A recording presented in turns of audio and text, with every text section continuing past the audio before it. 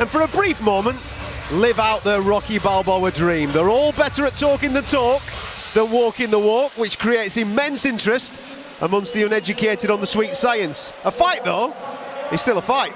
And tonight, we bring you Sunday League Standard on Champions League money. This is Fight Night Live on talkSPORT. October 14th, this will be the day that you'll hate for the rest of your life. When I beat you, soon you will face reality and it will hurt you. You will be a disgrace to the Fury name. You don't want this as much as I do. You don't need this as much as I do. No pressure, Tommy. I'll see you soon.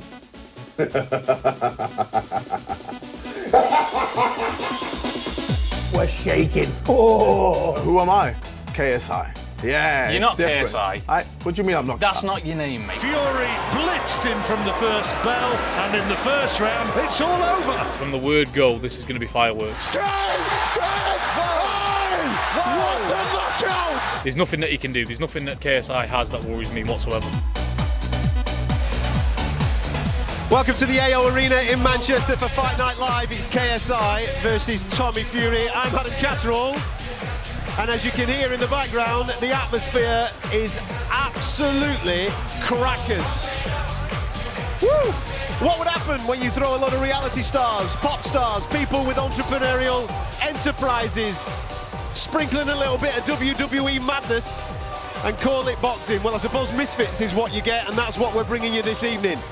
We are live on talkSPORT, right across the talkSPORT network. We're also live streaming on the talkSPORT Boxing YouTube channel. So if you fancy a laugh watching my face at the reaction to some of these things, then get yourself over to our YouTube channel and join the live stream. As always, Gareth A. Davies is alongside me. He's been across this throughout the whole course of the week.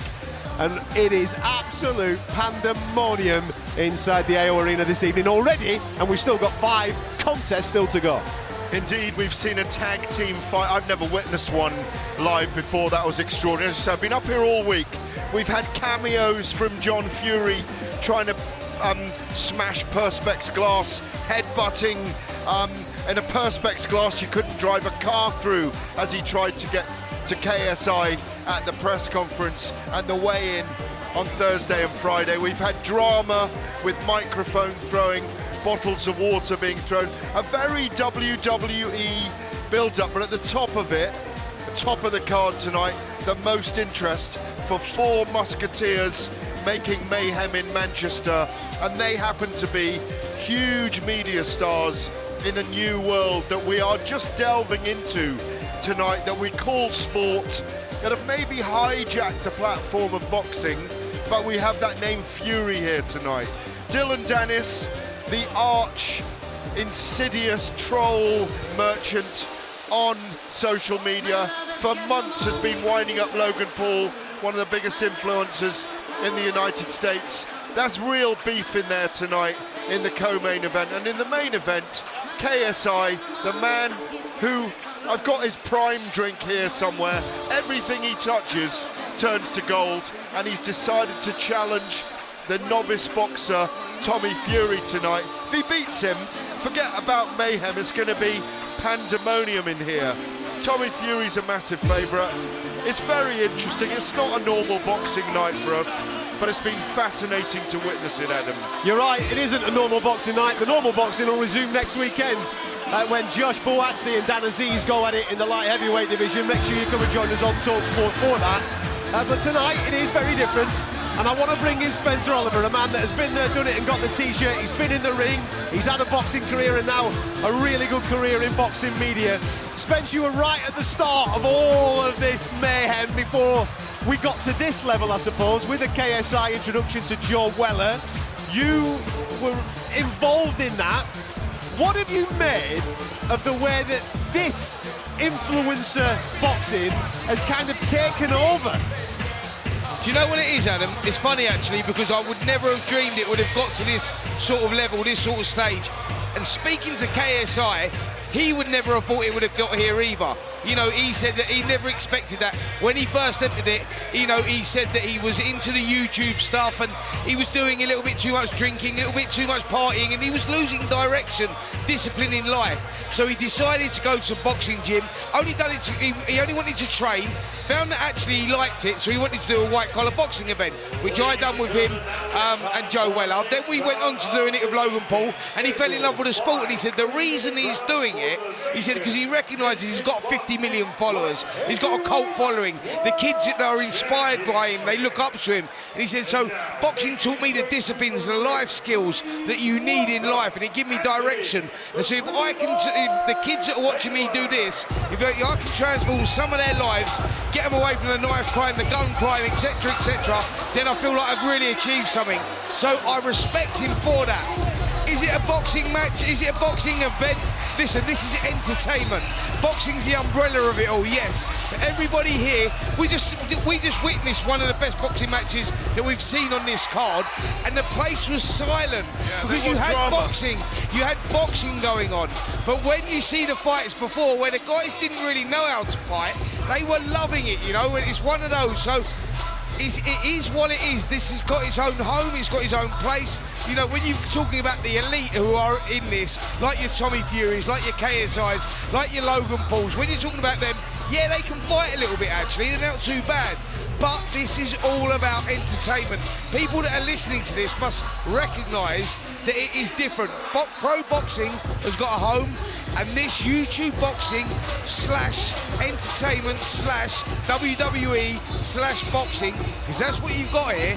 It's all about the entertainment. But if you can accept it for that, then great. But we're on a sports platform. DAZN is a sports platform, and they're using boxing to platform and marketeer these events. Anthony Taylor, getting into the ring right now, is a mixed martial artist. He's got world champions in his corner from mixed martial arts. He's transferred over to this. He's fighting King Kenny tonight, a guy we don't really know, who's a YouTuber. We have got a crossover. I believe in being here to witness it, to see it. I think it should be drug tested, properly licensed, all those kind of things that go with it. But at the moment, this event is trending to do over 1 million pay-per-view buys, Adam, and research this week is showing that 1 in 3 boxing fans will probably watch it. Is it because of the jeopardy on Tommy Fury, perhaps? Maybe. Listen, I'm interested to find out more this evening because, listen, everybody knows that listens to my stuff. I'm hypercritical about these type of events and how they affect what I would class as professional boxing, which we are going to be back into next week with Joyce and Dan Aziz. What are the positives, right? Because I can see all the negatives, but what are the positives of influencer boxing in this space? I'll tell you what the positives are. So the demographic of the crowd that are here are younger. You know, you've got your 14 to 18-year-olds, 14 to 20-year-olds. They're inspired. Everything that these YouTube guys do, they're inspired by. They look up to them. It's like a cult following that they've got.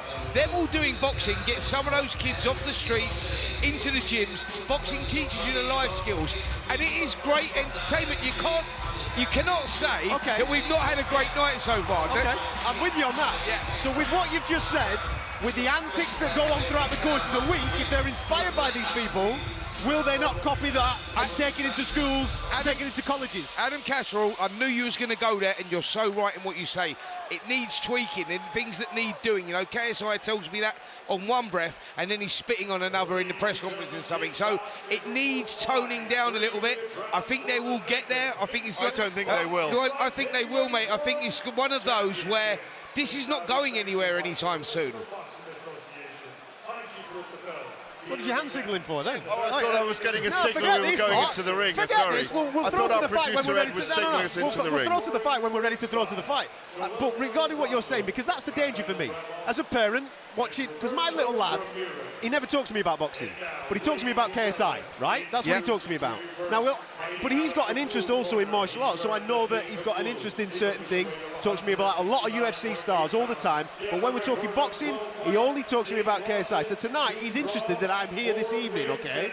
So he will see stuff on YouTube, and I'm worried as a parent that if he's his hero and he sees him spitting at a press conference and he sees him doing this and he sees him doing that, he sees him in a perspex cage whacking whatever he's whacking, that he's going to be influenced by that, and he's going to be thinking that that's acceptable to be able to do that on the playground or wherever. Now, I know that comes down to me as a parent to be able to parent and manage that, but not everybody has a parent like me, for example, that would manage that, you know what I mean? And then you could have chaos everywhere. Listen, and that's what I said to you, and I agree with that, and I've said that's why it needs toning down and it needs tweaking in certain places. The problem that you've got is it's all about numbers. We don't do that. We can't do that. That's out of our hands. That is out of our hands. But whatever happens, there's always going to be controversy surrounding this. But whatever happens, you can guarantee. Have a look at this place, right? We've been in here since 5:30 this evening, and it's been absolutely banged out. You don't get that in boxing. There's not loads of drinking going on, is there? There's not. They queue quietly outside to come in. There is a degree of decorum, but I think to your point, Adam, part of the milieu in the YouTuber influencer world is to be shocking, isn't it? Is to be different. That's why they've got is to create entertainment for people online that's different and away from the mainstream and isn't as regulated. Right. Well, on that, we're going to pick all these conversations up throughout the night. If you're watching us on YouTube, you'll be able to see our reaction to whatever's happening in the ring. So make sure you stick with us there. Stick with us all throughout the night on talkSPORT as we bring you these contests. In the ring right now, King Kenny is taking on Anthony Taylor. All right? And to call you through that on talkSPORT, Spencer Oliver and the one and only Mr. Don McGuinness. Oh, thank you very much indeed, Adam. Yes, they're just about ready to go here, and the arena, as you're saying, it's been bouncing. 20,000 people here, well, easily since before 7 o'clock anyway, and we get on with the action here, and this is 5 3-minute rounds in the light heavyweight category. This, the Misfits Light Heavyweight Championship, and it is Anthony Taylor who wears pink with blue shorts, his name emblazoned on the back of the band. He sprints out of the blue corner to launch himself at King Kenny, the 26-year-old from Gerrards Cross, who wears the black and gold shorts. And this is Taylor, the former mixed martial artist, who has had a sanctioned bout against Tommy Fury, of course, dropped the points decision. So he comes in against King Kenny, and you can hear the crowd all in this arena now chanting King Kenny's name. And the production value and everything else, well, it is all top end. It's already a little bit messy in the opening stages of this first round as Taylor just grips hold of King Kenny, pushes him to the ropes. The referee just gets in the middle of it. We haven't yet, in this one, had a boxing fight actually break out as yet. It's that kind of night. We don't really know what to expect. Spencer Oliver. Listen, expect the unexpected. That's all I can say about this evening. Yep, we've seen Anthony Taylor in the ring before. He's got some decent boxing skills and mixed martial arts background. He's come firing. He's on the front foot. He's doing that King Kenny who we've seen before. He likes to keep it at range. He likes to keep everything behind the jab. He likes that space. So Taylor at the moment doing the right thing. He's closing the space, pushing forward, taking centre of the ring. Kenny trying to keep it long behind the jab. Well, there's a real disparity in terms of physical advantages in there. King Kenny over 6 foot in against Taylor, squat 5'7", who's marching forward now. Taylor on the front foot. Those flashy shorts with the white tassels bouncing every time he steps in to try and throw that jab. Again, trying to get the jab working on the inside, but King Kenny, as Spencer alluded to, with the reach and the length advantage, and just trying to keep it a little bit longer. Fairly clear that the inside work will be Taylor, you would imagine, where his advantages will lie, but it has been a little bit scruffy at the start. Again, they clinch in the middle of the ring as now Kenny takes a step back. Both men are just warned about punching at the back of the head, and again it's Taylor just bouncing nicely as he steps in. Again, it gets that little bit messy and scrappy. Yep, Taylor's the one trying to force the pace, but he's not got his distance right. He's not got his timing right at the moment. Kenny just trying to slow the pace, working the jab, and as Taylor gets close, he ties him up. Well, Taylor marching forward again, just tries a screw shot, and again, Kenny is happy to just hold in the middle, and it is more wrestling, more MMA than boxing at the minute. But of course, this is Misfits boxing. And again, Taylor on the front foot, pushes Kenny back, he gets scrappy again, goes to the body, tries to send in little hooks to the body. And Kenny just pushing him down. Kenny, of course, real name, Kenny Ujadera, from just outside of Watford. great support inside the arena. Just tries to get that jab going now. Just lands the jab at the end of the round. Just possibly has the final say, but a very hard round to score, Spencer. Yeah, difficult round to score, and as you said, that Anthony Taylor jumped up on the rope, put his hands up to the crowd. He seemed pleased with that. For me, Taylor was the one that was forcing the pace. His timing wasn't there. He got through with an occasional couple of right hands, but King Kenny wanted to keep it long. He wanted to work behind the jab. He was tiring Taylor up on the inside when they were getting close. A messy first round, but one I maybe lean towards Anthony Taylor just on sheer work rate. Well, both men just listening to their instruction in the corner, of course. Very expectant crowd here, both in this Misfits influencer arena. Have had a few fights. The record of King Kenny, 4 wins, 2 defeats. Anthony Taylor, 2 wins, 2 draws, 2 drinks, 2 losses and a draw, I should say. He has beaten Salt Pappy, who we're going to see a bit later on as well. That, the biggest indicator of what he can do on this level, at this kind of arena, as he comes out from the blue corner. Again, he's absolutely whirling around. He's like a whirling dervish in there trying to catch Taylor. Again, hooking to the body. As Kenny just hanging on and just trying to lean on him every time he comes in, and it's stepping forward, still not quite getting the distance, tries a big overhand right there, just whistles over the head of Kenny, takes a little step back. He is certainly the more cautious in there. Again, lots of scruffy work in there.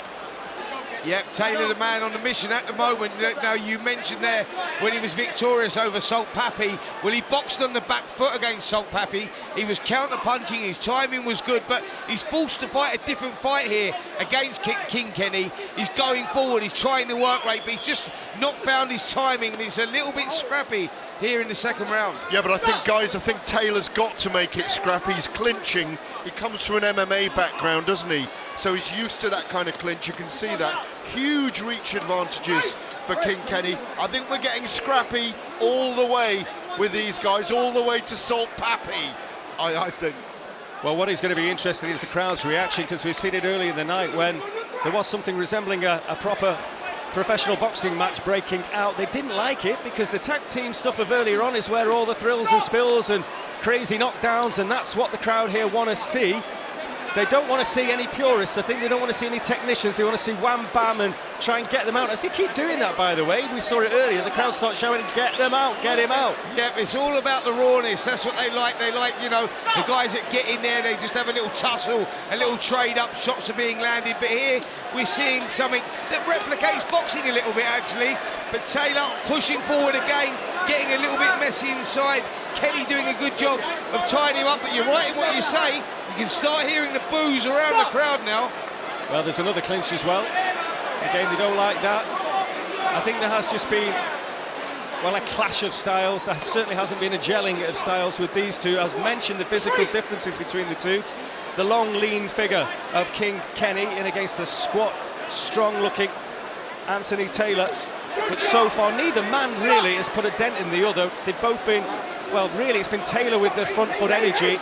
Kenny using that height and strength to lean on him, and it's just been scruffy. Lots of clinching, the referee getting between them all the time. But you can't say, I mean, again, a massive big overhand right is aimed towards King Kenny, but Taylor doesn't get anywhere near him. He holds on for dear life, as well as Taylor's trying to get those hooks off to the body. And again, once more, it's a clinch that has... He's got to get between them to separate them again. Styles have not clashed well here, got gelled well here together. 10-second clacker goes. Taylor maybe just forcing the pace, he's raising his hands in the air. King Kenny's now coming forward, but he has not wanted to fight here, King Kenny. Every time they get close, he's tying him up. Another round to Taylor for me. Well, the thoughts of Adam Cattrall. Oh, boys. This is rubbish. Let's be dead honest about it, right? They don't know what they're doing. They are not boxers. They haven't got a clue how to box. They are two young lads that have got massive social media followings, that are portraying themselves as professional athletes in front of us this evening. I have a lot of admiration that they've got the stones to make the walk in front of 20,000 people and the millions around the world that are consuming it. But as a boxing contest, where we are travelling around the world to follow the best fighters on the planet and some young up-and-coming prospects, these two are miles off it. I mean, look at this idiot in the corner here. He's doing press-ups, springing all over the gap. He hasn't got a clue what he's doing. Anthony Taylor's made himself a heel in this thing, hasn't he? In his corner, by the way, Antonio McKee and AJ McKee, the former Bellator lightweight champion who won the $1 million tournament. He can fight. He can fight. AJ McKee can fight. He can, but what they've instructed Taylor to do, and you can hear it, is close the distance as soon as possible. They don't think Taylor... He's closing the distance, and look at him. He is. He's clinching with him the entire time. It's a very messy, horrible-looking fight, and it isn't delighting the crowd here at It's the moment. rubbish, let's be honest. Let's call it straight, it's rubbish. Well, Taylor's just bounced out of the blue corner once again, and what he's doing, he's very square on, there's no stance, he's just swinging, he's slapping actually. He's trying to slap the body of King Kenny. They're not even proper hooks, he's not turned the knuckle once. And then now he's gone into a corner, the referee's got in the way, he's claiming there's a low blow. He's going to spew this. Look at him. Well, I don't quite know what the protestations are from Taylor, and his corner look as bemused as we are here. There's a little coming together there. It's very WWE at the moment. Exactly that, Gareth. That's what he thinks he is. He thinks he thinks that this is WWE. Well, on we go. He's recovered remarkably. Wow. And we get on with the action. Well, Kenny just thinks about throwing a jab as Taylor tries to land a right hand, and that wasn't too far away. A chopping right hand on the way in. Again, he closes his eyes though and launches the big overhand left this time, and Kenny is just a little bit hesitant. He's on the back foot, goes to the ropes. He's just really can't think of what to do with this fellow. He's just running at him, slapping, doing everything, and just swinging wildly. He looks in better shape, King Kenny has a better shape for boxing, but he's not doing enough. He's not keeping him off with the jab. He's not discouraging from these wild launches that Taylor's doing, running in, trying to slap and hook to the body. And Kenny needs to get some distance, needs to try and pick him off. Kenny's not good enough to meet him with the jab as he runs in, is he? He doesn't want to fight, that's the problem. He's got there, he's just happy to tie him up. And like Taylor's the one that's trying to force the pace here. Taylor up on his feet, goes inside, slapping to the body. Kenny again, happy to tie him up in the centre of the ring. Well, the crowd has gone fairly quiet all around the Manchester arena, all the glitz and glamour of the occasion. There's some outfits, I can tell you, ringside, and some lights. See, even you're getting bored from the fight now, Mr. McGuinness. Absolutely.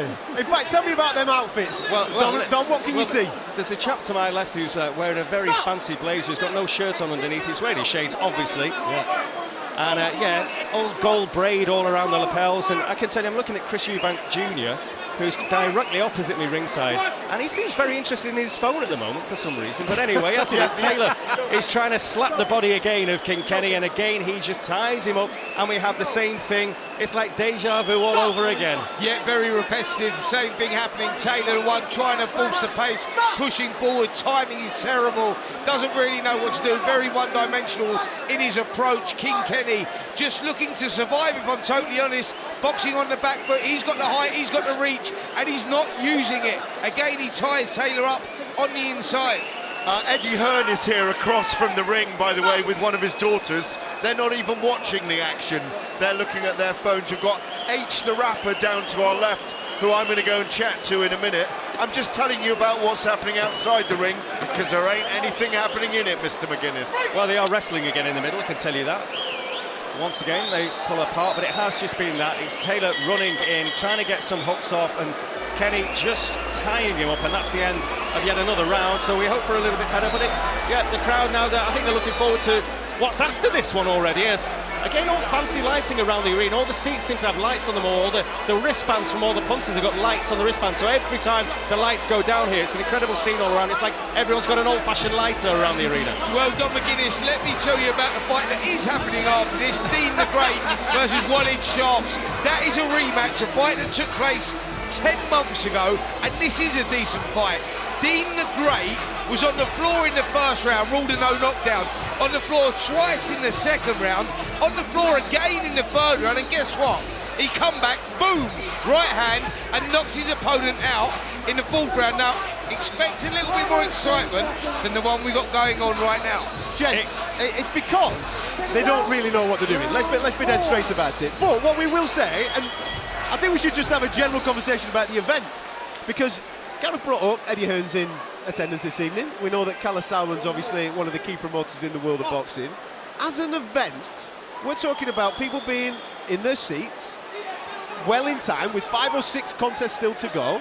There's something in that. What is that? How can boxing learn from what we are seeing this evening and take it into the proper stuff where there's people in the ring that actually know what they're doing. I tell you how they learn from it. This is entertainment, it's self-promotion. They entertain, there's great ring walks, you know, and people, this audience know who these are.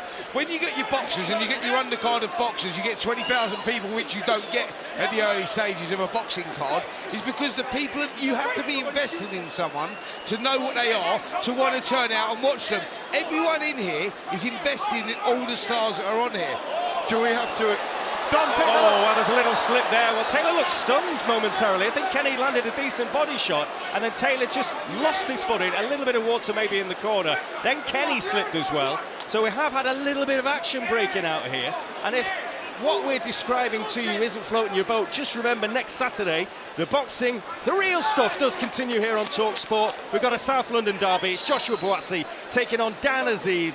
It's live, it's exclusive, right here on talkSPORT, where currently we have the misfits. We've got Taylor, we've got Kenny, it's scrappy, and we've still got 1 minute and 40 seconds of round 4 to go, and it hasn't, apart from that brief little bit of slippage in the corner, in the blue corner, it has been pretty much the same. I think it's a brilliant point you were all making just now about boxing. Do we have to accept, when there aren't big names, that we are a minority sport at times? That unless you have big followings for fighters, right, that's what boxers need to learn. Johnny Fisher was up here on our podcast yesterday, making himself relevant, not to be relevant in this crowd, but when you are coming up, boxing has an algorithm that doesn't build you till you're 10 fights in, unless you're an Olympic champion. So it's all these different algorithms we need to look at. Well, on the point that you're making, what boxing promoters have to do, and broadcasters have to do, is that they've got to accept that the game has completely changed and they have to operate in a different way now. Forget about building fighters for 10, 15, 20 fights. You've got to put proper fights on. You've got to capture the imagination of people. You build people. Okay, we don't, all the guys that are in boxing and the girls that are in boxing, they're not like these guys. They don't maybe have the nuance to build a YouTube channel or a podcast and to be outlandish and create that audience. They've got to be aware of it, they've got to be able to do that, and then they've got to be able to leverage that with their own careers. But it's on promoters to put proper cards on, proper fights. If they're not doing that, then these people are just going to keep sticking through the net. There's been an insistence, kind of a tacit insistence that people with unbeaten records are the best boxers out there, and they don't necessarily need to be unbeaten. As Spencer Oliver will tell us, there's a rhythm to levels in boxing as well, and it does take some time to get to certain levels in the sport. Yeah, absolutely. I think that what boxing can learn from this is we live in a world where it's self-promotion. You have to promote yourself. There was a time when I was boxing, it was like, if you were good enough inside the ring, then that's what sold it. That's what it was all about. Things have changed dramatically.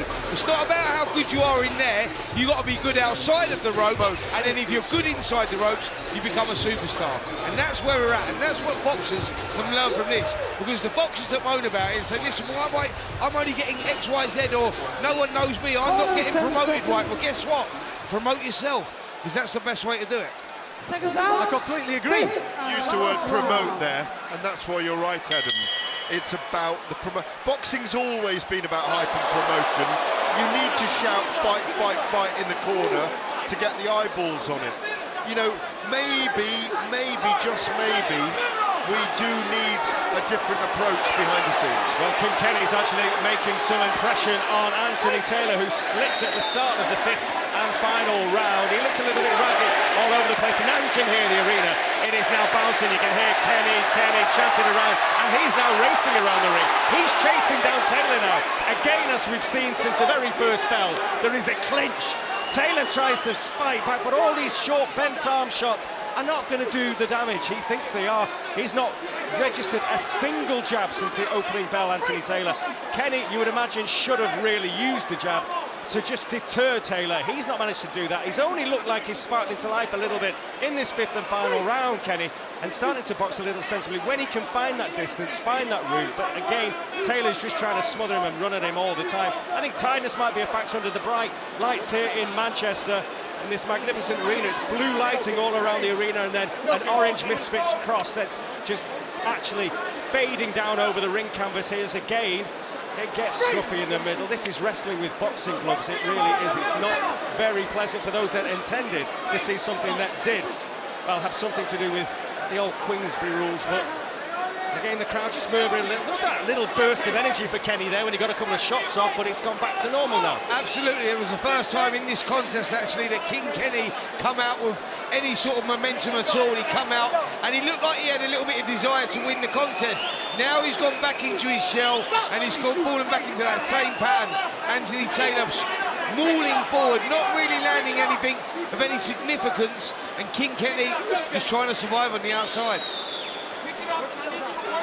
Well, again, as has been the case pretty much all the way through, there's the odd threat that a boxing match may break out and then they have a wrestle in the middle of the ring, which is what they currently do again. And Taylor, who has certainly burnt off a few more calories than Kenny, is looking a little tired in there now as the heads just come together as they both lean on each other. There's a huge swing, a right hook from Kenny, doesn't get to the target, but he's just been spurred on a little bit. The crowd has just woken up a little bit with that slight engagement. Again, just pushes himself off Taylor, tries to get an uppercut off on the inside, doesn't quite work out. Now it's Taylor holding on, and we are, thankfully, let's be honest, approaching the final knockings of the 5th and final round. Yeah, not been the most entertaining, this one. Clash of styles, guys never really got off. As I say that, King Kenny lands a nice left hook, right hand, 10-second clacker goes. Well, it ends, I think, with a headlock. King Kenny has Taylor in a headlock, and that pretty much sums the whole thing. Well, I'm calling that a majority loss for both men. Majority defeat. There's no winner in that fight. Well, I think if there was a winner, you've got to go with Anthony Taylor, because he was the one that was trying to force the fight. He was the one that was trying to win the fight. Unfortunately, King Kenny didn't really want to mix it. He made things very awkward. He was tying Taylor up on the inside. So you've got to go with Anthony Taylor in that one. What are, in your opinion, gentlemen, what are the negatives of influencer boxing in this space? Fights like that. Well, yeah, I understand that, but they can't help that. These boys can't help that. They're not good enough. My take on it is, obviously, this isn't licensed by the British Boxing Board of Control, so therefore you've got to kind of highlight that it's not what we're going to be experiencing next week. There's been, Dillon Danis has been on social media all this week talking about performance-enhancing drug testing. There hasn't been, he says that he's not been tested coming into this fight. I don't know how true that is. Hopefully Vicious, horrible trolling of his opponent's partner. Yeah. Vicious. Yes it has. Yeah, but we highlighted a month or two ago about fight week behaviour, absolutely unacceptable, and how that then affects people in normal going forward society. And also false narratives, because I see all the time the people that we all respect in the game of boxing, that cover boxing, coming up with conversation points about could such and such your body beat Canelo, or could such and such your body do this, and then having a genuine conversation about those particular pieces, which I find absolutely mind-blowing. Absolutely, listen, it's disrespectful if I'm totally honest, but we know why they do it. We know what their game is. We know what it's all about. It's all about numbers. It's all about clickbait. By them saying, guess what? When Jake Paul says, guess what? I want to fight Canelo. I want Canelo. That's where the numbers are. That's why we're all talking. That's what it does. It's genius in their own little way, in their own little space. Yes, it's disrespectful to the boxing people and the hardcore boxing fans, but that's what they do. That's their style. Yeah, but that's what Chris Eubank Jr should be doing very loudly as well. And we'll talk to him tonight at ringside. He should be calling Canelo out hard, pursuing him at press conferences, doing what Ali did all those years ago, creating drama. Well, we're going to find out the result of that contest that just took place in front of us. In a moment or two, the referee has just pulled both of the combatants together. Here we go. After 5 rounds of boxing, we go to the judges' scorecards. All 3 judges scored about 49 to 45. And your winner by unanimous decision and the new Misfits Boxing Light Heavyweight World Champion, Anthony the Pretty Boy Taylor! There you go. Run up, hug your opponent for 5 rounds, win a fight. Anyway, before we continue, let's cross over to David Brady, who's watching the Rugby World Cup quarter-final between Ireland and New Zealand. Over to you, David. Yeah, half-time, an absolute cracking game. Ireland 17, New Zealand 18. Ireland doing really well to claw their way back into it after 2 early penalties, and a Faiganuka try converted by Mo'unga had left the All Blacks 13-0 to the good at the end of the opening quarter. Johnny Sexton opened Ireland's account with a penalty, and a fine individual try by centre Bundyaki, his 5th of the tournament, converted by Sexton, saw the lead cut to 3 at 13-10. Ardi Savea touchdown for New Zealand's 2nd try wide on the right after Ireland's line-out again malfunctioned, but with Aaron Smith sin-binned for a deliberate knock-on, Ireland hit back just before the break with a Jamison Gibson Park try converted by Sexton to cut the margin to just a single point. Half-time at Stade de France, a superb game. It's Ireland 17, New Zealand 18.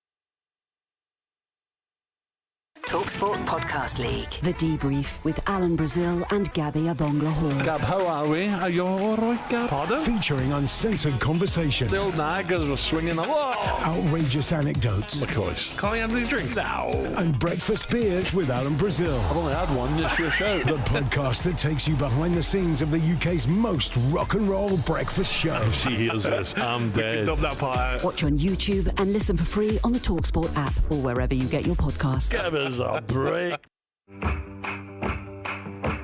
Dean the Great against Walid Shark, the biggest rematch in Misfits history. Oh my God! The champ is down! If you haven't seen the first fight, go and watch it.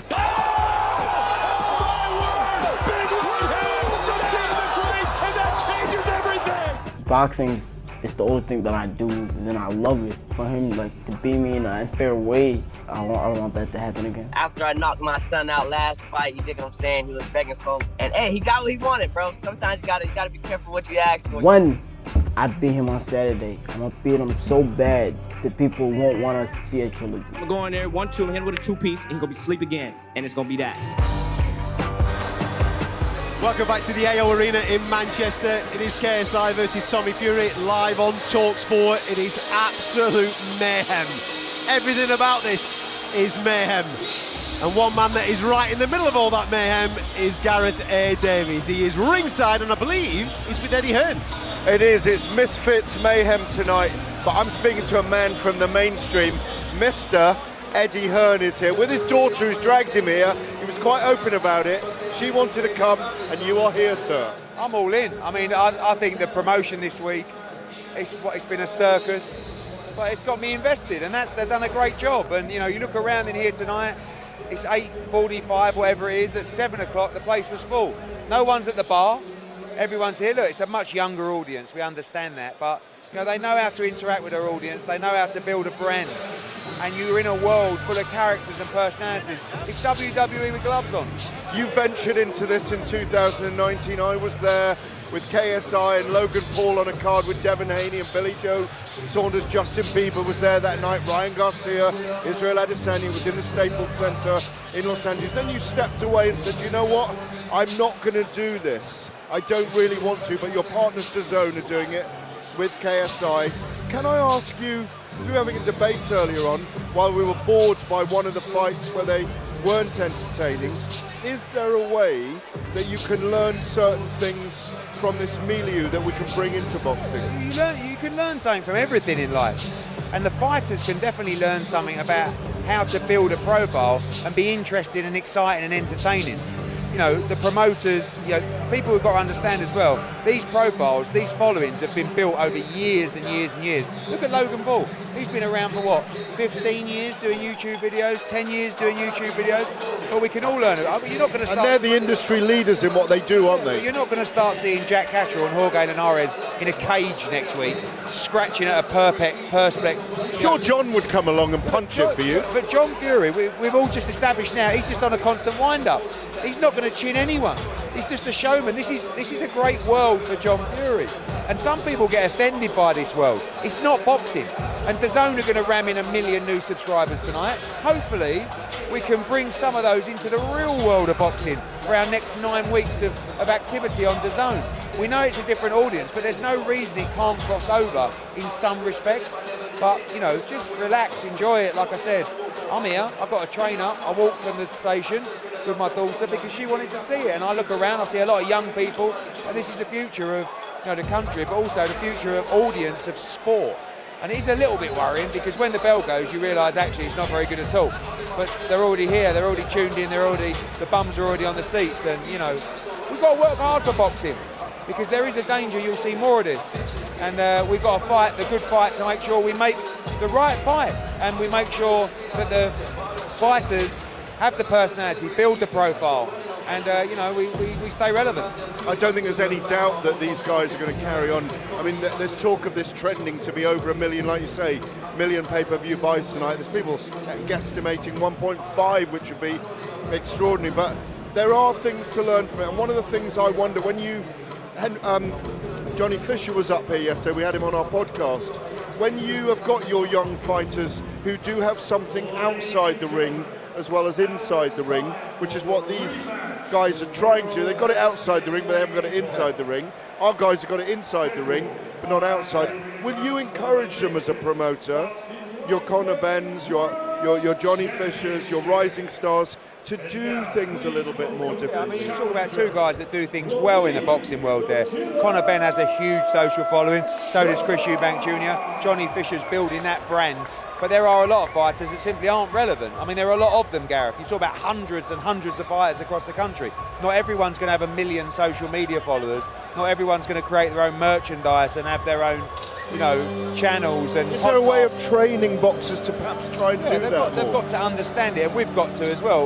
We've got to work harder on certain fighters, but you know, we're also in a machine business, of a conveyor belt business of talent and big fights, and you can't build everybody's profile individually. sometimes they've got to work hard on it themselves. But this is another level. You're talking about guys that have got 20, 25 million YouTube subscribers, 25 million Instagram followers. This is not something, you can't just say, fighters have got to work harder on their Instagram following. This has been built over time, over years, over decades, and these people are very, very intelligent. They know how to create content to interact with their audience, and they've earned the right to do whatever they want. Well, you've done the same. You're as big as any boxer because you've created 1 million followers on your Instagram.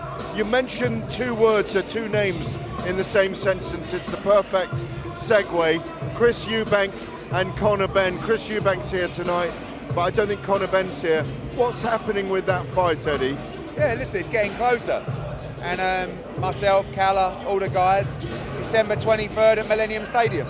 That's what we want to do. There's a lot of interesting conversations going on with various different people.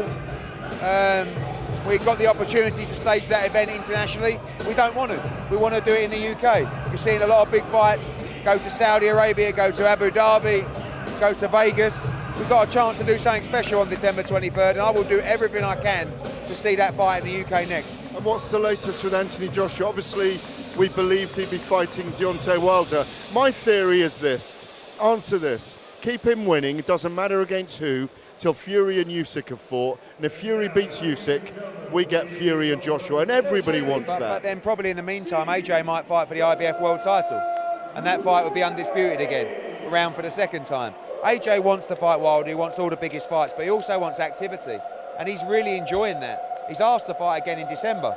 It may be January, and if that means the Wilder fight takes place in March or April, that's fine. Your daughter just gave me a look, and I think it's time to stop interviewing Daddy because she wants you back.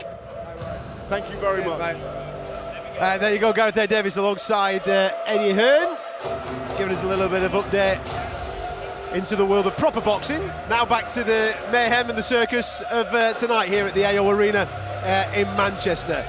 You've just heard, maybe in the background whilst Gareth was talking there, the introductions of a couple of fighters making their way to the ring.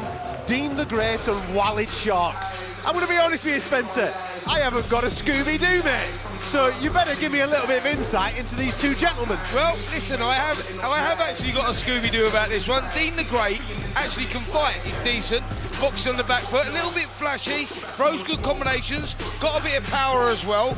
And Walid Sharks is very heavy-handed as well. Actually, for boxer, as a boxing fight, this is of a good standard. Is it?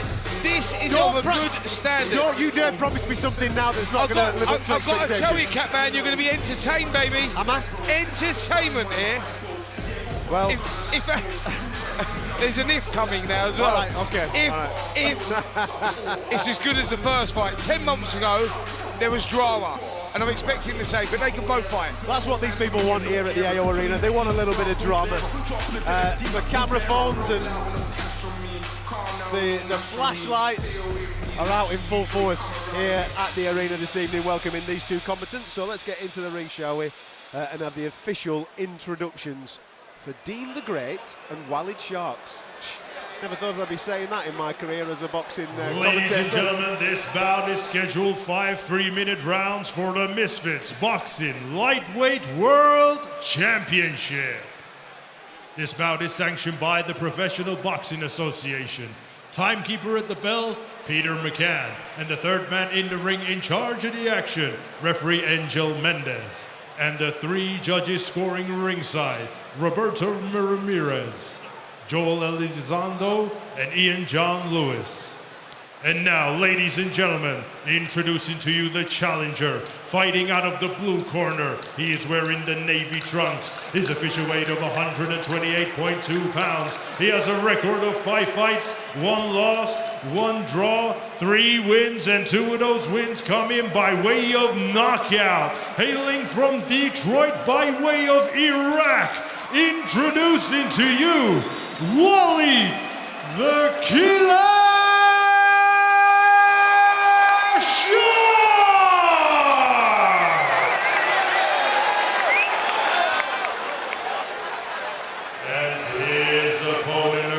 the ring, fighting out of the red corner.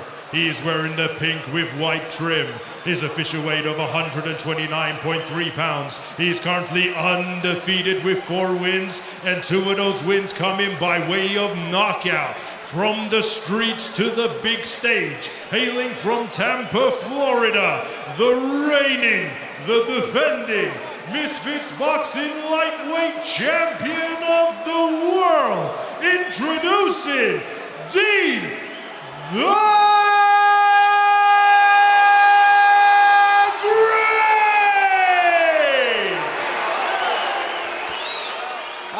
I've seen this kid before, Spence. Is that him who backflipped and landed on his face? That was not one of his finest moments, but yes, it is. Right. But he can fight. Right, he okay. can fight. He does the backflip when he celebrates a victory. That's what I'm referring to. Yeah, he won't be doing that again. All right, okay. Well, calling you through this fight between Dean the Great and Walid Sharks is Spencer Oliver and Don McGuinness. Yes, thank you, Adam. This for the Misfits Lightweight Championship. 5 3-minute rounds. Walid Sharks, who fights out of the blue corner and wears the navy blue shorts.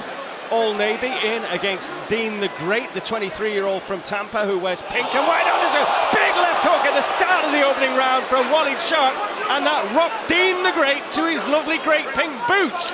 He somehow found the will to hang on. He just grips hold of Walid Sharks, who's trying to make another statement and just cleverly tries to jab to the body, not be too greedy. Now a big right hook from Dean the Great lands to the left side of the face of Walid Sharks. He takes it well, and the 2 men with big telling blows in the opening stages of this first round, and already we've forgotten about that dire wrestling match of the previous fight. And the crowd here, I think, are going to get a little bit of excitement. Spencer Oliver. Yeah, I told you we was going to get entertainment first 30 seconds of this contest. And there we go. Both guys rock to the sole of their boots. Oh, good 1-2 from Dean the Great. Good snappy, straight shots from him. And both these 2 men showing, unlike the previous fight, that they do have a little bit of savvy. Both too open. Both have been caught, but good straight shoots in there from Dean the Great again. As Walid Sharks takes them well, plows forward, the 19-year-old from Detroit in this All-American clash against the Tampa man. And again, it has been an impressive start. Now, Sharks just flicks out a double jab. He takes a left for his trouble on the way in. Takes it well again, shows a decent chin. And it's still Sharks who's trying to take the front foot in the centre of the ring. Dean the Great happy to take a little step back, 4 years the more senior. Dean the Great, both men similar in terms of their influence of boxing records. 3 fights and 3 wins for Dean the Great. 2 wins and a loss and a draw for Walid Sharks, but don't forget, Spencer, this is a rematch. Yep, it certainly is, and I've got to say, Walid Sharks was winning that first fight. He won the first 3 rounds, and out of nowhere, Dean the Great found that right hand and landed it perfectly. The fight was over. This fight has sort of taken off where they left off, where they're just both trading blow for blow. Big bombs going in, both guys getting caught. Don, I'm going to say it now, I'll be surprised if we hear the final bell. Well, Sharks just attacks again. He just pushes Dean the Great into the neutral corner. Starts to let the hands go. Good right hand there. He pins his man in the corner. This is good work from close. Dean the Great fights his way out of the corner. Good shots to get a bit of space again, and then just stabs that left hand to the body. Both men fighting.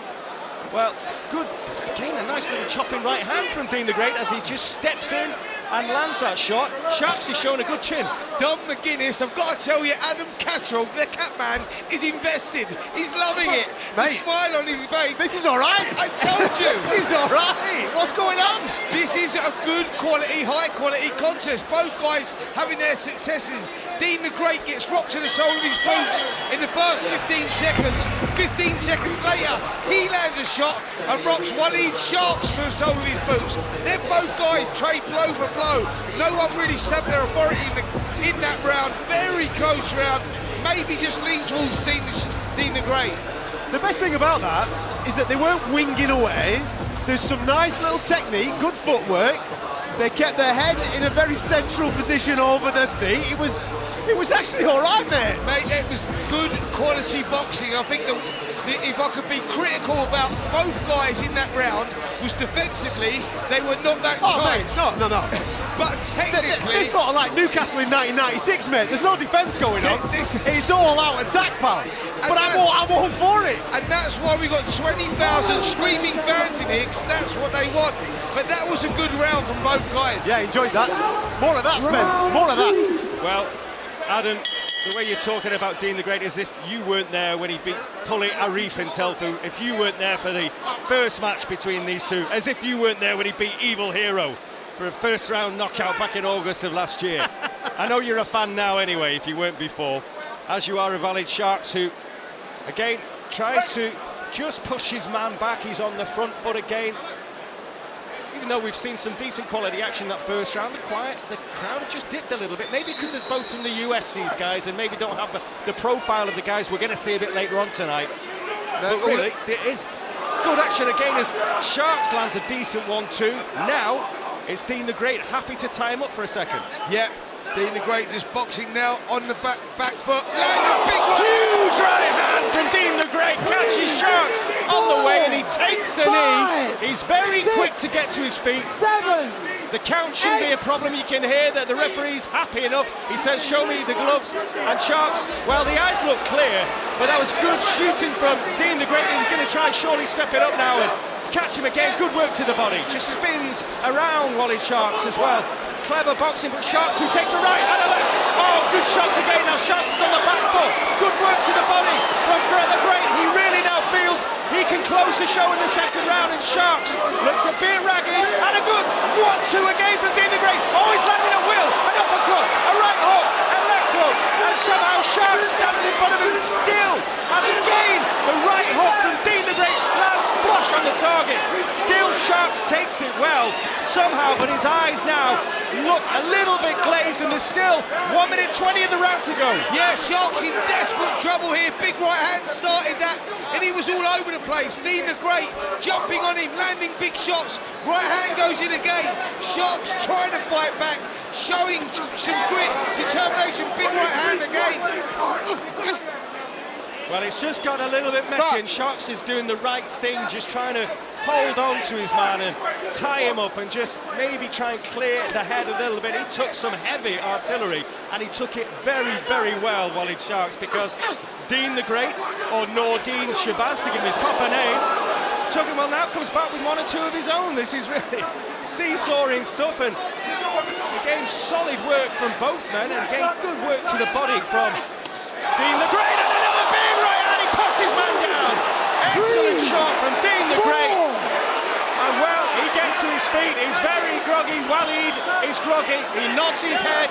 Again, showing a great chin. The referee. The referee up, is he? Yeah. The referee being too brave here. He should have stopped that. Dean the Great, will he finish the job? There's still 15 seconds of the round to go. Oh, nice uppercut. And then good work to the body. He's looking for this spectacular finish here at the end of the round. The referee having a good look, and now Walid Sharks hangs on for dear life at the end of the round and has somehow survived. Nah, man, listen.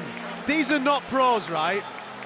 That kid has just taken some heavy, heavy, heavy shots. He got battered all round, and then he got put on his backside with 15 to go. And then he took another one at the end.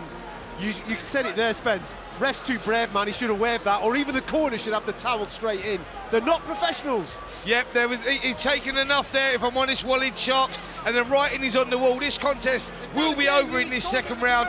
Dean the Great is the guy that's he's getting off with the shots first, and you're right in what you say there. The referee being a little bit too brave, but great action in those first 2 rounds.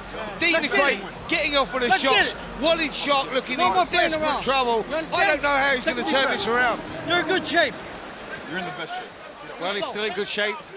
Says He is, the coach, but he as took... Walid Sharks makes his way gingerly off the stool. Oh, please. What are we going to see in round 3? Let's not forget as well, they're not wearing pillows, they're wearing 10-ounce gloves in there.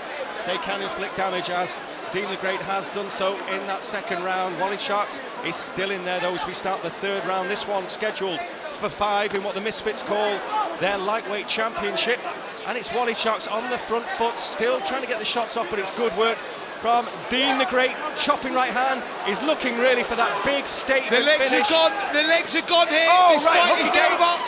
Right hook, and another right hook around the guard from Dean the Great. Tries the uppercut. That one doesn't actually hit home, but now he's got his man on the ropes, and Walid Shark's all over the place now. The hands have lowered.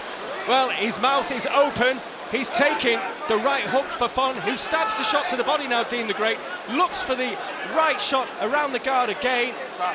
Wow. I've got to say the legs are totally gone here from Walid Shark. The corner should be throwing in the towel. The referee's not looking. He should be taking a strong look. The legs are still stiff from Sharks. He's all over the place. One clean shot. This fight is over. Well, he's fighting on impulse. He's showing incredible bravery and heart here. Walid Sharks is still, well, 1 minute and 45 seconds of round 3 to go. And, well, Dean the Great, the 23-year-old from Tampa, has stepped it up, but now takes a left hook off the ropes, out of the blue, and he has to suck it up. They both stand toe-to-toe, neither man clinching at the moment. They're head-to-head, and now it's Walid Shark somehow, when he looked all over the place, the legs all over the place, his eyes look glazed over, but he's still finding something to trouble Dean the Great. Remarkable, really. Now, what Dean the Great is doing is trying to draw Sharks on. Sharks has come forward. He's still very much on stiff legs here. Don't be fooled by this. Dean the Great is holding his ground. He's going on the back foot. He's drawing Sharks in so he can land that big right uppercut like he just landed there. Well, the face of Walid Sharks is now telling its own story. He's got swellings above both sides and below, little welts, and now the nose is damaged. There's a little bit of blood around the nose and mouth of Walid Sharks as he steps forward and still stabs in a shot to the body of Dean the Great, who is unmoved, doesn't even move now, has a little walk to the left and then to the right, just quite happy on the ropes now. Dean the Great, as he urges his man forward, he's looking very busted up now, but showing great heart in there, still marches forward, takes another right hook. That right hand is always finding a home. Yep, he's in desperate trouble here, Walid Sharks. The face is looking bashed up. I know exactly what Dean the Great's doing. Don't be fooled by him boxing on the back foot. He's looking for the spectacular finish. Oh, big and he's got it again. The gum shield's flown out of the mouth of Walid Sharks. The referee hasn't seen it. And then Dean the Great still trying to get in there and finish it. The referee now calls for a timeout. Well, the referee seriously needs to take a look at that. This kid, Walid Sharks, has taken way too much punishment. He's looking in desperate trouble as he walks back to the corner. The eye swollen. Dean the Great in the neutral corner, just looking on. One shot here, 10-second clacker goes, one shot. This should be over. Well, Walid Sharks, fair play to him, comes back, double jab, followed by the right hand, straight right, a couple of straight shots at the end of the round. Both men have a little stare at each other. There's still plenty of bravado from Walid Sharks, even though it was pretty badly bashed up in that round. Mate, this is not a world title fight, is it? I get that these kids are looking for the opportunity to live out a Rocky Balboa dream, and I'm sure they're getting weighed in and paid well, and I know that their following have come to see him. But this, you don't play this sport. It's not mess about, is it? He has just taken an absolute shellacking, this kid in the blue corner, for the best part of 6 minutes. What is the point? What is the point in sending him back out? I don't understand. Adam, you're talking about Walid Sharks, and he's the one who's actually getting weighed in. He's taking way too much punishment. I'm with you, mate. The corner are being way too brave here. The referee's not even looked close at this one. Dean the Great is landing some big shots. He's a big puncher anyway. But you just feel this fight has got to be over in this round. Well, on we go with round 4, and the audience here at the AO Arena in Manchester, all 20,000 of them have just been treated to a huge shot on the big screens of Tommy Fury, who's made his way into the arena with his white headphones on, big black puffer jacket, and his dad, the non-controversial figure of John Fury, ahead of him. But also we have the 4th round here, this scheduled for 5, and somehow Walid Sharks is there as he takes another right hand, and again, as Spencer alluded to, Dean the Great is happy to box on the back foot, look for the little counter shots as Walid Sharks still tries to find something, the little double jab, but good movement from Dean the Great. Again, just goes under, a little roll under the shot of the lazy shot, really. Walid Sharks is feeling the heat. He's looking for the right hand every time, and he can rarely miss. Yep, Sharks coming forward. Another big right hand. It's the short Walid Sharks is in trouble. He's now.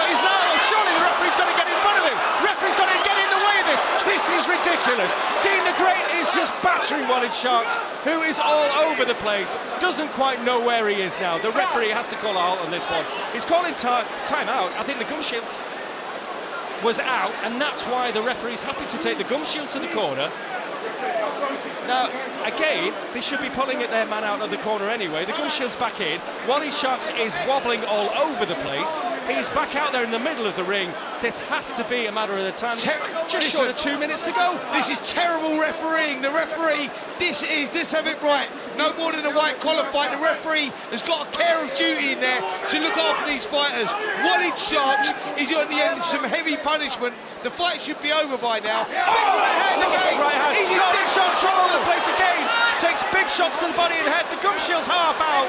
And again a big right hand, and Walid Sharks is still hanging on. He grabs his man. It's almost a rugby tackle to try and prevent Dean the Great from getting off another of those punishing right hands. And again, both men stand in the middle of the ring. Walid Sharks again just ties up his man in the middle. He has taken a terrible, terrible shellacking over the last 2 rounds. And again, he's far too brave for his own good, Walid Sharks. He needs to be saved from himself. This is all meant to be a bit of fun, remember. He does need to be saved from himself. The referee's not going to save him, and I tell you who's the bravest man in this whole arena, and that's his corner man. What a disgrace he is. He should have called his fight over ages ago. Well, there is a little bit of a cease of hostilities in there as well, as the clinch just ties up Dean the Great from applying that right hand again. And still Walid Sharks, who is still piling forward, still feels that he's got something to gain from this. I don't know how. Dom, I know what he's doing, Dean the Great. He's just sitting back, waiting for that big counter. Walid Sharks is walking in straight lines. There's no defence there. He's sitting on the ropes, and he's waiting to get off with a spectacular shot. And that's what's happening here. Credit where credit's due. Walid Sharks is trying to force it. He's coming back. Walid Sharks is just landing a good right hand. I don't know how he's found anything to possibly trouble Dean the Great at the end of that, but he's still in there and he's still punching. But that isn't the point. He's still punching, but this is a fruitless task, and he's too surely badly hurt by now. I've got to say, it's a brutal beating, an absolute brutal beating. Let's have a listen in the corner of Walid Sharks. See if we can hear something. Listen, give me some more grease. Walid, just like I said in the locker room, he's waiting for you to throw it and he's pulling every time. You got to see it coming and let your hands go. You're hitting him with one shot at a time. You got to come back 2 or 3, okay? He's dead tired, I'm telling you. You got to let go both hands. Okay. All right? Now you got to capitalize. Last round. Make it yours. It's live or die. It's live or die. Do or die, baby. You understand? Take a deep breath. I'm stunned at what I heard in that corner, if I'm totally honest. Live or die. I'm totally stunned of what I've just heard in that corner. This is not that kid's career. What are they doing? Well, he's a 19-year-old from Detroit, and this is a rematch. He was stopped in the previous fight between these two in November of last year. Somehow he hasn't been stopped as yet, but it's been, well, pretty uncomfortable viewing for the last 2.5 rounds, as, again, Walid Sharks, to his great credit, is extremely brave, but it's all Dean the Great's fight, and you just feel that that right hand is going to land at some point to devastating effect. Yep, he's just waiting for it, isn't he? Just sitting back. Dean the Great waiting to let that big right hand go. Oh, and it lands again, flush on the chin. Walid Sharks takes that one again. How is he standing up on his feet as both guys tie up in a rope? Sharks trying to push forward, trying to make something of it. Big right hand goes in again. Well, there's a little bit of a wrestle going on now in that neutral corner. And both men, they're kind of chatting. Oh, Dean the Great's now having a row with Walid Sharks' corner.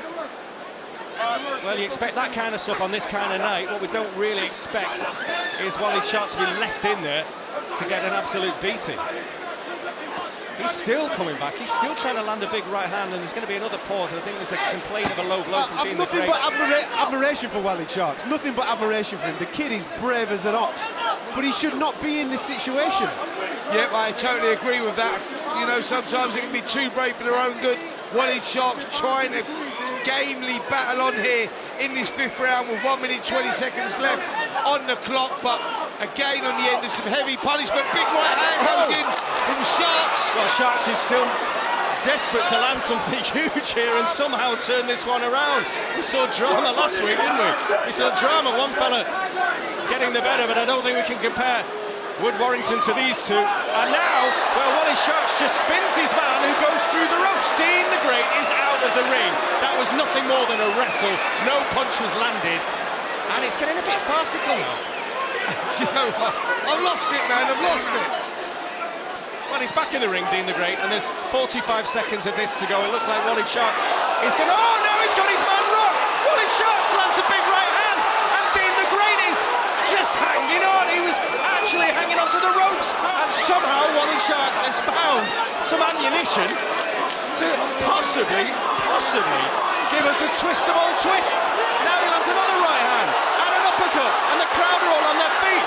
Both men so tired, almost in slow motion, throwing punches now as they sit on the ropes. Dean the Great can't get off the ropes. Now he cockily shakes his head.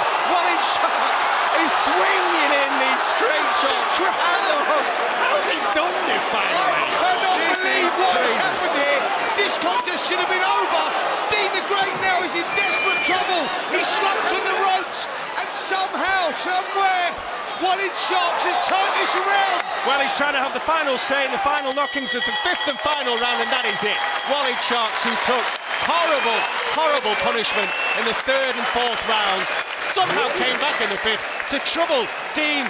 Well, you could call him Dean the Pretty Good, but Dean the Great. But he managed to actually have a scare of his own at the end of the 5th round. He landed a right hand from nowhere, but I stand by what I say, as in that fight should have been stopped 2 rounds before that. The punishment that Walid Sharks took was absolutely insane.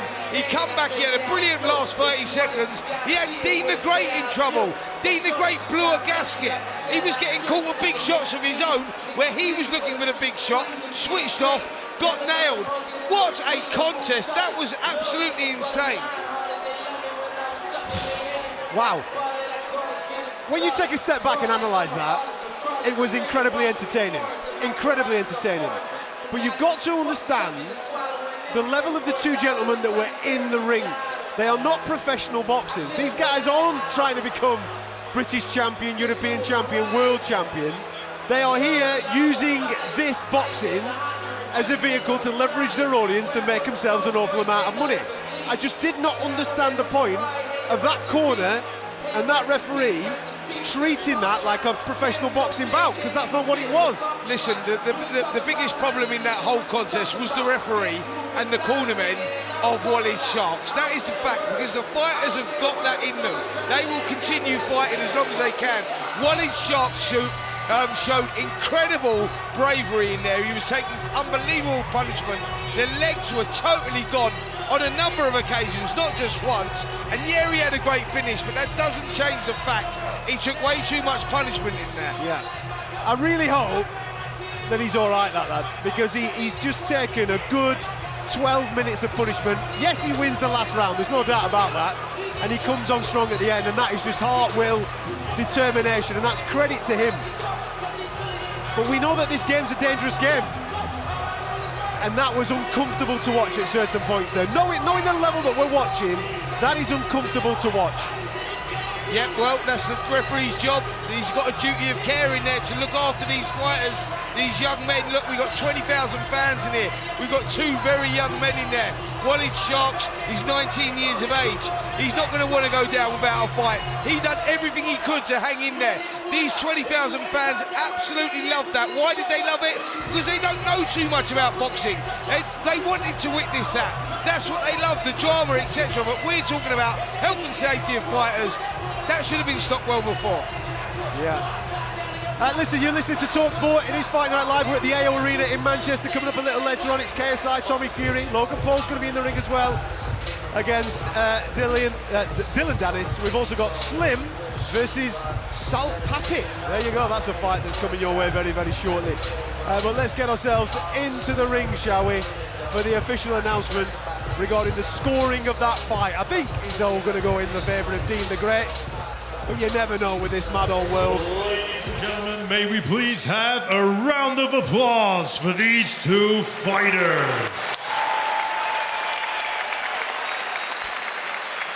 After 5 rounds of boxing, we go to the judges' scorecards. Both judges, Roberto Ramirez and Joel Elizondo, scored about 49 to 44. And Judge Ian John Lewis scores the bout 48 to 45. And your winner by unanimous decision. And still, the Misfits Boxing Lightweight Champion of the World, Dean the Great! There you go, as predicted, Dean the Great gets the job done. Only lost the last round after dishing out a shellacking for a good 4 of that contest. Whilst he's doing his in-ring interviews, we're going to go ringside with Gareth A. Davis, who I believe he's hanging out with a pop star, a man that is familiar with these neck of the woods, the one and only H. I am with the one and only H. From Eddie Hearn, the biggest promoter in the UK, to one of the biggest stars of music in the UK. H, are you a big fight fan? I am, as of recently, especially. Yeah, I'm really enjoying myself tonight. It's a good night. Do you remember the Hatton days, Ricky Hatton or not? Were you a nipper at that stage? I was young, but I do remember them days. I remember the Hatton and Mayweather fight, all that stuff. Yeah, and obviously Hatton's local. You know what I mean? He's from Manchester, so we always know Hatton. You know what I mean? It's a great atmosphere in it. Obviously, you know, some of your fans will be here. That was a great fight just there between the guys now talking in the ring. Incredible action. Yeah, 100%. I literally caught the last minute of it. I went upstairs, I went to the toilet and came down. I just seen all the madness going on. But from what I've seen, yeah, it looked like a sick fight. Now, you're a pretty big guy. I reckon, all right, you're shaking your hand no. You fancy a little dance in the ring at some point, don't you? Yeah, I'd love it. I'd love it one day, 100%. Let me get fit enough. Anyone my weight, any rapper my weight, give it a go, 100%. RD? I think RD's a bit lighter than me. Are you calling him out here or not? No, my arms are too long for RD. You won't be able to come close to me, you know what I mean? That's my guy, man. Is there anyone out there you've got a beef with or not? Musically or on the street? Not anyone that's worth giving a mention on talkSPORT, no. So tell me, are you a football fan as well? I am. Unfortunately, I'm a United fan right now. What does that mean? You're just in the dumps, that's all it is. I'm in the dumps. I'm not happy right now with my team, but it happens. We'll get there, won't we? We'll get there. Who do you support? I'm a kind of lapsed Arsenal fan. I'm more of a cricket and rugby and martial arts guy, if I'm honest. Fair enough. Martial arts? Yeah, of course. So you're not going to get in here then? I'm far too old to get in. I'll throw the head kick. I'll show you the head kick in a minute. You need to go against a presenter. I'll fight on the same card as you. I'll do a rap or you do a presenter. All right, I'll fight Don McGuinness, who's doing our commentary tonight. Say no more. Say no more. I'm ready. So are you genuine, though, about that? Because one of the things we're talking, obviously we go to a lot of big sports events. We have done a few Misfits events. It's phenomenal. Yeah. No one's in the bars drinking. Everybody's here early. The place is crowded from 7 o'clock. There's so many great names and celebs here from the new mainstream, I call you guys, you know, and it's brilliant to meet you all. Do you think boxing and this kind of milieu, this environment, can have a really good impression on your fans? If I was to compete in it, yeah, I think so. I think if I'm totally honest, I think you've got to find a balance of not forgetting about your music and kind of like switching over, I suppose, jobs, but like definitely give it a go. You know what I mean? It's always good. It's good for the sport of boxing and it's good for your profile. So yeah, 100%. Great to meet you. Have a fantastic night, my brother. Cheers. Take it easy. Thank you. Thank you. Gareth A. Davis there with rap superstar, a man from the local parts, the one and only H. Before we continue, let's cross over to David Brady, who's watching the Rugby World Cup quarter-final between Ireland and New Zealand. What's the latest, mate? Yeah, what a game. It's Ireland 24, New Zealand 28. Ireland's maul has just been held up over the line as they look set to take the leading score. One try apiece in the second half. First, it was Will Jordan for New Zealand. That one converted by Geordie Barrett. But Ireland hitting back with a penalty try off a line out. That cutting the gap to 1 before Geordie Barrett gave New Zealand some breathing space. Ireland are on the offensive, but time is of the essence. 8 minutes to go at Stade de France. A fabulous game. Ireland 24, New Zealand 28.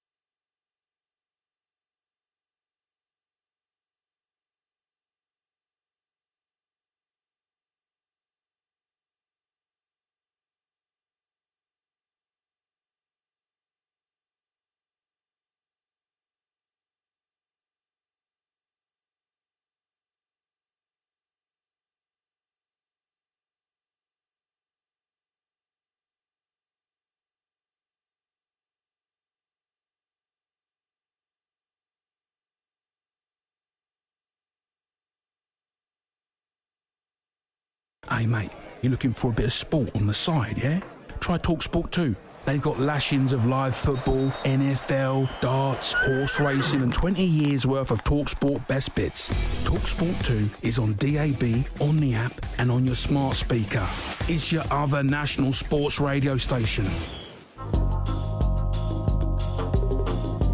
Is there anybody who you want to call out next? I want to fight Slim, let's go. Hey yo, Salt, I respect that you lost all this weight, but once I catch you with this right hand, you will see stars like you in space, baby. Salt Puppy on some of the best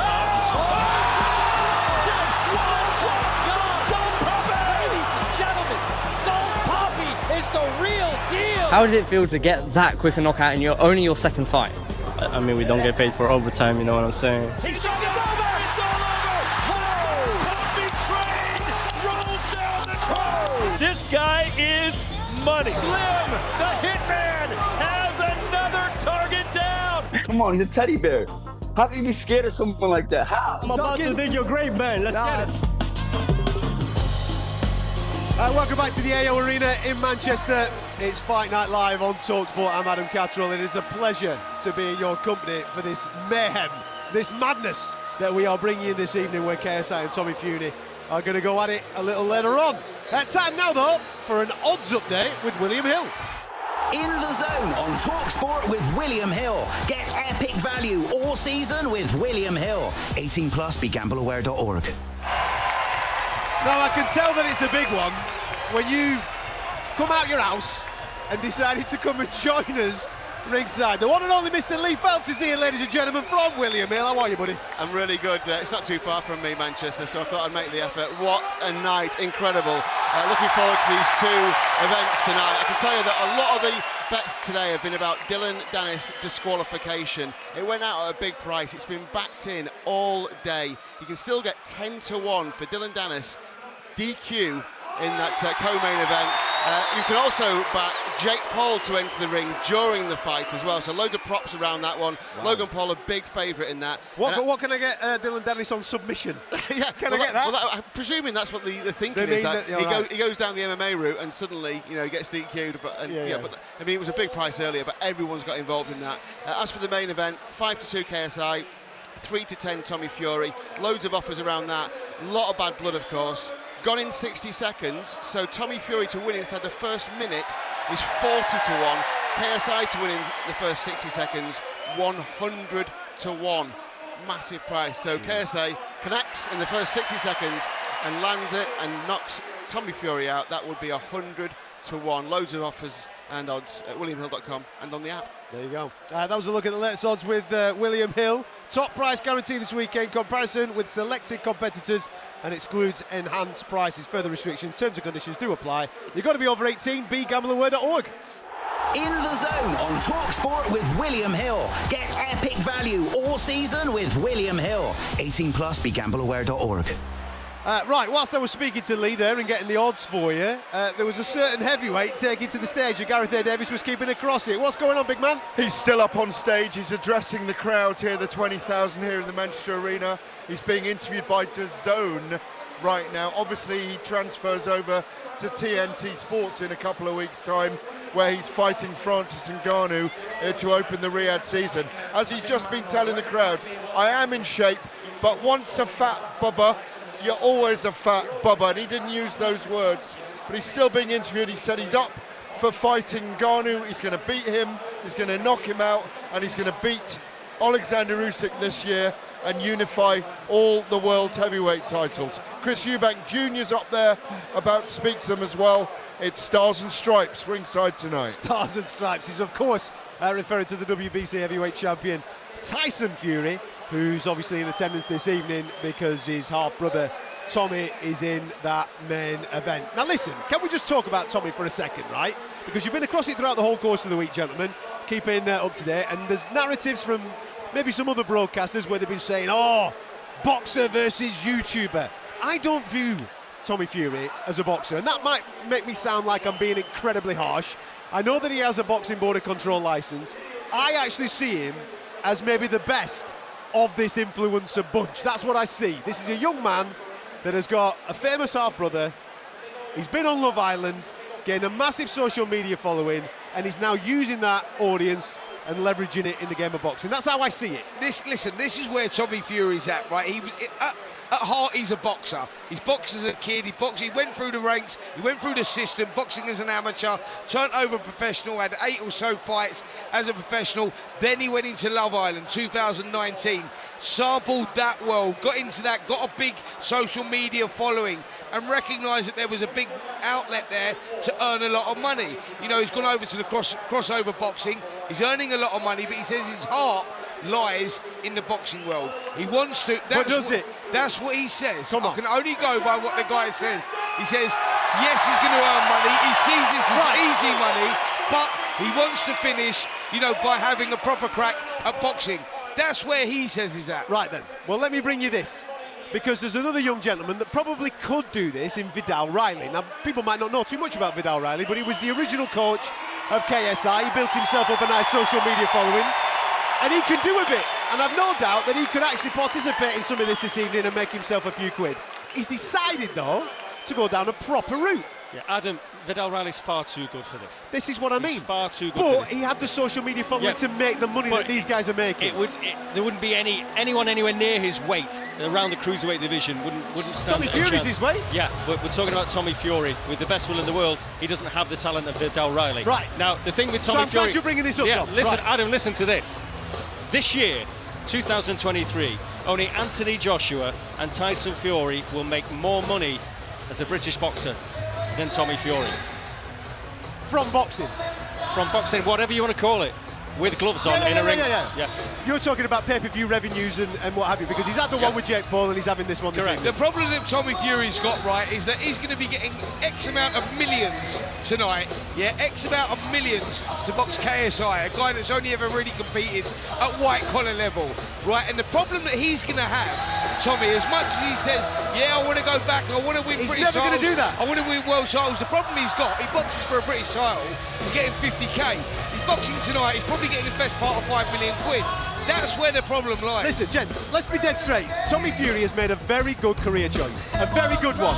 Because, again, this is only opinion-based, and I know he's only a young man, he might go on to get better. But in my opinion right now, he wouldn't win an English title. He'd struggle, absolutely, to be competing at British title level. If you look at the guys that he's beaten as a professional, 10 and 102. 0 and 26, 2 and 26, 0 and 11, 0 and 9. We're not saying that he's been in with anybody of any professional standing. He's made a great career choice. I don't think he's ever coming back to what we would call proper boxing. What's the point? He's not going to be able to compete at that level, and he's not going to earn the money that he's earning tonight. Yeah, listen, I understand what you're saying. You can't do an English title fight with 20,000 people screaming your name. That's not going to happen. He's got 20,000 people that are going to go bananas when they see him walk to the ring. Now, again, you know, you don't do that with a proper boxing board of control sanctioned fight. It can't happen. It won't happen. We're going to pick this up in a minute, gentlemen, because Gareth A. Davis is in that crowd right now. Gareth, over to you. I am indeed. I'm here with KSI, the man in the middle, if you like. The man making it all happen. The man who really pushed Eddie Hearn aside. He's been on the show tonight, and he didn't want to do this, but you've taken the baton and run with it. What's your feeling tonight? 3 fights to go. Well, I mean, this is the accumulation of, this is our 10th event, and it is simply massive. I mean, the atmosphere is like a carnival. 11 fights tonight. Obviously, the big 2 still to come. You know, you look around and you've got everything here from, you know, older people, younger people, everything, every demographic possible, and it's you know, fantastic and amazing to put events on where the fans have so much fun. And like you say, the demographic here is amazing. There's so many celebrities here tonight, but from the young generation, from the older generation, what do you... I asked Eddie this earlier. Obviously, this is its own entity, but are you taking anything from this into Wasserman boxing as well? I think into traditional boxing, I think there's lots of things you can take. You know, I was sitting with Chris Eubank Jr. and I said, look, imagine like you know, guys who are used to 12-round fights, and you'd have a 5-round tear up. You know, put seasoned 12-rounders into a 5-rounder. kids aren't going to watch 12 rounds fights for much longer. We're going to have to come up with new formats. You see some formats here tonight. You saw tag team boxing, great entertainment. That really was. It really was, yeah. And you know, I've spoke to a couple of pros, and they said the same thing. Okay, can you translate that into the pro scene? Interesting. One that we might look at. Let me ask you one more serious question before we go back to the desk. Dave B earlier was saying he had a drink before he came in the ring. He tweeted it, okay? Is that okay, or will you have words about that? No, listen, you know, these guys, they talk a lot of BS because that's how they get their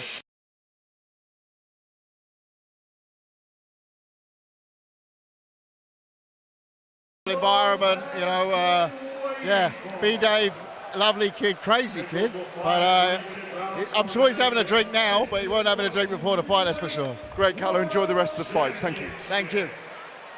Callum Sowland there with Gareth A. Davies. Before we get to our next contest, if we can class it as that, let's get the final score from Ireland versus New Zealand in the Rugby World Cup quarter-final with Dave Brady. Yeah, it's just finished. Ireland 24, New Zealand 28 after one of the great World Cup quarter-finals at Stade de France. With 4 points between the sides and 7 minutes remaining, Ireland's maul drove over the All Black line, but Jordy Barrett crucially got his hand under the ball to prevent the try. Ireland came again over 30 phases from the final sequence of play, but New Zealand holding them out. They led the All Blacks 18-17 at the break, 2 tries apiece. Will Jordan's try then stretched the advantage to 8. Ireland were awarded a penalty try. Jordy Barrett then kicked a penalty for New Zealand to leave 4 between them. Ireland were literally inches away from reaching the last 4 for the first time ever, but it's not to be. Brave to a fault, but it's the All Blacks who advance to a semi-final meeting with Argentina next Friday. The full-time score from Stade de France, it's finished up Ireland 24 points, New Zealand 28. There, top man. You are listening to Fight Night Live from the AO Arena in Manchester. A little later on, it's KSI Tommy Fury. Just on that, Spence, before we get to our next contest, which involves Salt, Pappy and Slim. What we were just saying there about Tommy Fury then kind of alludes to the fact that because we know the sport, that this main event is a lot closer than what the mainstream might perceive. I.e., boxer versus YouTuber, automatically you think to yourself, wow, boxer's going to win that very easily. But for me, I look at it and go, it's actually influencer versus influencer, 2 novice lads. I totally agree with that, mate, and I've got to tell you, I know that a lot of people, like anyone that sort of knows anything about boxing says, oh yeah, this is an easy fight for Tommy Fury, he wins a fight, probably wins inside the distance. I don't see it like that. I think it's a very tricky fight for Tommy Fury. It's like you say, yes, he is still very raw. He's still very much at the beginning of his career. Forget the fact that he's 9-0 as a professional. You highlighted there who he's boxed, and there's no one really of any note whatsoever. He's dibbled in and out of boxing. KSI is a man on a mission, and one thing that he is, KSI, is wild, and he's very, very elusive, and he's awkward. And when you're wild and awkward and you swing punches from everywhere, because he'll go at it from the opening bell and he'll try and land that shot. Tommy Fury's not got that experience if he gets caught to weather the storm. So it's a closer fight than people give it. Yes, I think Tommy's going to win the fight. I think he wins it on points. But they may have to come through some dramas to get there as well. Don't write KSI off. Here's one for you then. Do you fear a false narrative? Let's say, in a wild world, let's say that KSI wins, right? Do you fear that the mainstream will be diluting how good boxers are by saying, oh, a guy from YouTube beat a boxer? It's possible. No, I'm not sure that I do fear that, because like you said there with Tommy Fury, you know, is he an influencer, is he? Yeah, but we know that. Yeah. But the outside, do they know that? Well, I think they do know that, if I'm totally honest, because I think that the outside, most of the people in here will recognise Tommy Fury from Love Island, doing what he does, Molly May, etc., etc., etc., as opposed to in the boxing ring, when he's boxing way down the card, on the undercards against people that are not particularly good, so not many people pay a lot of interest anyway. It's very much like that, so I think that his world, everybody really sees him as the influencer, boxing, as opposed to the boxer become influencer. Does that make sense? Absolutely, absolutely, fair enough. Right, we'll pick that up when we get a little bit closer to the fight. Ladies and gentlemen, this bout scheduled for 5 3-minute rounds for the vacant Misfits Boxing Middleweight World Championship. Brought to you by Misfits Boxing and their proud sponsors, Prime Hydrate, Stake.com, Kick, and Fansly. This bout is sanctioned by the Professional Boxing Association. Supervisor in charge, Mickey Van. Timekeeper at the bell, Peter McCann. And the third man in the ring in charge of the action, Hall of Famer referee, Rafael Ramos. And the 3 judges scoring ringside, Ian John Lewis, Joel Elizondo, and Angel Mendez. And now, ladies and gentlemen, to all in attendance here in the AO Arena, Manchester, England, United Kingdom, and for the whole world watching live on the Zone pay-per-view, ladies and gentlemen, let's see some thunder!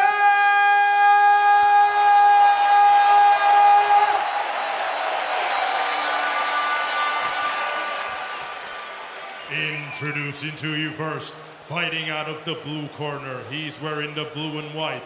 His official weight of 161.9 pounds. He has a record of 4 fights, 1 loss, 3 wins, and 2 of those wins come in by way of knockout. He has a total following of 6.8 million across social media platforms. He holds the record for the fastest KO and one of the most viewed fighters in Misfits Boxing. He is the one, the only, the pride of Bukasor Candelaria Quezon, Philippines, the hard-hitting KO artist, the Misfits superstar, the Filipino monster, Super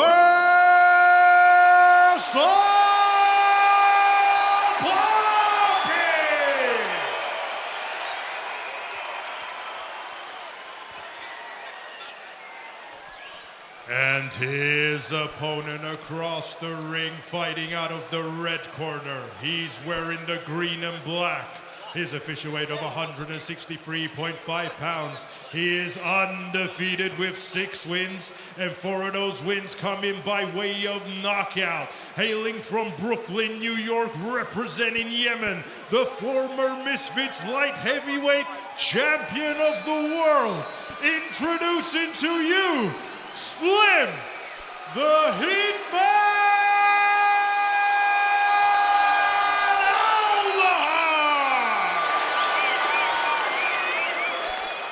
You're listening to Fight Night Live from the AO Arena in Manchester. KSI, Tommy Fury coming up a little bit later on. Of course, we're across the whole talkSPORT network, but we're also on the talkSPORT Boxing YouTube channel, where there are more people watching our live stream of our commentary right now than there was when we did Usyk Dubois in Poland. Adam Catterall, that's what I'm talking about, mate. This is entertainment. You can't say you've not been entertained so far. And I've got to tell you, this fight here, this is going off. This is great entertainment. Well, Slim versus Salt Pappy, who looks like a new man. To call you through it, Spencer Oliver and Don McGuinness.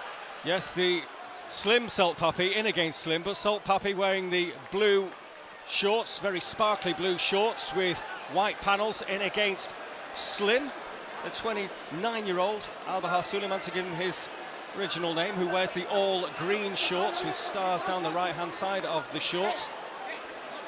Hitman emblazoned across the front of the band. I think we saw a Hitman in this very arena many a time, going back a few years.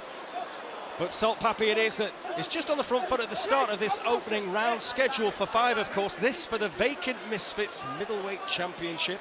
And Salt Pappy, you alluded to before, Spencer, has lost a little bit of timber, looks a bit fitter. He's had a defeat to his name. He lost to Anthony Taylor. We saw Anthony Taylor earlier. Hard to imagine, really, because this lad has got a little bit of pedigree. Listen, that was last time out. He lost to Anthony Taylor. He come in, he was overweight, he had a pair of glasses on, his hair was long, it was curly. What a transformation here by Salt Pappy. And he goes to work in the neutral corner, just great shots to the body now, mixes it up to the head, a good hook to the left-hand side of the head of Slim, and this is really good, fast, sharp work from Salt Pappy, who just smiles ringside as well.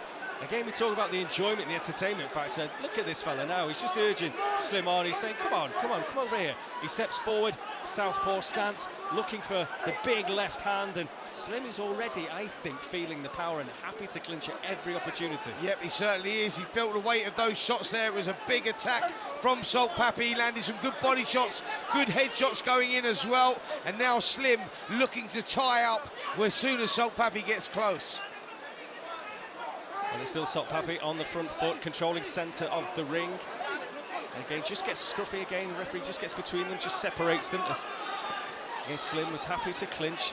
Slim, an orthodox fighter, just again being moved back by Papi, who just sinks in a good left hook to the body. Big gold letters, Slim down the left-hand side of the shorts of the man known as Slim from Brooklyn, New York City. Salt Papi, a man of the Filipino background from London, just edges forward, just stands on the toes of the orthodox Slim, as can often happen when the two men are meeting in the middle, a little coming together of the feet. Again, that bright work has just waned a little from Salt Papi's point of view. Just being patient, just still feeling things out in the opening round. We've got just 15 seconds or so remaining. He's going to try and have the final say, you feel, in this first round here.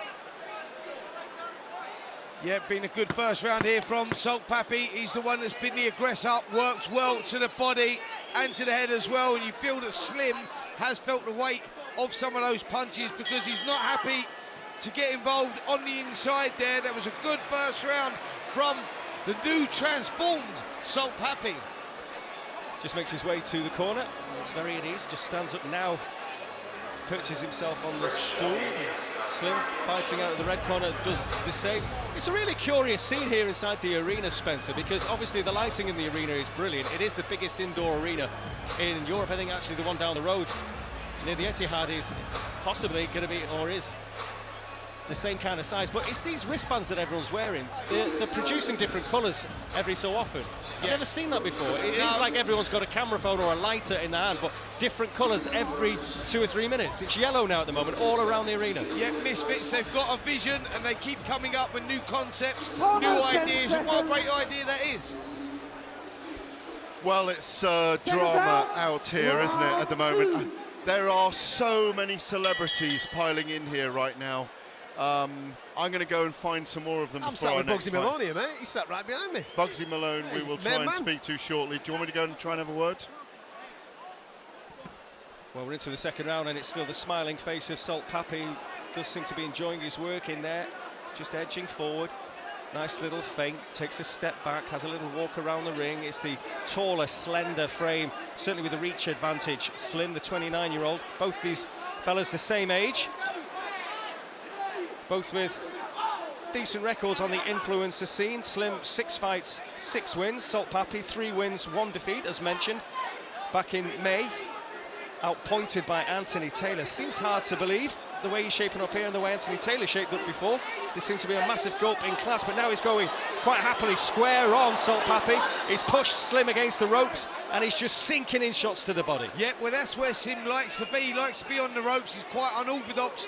He uses that height well, he uses the reach well, but he can actually work well on the inside as well. Salt Papi was going square on the ropes, lands a good uppercut. Slim felt the weight of that one. Certainly the heavier shots, and you feel the man who is controlling the contest, Salt Papi. Again, if you think of Filipinos that just seem to cherish being in the ring, Manny Pacquiao used to dance to the ring. It was like he enjoyed every second of being in there. Salt Papi, similarly, is a man very happy in there. Again, a good shot to the body, sinks it in again. Again, Slim just clinches and just gets a little bit scruffy again. Again, style's not necessarily jarring. Certainly the better work come from Salt Papi, but not a classic as yet. Yeah, Salt Papi getting off a good right hand to the body, followed by the left uppercut as well. Slim trying to trade with him, but you're right in what you say there, Dom. Styles not really gelling too much well together, but Slim Papi is the guy that's the aggressor. He's the one coming forward. He's picked up a mark underneath the left eye as well. So Slim is getting his results. He is landing some shots. Well, the crowd under absolutely no delusion who they are back in here tonight. They're all behind Pappy, it would seem. The chorus rang out just a bit earlier, and again he is still on the front foot, but he's taking his time, he's being patient now. Left hand to the body, he pushes his man back now, tries to get him on the ropes, sinks that shove into the body, goes to the head as well. Good work again from Salt Pappy, just probably half a foot away from our commentary position, right in front of him, and again he kind of breaks out a big smile, a big laugh.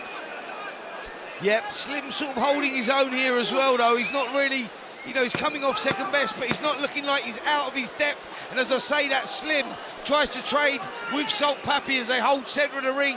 Both guys throwing shots. So the final knockings at the end of the round, and, well, Adam Catterall, who he just can't stop meeting his mates tonight. Mate, listen, I'm sat with Manchester royalty ringside, the one and only Mr. Bugsy Malone. Sir, how are you? You well? Hello, mate. I'm good. What's happening? Listen, great to see you. Obviously, we've seen you frequent the world of football in Soccer Aid, right? You've had a little bit of a tickle there. Yeah. Held yourself very, very well. Obviously, keep yourself in great nick. I've seen you on the pads, and I know that you can do a bit. Is this attractive for you? Doing a bit of this? Attractive. Very attractive. We're also hustlers, so money's very attractive too. Have you had a chat with the boys at Misfits? Do you fancy a little bit of a knock? I mean, look, it is what it is, you know. Tell them, come chat to me and we talk about it. Cruiserweight, light heavyweight, what would you be? I don't know if I'm heavyweight. Probably, what would I be? What are you, 13 stone? Yeah, something like that. Cruiserweight? Something like that. 12, yeah, 13, something like that. You're a fight fan though, aren't you? Yeah, I love boxing, I love the game. Boxing had a big impact in my life, so I love it. Obviously, in the music game that you're in, my friend. Yeah. I can imagine that maybe, you know, beefs start kicking off between other rappers and what have you, you know what I mean? Yeah. Who are you going to pull in for one of these Misfits fights? Come on. I don't know, because flipping it, I was nearly fighting with Swarms, his mates, the other day. Do you know what I mean? Then it just is what it is, it's the game. So, like, whatever. Who do you fancy in this main event then tonight? KSI, Tommy, who are you here to see? I mean, look, I've got a lot of respect for the two of them. I'm friends with Tyson, so I've recently got to know Tommy. I also get along with KSI. I reckon Tommy wins. I reckon KSI's got a puncher's chance against anyone. He's unorthodox and he can bang. Bugsy, looking forward to the announcement then. Next time you're on a Misfits card, mate, we get to see you do your thing. Maybe you will. Thank you, boys. There you go, Bugsy Malone just with us ringside. Back to you, Dom. Well, Salt Pappy having some success. Bugsy Malone there, who trained alongside Tyson Fury in the Collyhurst and Moston gym. Again, off those mean streets, boxing changed his life, as he alluded to there. Did a lot of training in that gym. Not bad at all. A bit like H, who's just down the road in Harper Hay as well. These guys are real interest and big fans of boxing. But at the moment, it's all eyes on Salt Pappy. That's really the arena favourite in here tonight, and he's still administering the best work. Slim, again, he's in there. He's just swinging his fairly wide. They're going toe-to-toe in the middle, and Salt Pappy, just sometimes you just feel he could make life a lot easier for himself, because he's clearly the more skilled of the two operators. Yeah, absolutely, he is the more skilled, but Slim having some success there as they both hold centre of the ring. Slim getting off with some good work on the inside, landing a couple of good uppercuts, and Salt Pappy maybe just switching off a little bit, going square, big right hand goes in. Salt Pappy taking a few here. He's quite happy to take a few to land a couple. The pair of them have just stood toe-to-toe swinging, both very square on as well. Technically, when you see that Salt Pappy has that little bit of pedigree, doesn't need to be doing that, but again, I allude to the fact he just seems to enjoy it. He likes to fight, this fella, there's no doubt about that. Yeah, look, Salt Pappy looks like he needs to find his second wind in there at the moment. He's started to look a little lethargic, maybe a lapse in concentration. Big left hand goes in again. And Slim took it well, but now holds on. And the danger shot there, certainly. He looks to be blown a little bit now, Slim. He's still just letting those big, long arms go, though, and there is some power in them. Dom, I've got to tell you, Slim's drawn Salt Pappy into the trenches here. They're now both biting down on their gum shield, both guys starting to feel the pace. Salt Pappy is the one, though, that looks like he's really feeling the pace. Is it because he's lost too much weight? Big left hook goes in from Slim. Well, Slim lands a big right and another left hook. And Salt Pappy has to hang on the final knockings of the round. He took a couple of shots flush there at the end of the round. I don't think he's particularly hurt, but he's got a little bruise, a little bit of a nick on the forehead there when the heads came together at the end of that round. But just danger signs there, as you say. Is he tired? Is he switching off? He needs to shape up again. I'll tell you what, he felt the pace there. He was feeling the pace. He walked back to the corner and he was on unsteady legs. He was looking over at Slim, seeing what Slim was doing, but he's the one that's looking marked up. He was the one that felt the pace there. And I mentioned about losing the weight, and that can have an effect on a person if they don't do it right. So we're going back to May when Salt Pappy, when he lost to Anthony Taylor, when he was, probably 3 or 4 stone heavier than what he is now. We're talking about May. Fast forward until now, is that enough time? Is it starting to take its toll on his body? Because that round, we saw him drop dramatically. The pace seemed to hit him, and he's marking up as well. There's still a few twists and turns to be had here. There are definitely. I'm very impressed, by the way, of Salt Pappy's ability to put pressure on his opponent, and yet Slim is so capable off the ropes. Big right hand from Slim. And Salt Pappy just rocked to his boots there. The head flicked back and it's extra 1-2. And Slim's going to finish this. Surely's going to finish this. Salt Pappy is hanging on for dear life. His head has been rocked back. The sweat flying off the top of the head. His eyes don't look clear. And Slim, well, he's come out for this 3rd round, and the 4th round, I should say, and he looks really fired up and has sensed really that this is where his opportunity lies. And Salt Pappy, well, he's not registered anything yet as Slim goes to work with the body. Good hooks to body and head. And Salt Pappy, his guard is still low. He needs to get those hands raised as he weathers this storm. And still a big, long, looping hook from Slim gets through. Now pierces the guard once again, Salt Pappy, who's out on his feet, and he's just hanging on. He's hanging on, trying to tie up Slim. There's a little pot shot on the break there from Slim. The referee lets that go, and again still good. Oh, Salt Pappy takes a good flush 1-2, and he's in trouble here. There's so much of the round to go. He shakes his head, but surely he can't keep taking shots like that. There's just under 2 minutes of the round to go. He's in desperate trouble here, Salt Pappy. He's only a shot or 2 away from getting stopped here. Big right hand goes in again. Referee starting to take a close look. Slim senses that he's got this in the grasp of his hand. I'm not sure what Salt Pappy's got left. Well, I don't know whether Slim has actually worked himself out as well, because he looks to be blowing badly now. He's bent double, almost trying to get his breath back.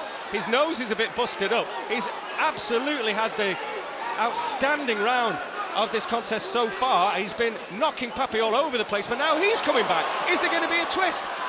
Has Slim just kind of shot his bolt, really, trying to get the job done, and now there's not an awful lot left? This is insane. I think Slim has actually blown a gasket. He looks desperately tired. Salt Pappy has found something from somewhere. Now Slim comes back. Action's going one way, then the other. I can't keep up with this, Tom. Well, Slim, who had that spectacular start to the round, now Salt Pappy's coming back, so again, we've seen a few twists and turns already tonight here on this Misfit show in the Manchester Arena, live on talkSPORT. Oh, big right hand!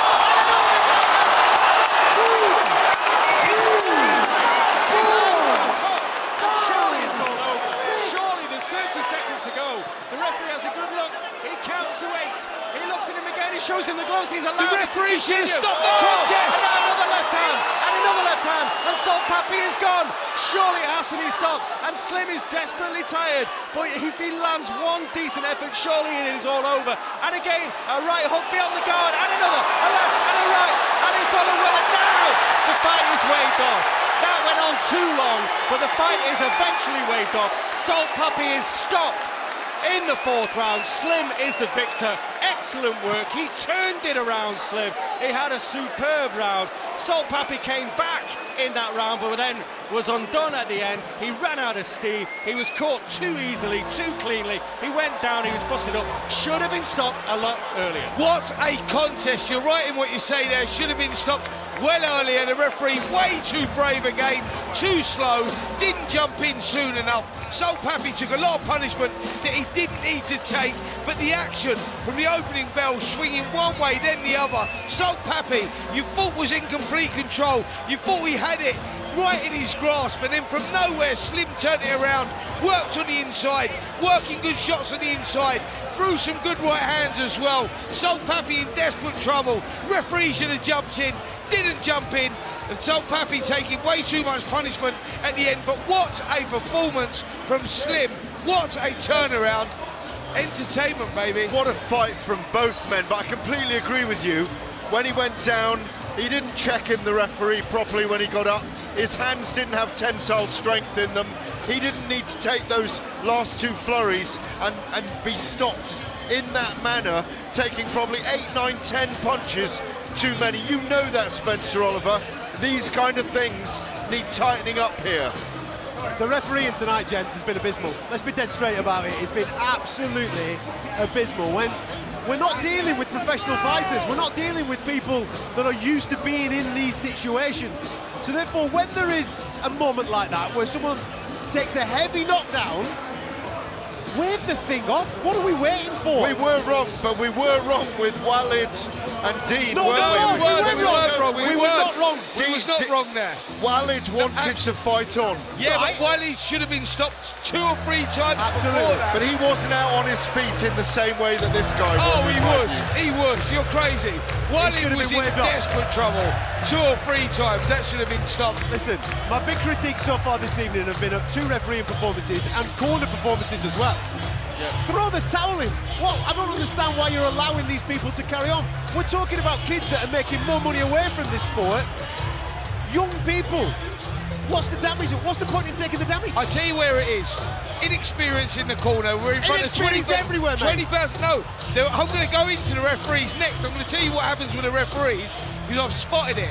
They're all referees that are ex-British Boxing Board of Controls. For one reason or another, they're not working with the British Boxing Board of Control now. Or here it is. They're referees that have retired because they're too old and they've retired, but they still want to continue. That's where we're at with it right now. I'm just being heckled by Darren Till as he's walking past me. Former UFC fighter Darren Till. He's having a little bit of a kiss and a cuddle now. He bugs him along, is the lad. He's alongside former British champion Paul Smith as well. The who's who really are out tonight. It really is a who's who tonight. It's interesting to see how many people from the MMA world, from the boxing world, who are all here tonight. Darren Till busting in on our show. Listen. How are you, mate? Listen. I'm very well. I've got a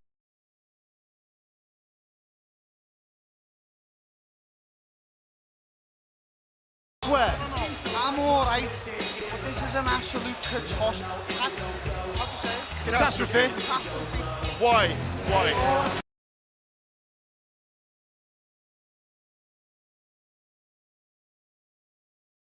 They are the shit. Right. No one. We'll pick this up in a minute because I can't have the language, you see, live on the radio. There's young'uns listening. All right. Sorry. All right. Okay. Now you're obviously here. Are you spoiling for a fight? Are you looking to get involved in this boxing world? Use that microphone. It's there for you. Mike Perry. You want it? Tommy Fury and Jake Paul. Logan and Dillon are shite. We'll try and make that fight be then later on. All right, go on. No, I think it's great if you come into this. Into this meeting. No, we can't have swearing on air, that's all. I know, no. Just 1 second, guys. 1 second. I apologise for the language that you've just heard on the radio there. Mr. Till just behind me. We'll pick this up later on. I'll come over and chat to you. He's obviously spoiling for a scrap. He's here to hopefully take on Mike Perry. We'll be back in a minute. Don't go anywhere because we've got 2 more contests to come on talkSPORT.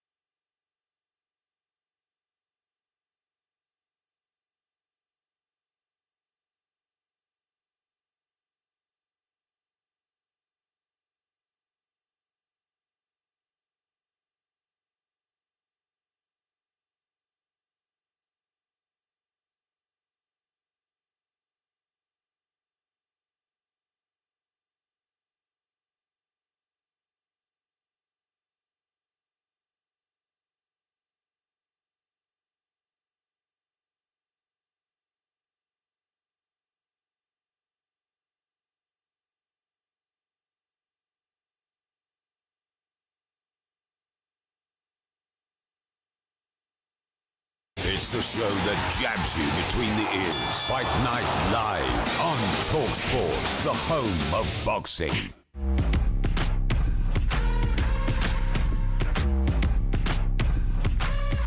But no matter how much you talk, you are going to have to show up October 14th. Oh, I can't wait. You've got two blokes that have undertaken some serious mental warfare. Dillon Danis got served legal paperwork from Miss Nina, the fiance of Logan Paul. He's trying to deny the truth by suing me. He should handle it with me in the ring or handle it with me in the streets. You're a great troll.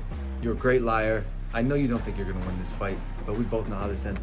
You're a real fighter, right? Yeah. Yeah, that's right. That's what I thought. Because you keep saying that, and then you never show up to anything. One thing that Logan Paul has done that worries you in the ring. Just the steroids he's taking. He's not a fighter. He doesn't have the heart that I have. I think he quits. He is perhaps the most notorious, the most despised, the most disliked fighter in all of combat sports. You want to bet that I knock you unconscious? I bet your entire heart.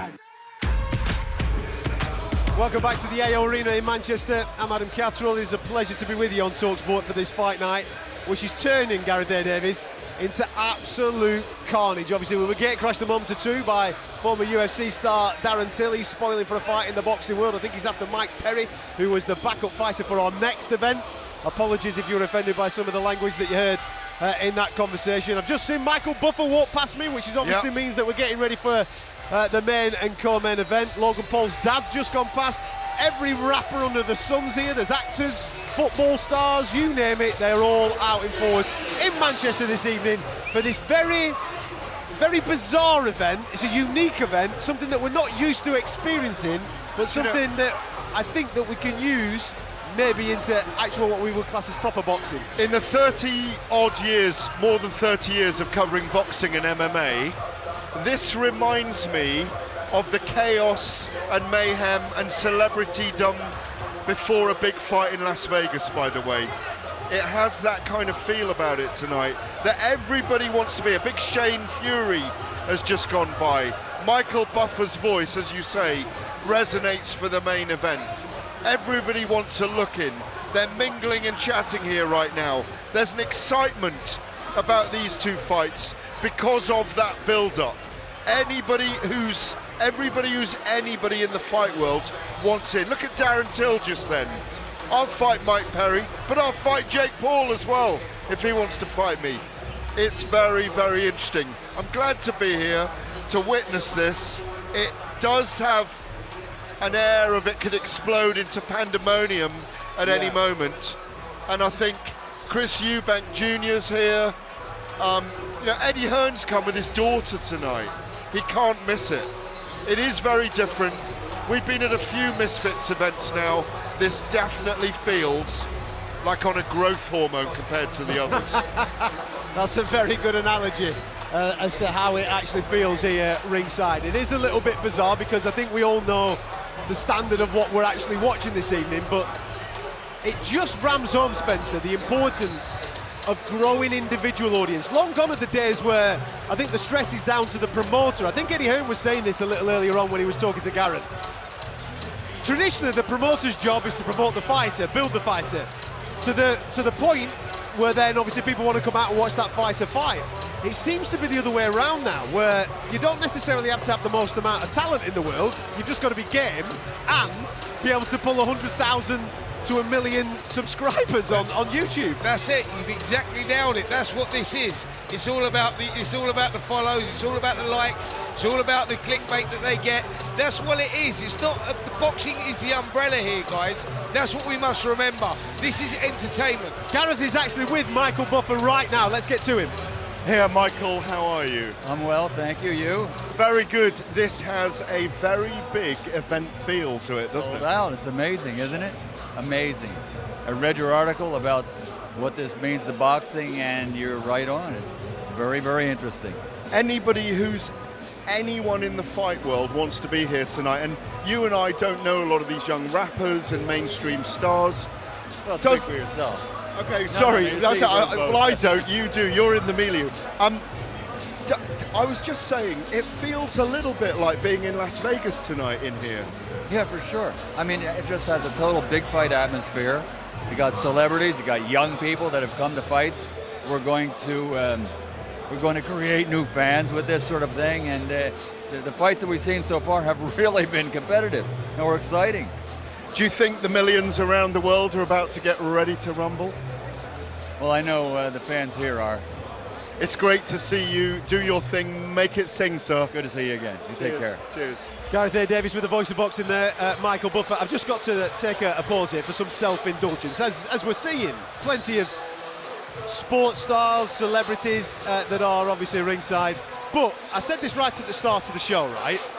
My son never speaks to me about boxing, ever, until this week when KSI is in action, right? And I'm being inundated with messages on my phone from him and his friends that he kickboxes with, and their parents are watching this. They've all asked, can we stay up, can we watch it? They're watching our watch along, so they're taking our commentary and obviously and taking in the fight via the radio, which is absolutely madness. So I'm going to take this moment just to say Ted, Ava May and Taylor are all watching this right now. They won't be on their own. We're talking about 10 years of age, 11 years of age. They're not on their own. This event, these stars, if we can call them that, that's who it's appealing to. It's appealing to that next generation. When me and you were kids, mate, and it were Mike Tyson, and then maybe we progressed into a Nazim Ahmed or something like that, these people, whatever level we're talking at here, are the ones that are attractive to the young people that are watching this sport. Absolutely. Listen, we've said with Misfits and what KSI has created here and what his vision was, we didn't know where it was going to go, if it was going to go anywhere. This is here to stay, my friend. This is something that, you know, is a success. You look around, we're the 10th one in now. You look around, 20,000 people packed in, record-breaking views on there, people wanting to stay up, the younger generation wanting to watch it. Ted, all the gang, stay up. Dad said it's fine. Gareth A. Davis is actually with Ted's favourite DJ. No, it's not me. It's this guy, Mr. Roman Kemp. It is Mr. Roman Kemp. What an atmosphere, hey? Yeah, it's pretty unbelievable. Like, I've been to like boxing matches before, but this is not unlike anything I've seen.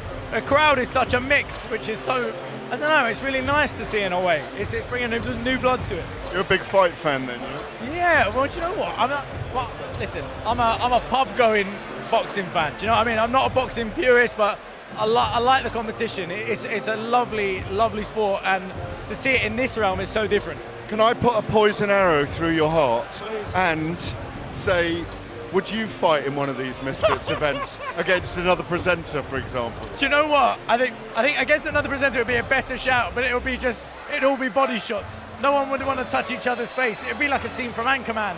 We'd have to agree no touching of the hair or face. It's great to see you. Enjoy the night. Thank you so much. Enjoy. Thanks so much, man. Cheers. Top guy, Roman Kemp there, keeping up to date with Gareth A. Davis. There you go. Don't hit the face. Don't forget, we don't just own boxing on talkSPORT, we also own the football as well. On Tuesday, talkSPORT brings you live Euro 2024 qualifiers as England host Italy. Coverage gets underway from 7 p.m. Ali McCoist and Andy Townsend will be returning for breakfast at 6 o'clock on Monday. The boys will tackle all the fallout from tonight's fight. Who's put that on my script? Over the weekend's action. Listen, there's lots going on talkSPORT throughout the course of it, and as we've kind of been alluding to, oh my days, I've just looked up to the ring and they've gone full Mike Tyson, Lennox Lewis in the middle of the ring. There is a full divide going on in the ring. For the proper boxing fans amongst us, you may remember back in the 1990s when Mike Tyson and Lennox Lewis had a little bit of a tete-a-tete, let's just say, at a press conference, which ended up getting a fight banned from one state. He got moved to another state. There were fights and all sorts. And if you remember when they brought the fighters out, they had a row of security guards from one corner to the other corner, neutral corner to neutral corner, which split the ring off.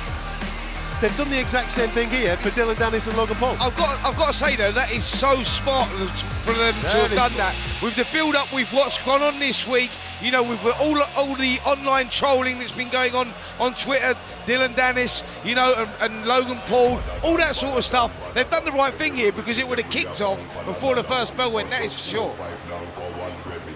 The atmosphere most certainly is building in one of the most bizarre events that I've personally ever covered. Have you enjoyed it? Strangely, yes. I know you have. You know why? I've looked across, I've been keeping an eye on you more than anyone else. Because I'm going, I know he's not convinced with this. I don't know, you know, Forget the boxing aspect of it, the entertainment side of things is absolutely first class. I do have alarm bells. The refereeing in a couple of fights, the corner work in a couple of fights. Taken. The ability of the guys and girls that have been on display this evening.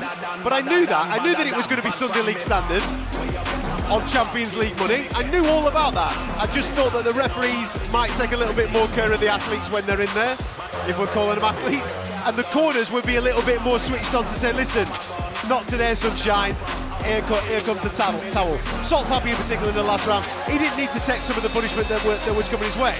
But as an event, as an entity, I can't fault what Misfits are putting together here, because there's a lot of smiling faces, there's a different demographic, and there's actually a decent energy in the room. Absolutely. Listen, mate, everyone wants to be here. This is entertainment. It's brilliant. Gareth Davies is ringside. He's having a bit of a run around. And he's with Logan Paul's father, if I'm not mistaken. I am indeed, Adam. I'm with Greg Paul. I had to ask his name, I'd forgotten, but I know his face very well. I greeted him, he said, "Who the hell are you?" And I said, "I'm just working here, sir, can we have a chat?" Are you nervous in these moments or not? Absolutely. I mean, you know, it's a fight game. And I think Dillon Danis is a...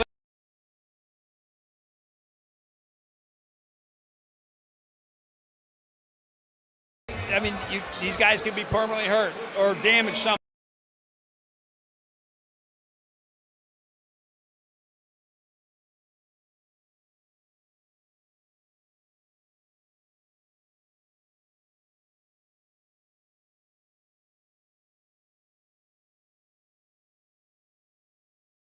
The only people that win in Logan and Jake fighting are the greedy-ass managers and the greedy-ass people. But guess what? All these other people who said, "I'll do it," I go, "Hey, would you fight your brother? Would you fight your dad? Would you?" And you know what they'll say?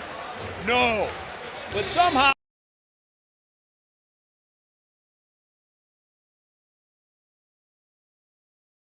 Is it going to put retribution on him? Yeah. Logan's sharp. He's swift. He's eager. He's hungry. But what's cool is Logan decided what was going to keep his head on. And last night in meditation, he determined that forgiveness will be his gift to just fight and not be angry and hostile. And so he's literally like, I'm forgiving Dillon for today. I'm forgiving him. Enjoy the fight, Greg. Yeah, thank you very much for speaking to us. Appreciate you. Gareth Davies with Logan Paul's father there. As you can imagine, emotions are running high. His son is about to step foot in the ring, so we do apologise for the language that you heard on talkSPORT. It must be an odd feeling, that, as a father, watching your sons grow up. They enter this crazy world of entertainment. One of them's obviously on the Disney Channel doing whatever he's doing. And then all of a sudden, because they are savvy kids, they are, there's no doubt about that, they spot an opportunity and they jump into the fight game, as he just referred to it there. Never in a million years would he have imagined that he would be going around the world watching his lads not only fighting, if we can call it that, but also becoming major pay-per-view stars in that world. Absolutely. Listen, they're huge stars in their own right. You know, everybody knows them. Whatever industry they do, whatever they decide to put their hand to, they become superstars. And that's exactly what's happened here. Immense amount of pressure on the Paul family, you know, going into something like this, you know, a show of this magnitude. Of course emotions are going to run high. You know, his dad there's been a big build up to this, going from Thursday when we had the press conference, the way that erupted, Friday at the weigh, the same thing. A lot of pressure, a lot of build up here, and I see his mum Pam over there in the front row as well. She always comes along, she always supports. You know, the nerves get to her as well. Their sons are superstars, like it or not, they are. One thing that I will say about his brother, so Jake Paul is who I'm referring to now, I actually like what he's doing for proper boxing. I know this sounds a little bit mad, but his attitude with Amanda Serrano, if you look at her upcoming fight, obviously with his promotional company, Serrano against Ramos is going to be over 3 minutes, so there's real game-changing momentum there in the female game. Jake Paul is behind a lot of these things. So although the boxing world look at him, and they might have a particular opinion on his ability in the ring, and that's fair and that's granted, he's actually putting his money where his mouth is and looking to try and improve the sport going forward, especially for others like Amanda Serrano. Do you know what I love? Do you know what I love about Jake and what he's trying to do there is he's taking care of fighters, he's looking after fighters. Amanda, you know, she said it herself. She's been paid more by Jake 2 times, 3 times, 4 times more than she's ever received of anyone else. He's looking after her. That's good for the sport, the care of duty for looking after the fighters. I do think, just technically on that, they should be going to 12-2s, not 12-3s to begin with. Without getting all into that, as a phalanx of security guys in the ring. I've never seen so much security, not since the days of Mike Tyson stepping into a ring. We've done that. That's Mike Tyson Lennox, isn't it? This is Mike Tyson Lennox Lewis separating the ring. After the brawl, the Mississippi, moving to the new venue, they are going to make sure that Dillon Danis and Logan Paul do not kick off in there before that bell rings. And do you know what? I'm going to predict this. Dillon Danis won't want to be knocked out in this fight. We had a look at him earlier. He's a southpaw. I reckon there might be some takedowns in this fight and maybe even a disqualification. I think you're right, mate, because he's not that good. Let's be dead straight about it. He isn't that good. He's not even that good of a grappler. He's 3-5 in his grappling game, 2-0 in his MMA game. He's never boxed before. His striking, when I've watched him in MMA, isn't that attractive. But he's an amazing marketeer, isn't he? Oh, he's a fantastic marketeer, as is Logan Paul. Logan Paul, whatever you think of him in a boxing ring, has done incredibly well to build himself a career in WWE. All these things, they've built incredible platforms, but they're leveraging their audience now, obviously, for what we're classing as a boxing contest this evening. I tell you what, Logan Paul, he's got that athleticism. He's very, very good at whatever he turns his hand to. He was the one that I said has got the most boxing ability out of all the YouTubers when I first spotted him. More than Jake. Much more than Jake.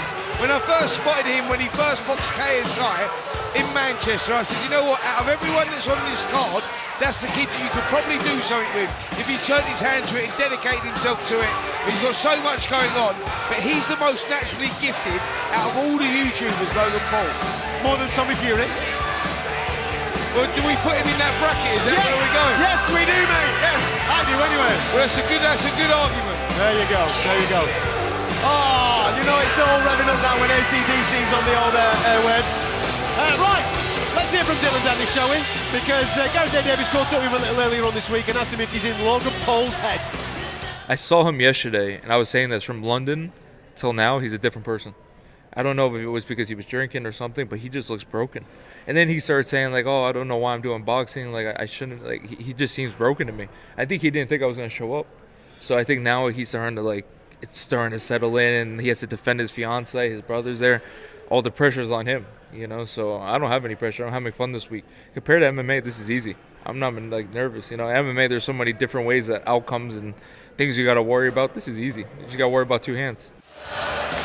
Dillon Danis there catching up with Gareth Davies. You sat down with him, Gareth, and I know that you asked him questions about the build-up to this and his antics regarding Logan Paul's girlfriend and all that. Has he gone too far, in your opinion? Yeah, I think it was an insidious media campaign, but he said, look, I've got a lawsuit out on me, but the problem is I'm trying to promote this event for him. And as I said, he's a brilliant marketeer, and yet he's going to be punished by Logan Paul in the law courts. It's been very dirty and below the belt between them all, but now with that voice of Michael Buffer we get to find out the truth. Well, Michael Buffer has just made the introduction of the man that we're talking about, Logan Paul, entering to the sounds of 50 Cent. Earlier on this week, there was a little altercation where Logan Paul was struck by a microphone, which has just caused a little graze on his cheek. He does have a little bit of a mark on his cheek there as he makes his way to the ring, accompanied by his brother Jake. He looks incredibly calm, cool, collected. I'll be honest with you, Gareth, he is some specimen, this fella, isn't he? He's in unbelievable shape.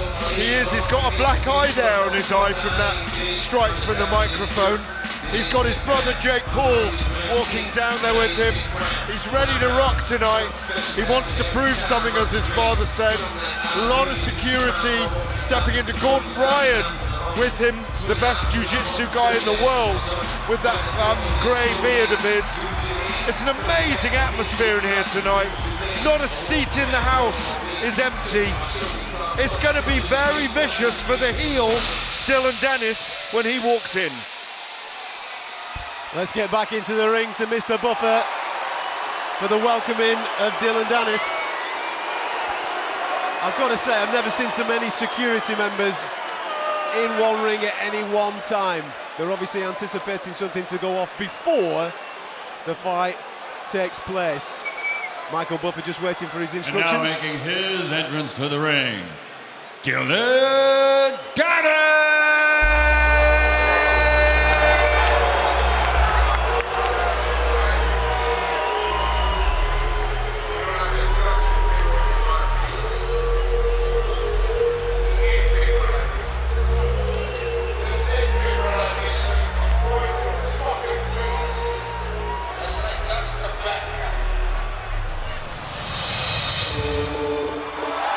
It's a great tune. That's how you get your party started, Dillon Danis. Fair play to your son. And he shows up on my monitor, draped in leopard skin. The Manchester crowd responding to a little bit of Free From Desire, bit of gala. He comes down my left-hand side, onto the ring apron and straight into the ring.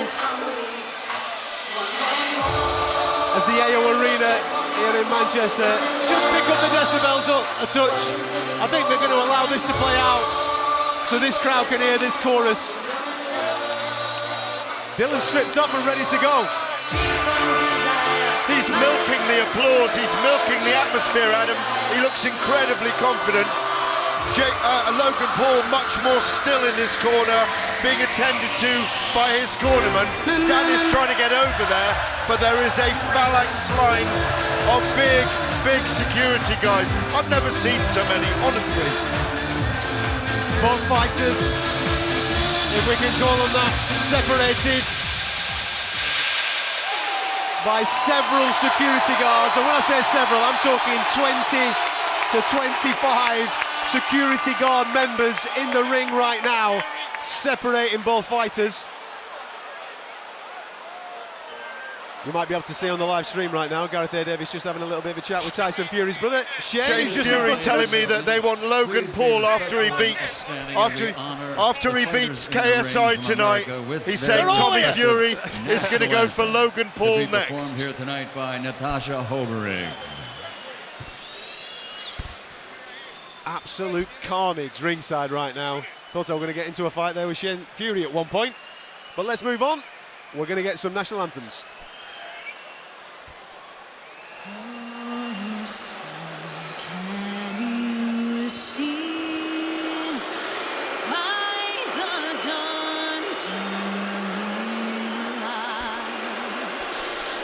So proudly we hailed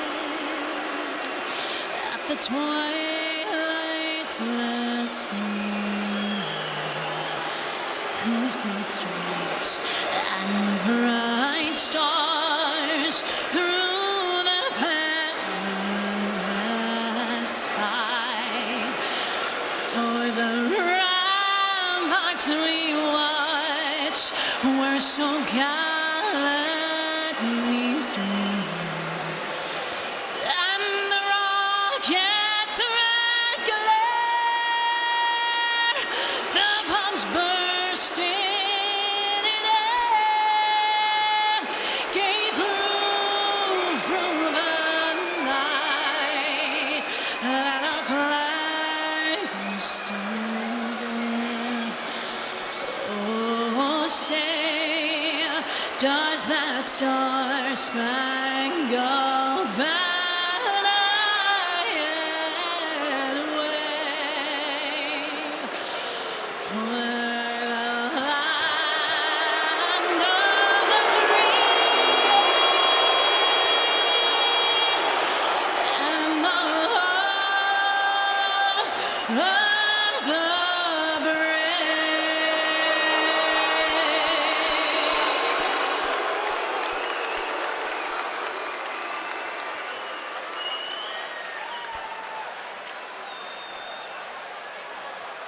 Ladies and gentlemen, from the AO Arena, Manchester, United Kingdom, Misfits Boxing proudly presents the Prime Card co-feature of the evening, sponsored by Kick, Steak, and of course, Prime. Streamed exclusively worldwide by DAZN. Sanctioned by the Professional Boxing Association.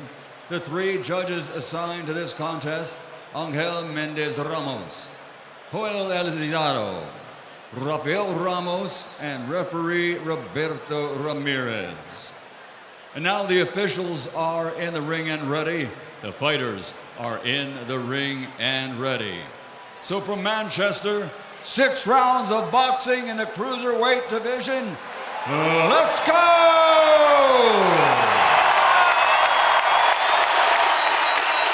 Introducing first, fighting out of the red corner, wearing pink and black and officially weighing in at 194.4 pounds. He comes to us by way of Ohio, USA, and living, training, and fighting out of Puerto Rico. The world-famous internet influencer and mega star, professional boxer, entrepreneur, and WWE superstar, Logan Maverick Paul! And across the ring, his opponent fighting out of the blue corner, wearing leopard print, an official weight of 195 pounds. Making his boxing debut, an accomplished combat sports star from New York City, New York, USA. He's an internationally known MMA star and the 4-time Jiu-Jitsu champion of the world. He is Double D, Dillon Danis.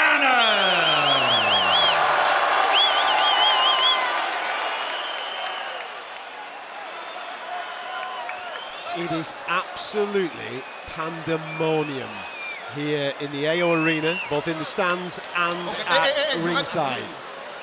This is the first time that Logan Paul and Dillon Danis have come close. Referee just sending Logan Paul back to his corner to pull his mouthpiece back in. Security still rife in that ring as we're getting this co-main event underway. Don't forget, next week, proper boxing does return to talkSPORT, I promise you that, as Joshua Buatsi and Dan Aziz go at it in the light heavyweight division. That is going to be some ding-dong from our nation's capital. Make sure you come and join us exclusively on talkSPORT for that. Still to come tonight, it's KSI versus Tommy Fury, but this is a co-main event of the evening, where Dillon Danis and Logan Paul are going to have it. There's been a lot of needles, a lot of nastiness in the build-up to this fight. No touch of gloves. The security guards are about to leave the ring, and then there will be just 3 men. The referee, of course, to keep the order, and then it just comes down to Dillon Danis and Logan Paul. Calling you through this live on talkSPORT, Spencer Oliver and Don McGuinness. Well, as you say, neither man could touch gloves. They were chatting while the referee, Roberto Ramirez, was trying to give his final instructions. Now we're set in the cruiserweight division. 6 3-minute rounds, and Logan Paul, well, there's plenty of pent-up energy. There's been plenty of build-up. Dillon Danis has been playing the role of the pantomime villain and been trolling the fiancée of Logan Paul. This is where Logan Paul feels he will get his payback, as he just flicks out a jab. He doubles the jab, he trebles the jab, and Dillon Danis is talking to him. He's marching forward with just a high guard, Danis. He hasn't actually let his hands go to register a single shot as yet. Now the 2 men come together and they clinch and they wrestle. The heads come together as well. The referee's going to have to be very hot on that. And again, straight away has a little warning. Now Logan Paul, in the orthodox stance, gets that jab going. He wears the pink shorts with black panels and the black band, in against Danis, who wears leopard print with black and black tassels. And Danis who's employing a strange guard as he marches forward. Again, now the high guard is employed. Still hasn't actually let a single shot go, Dillon Danis, as Logan Paul tries to get the hook in around the guard. There's a smile on the face. You see the black gum shield of Danis as he grins at Logan Paul, still goading him. After all these weeks of goading him online, on social media, he's still in there talking and goading as Paul tries to jab to the body, lets the hands go. Good snappy work there, and you can see the little nick in the right hand eye of Logan Paul, just below the eye, and a bruising. Good solid work now from Paul, just a still straight shot. He's on the back foot, but all the work coming from Logan Paul, and Danis hasn't done anything. Yep, Danis is making Logan work at the moment, standing in there, hands held high, holding centre of the ring. Good jab from Paul, followed by a right hand, switches the attacks to the body, but Logan Paul looks like he's been 3 or 4 rounds already, down to that microphone, hitting him in the eye on Thursday. Good body shot again from Paul, but there's the first one from Dillon Danis. Well, the right hand from Danis just lands and just sends Logan Paul just back on his feet a little bit, just wants to move away from that. Now they come together again. There's already a bit of bruising around the left eye of Dillon Danis. As they're coming together again, the heads, the referee's going to have to watch that. There's still a lot of pent-up energy. You can still see neither man is relaxed. Obviously, Danis has only just registered a shot, and Logan Paul now just has a little bounce on his toes, and now just drops his hands to his waist. The very muscular frame of Logan Paul's been training incredibly hard for this. Danis, again, looks in decent shape, but takes a good straight 1-2 from Logan Paul. It rocks the head back. The long black wavy hair of Dillon Danis, who still marches forward, now employs a strange elevated guard with the left arm as he works his way in. The southpaw from New York City, Logan Paul, based in LA. Just moving around the ring again and just taking a bit of a breather, Logan Paul. I think a lot of pent-up frustration at the start. He has had the better of the opening 3 minutes, no doubt about that, with Danis not doing a great deal. And again, oohs and ahs whenever. Paul, good, decent right hand, just to finish the first round. So the better work, no doubt about it, coming from the bigger man in Logan Paul. Yeah, good opening round there from Logan Paul. Found his range, works well on the outside, dropping his hands dangerously, actually, standing in front, showing the confidence that he's actually got there in standing there with Dillon Danis. Danis holding centre of the ring, holding his hands high, and just stalking forward. Not a lot coming from him, but interesting round, and a round for Logan Paul. Fascinating start from Dillon Danis there, in a way, just having that peekaboo style and not doing anything for 2 minutes into the round. Rope-a-dope. Rope-a-dope indeed. I'm waiting. I think he's trying to prove a point that Logan Paul's arms will tire, but he needs to do a little bit more than that, in my view.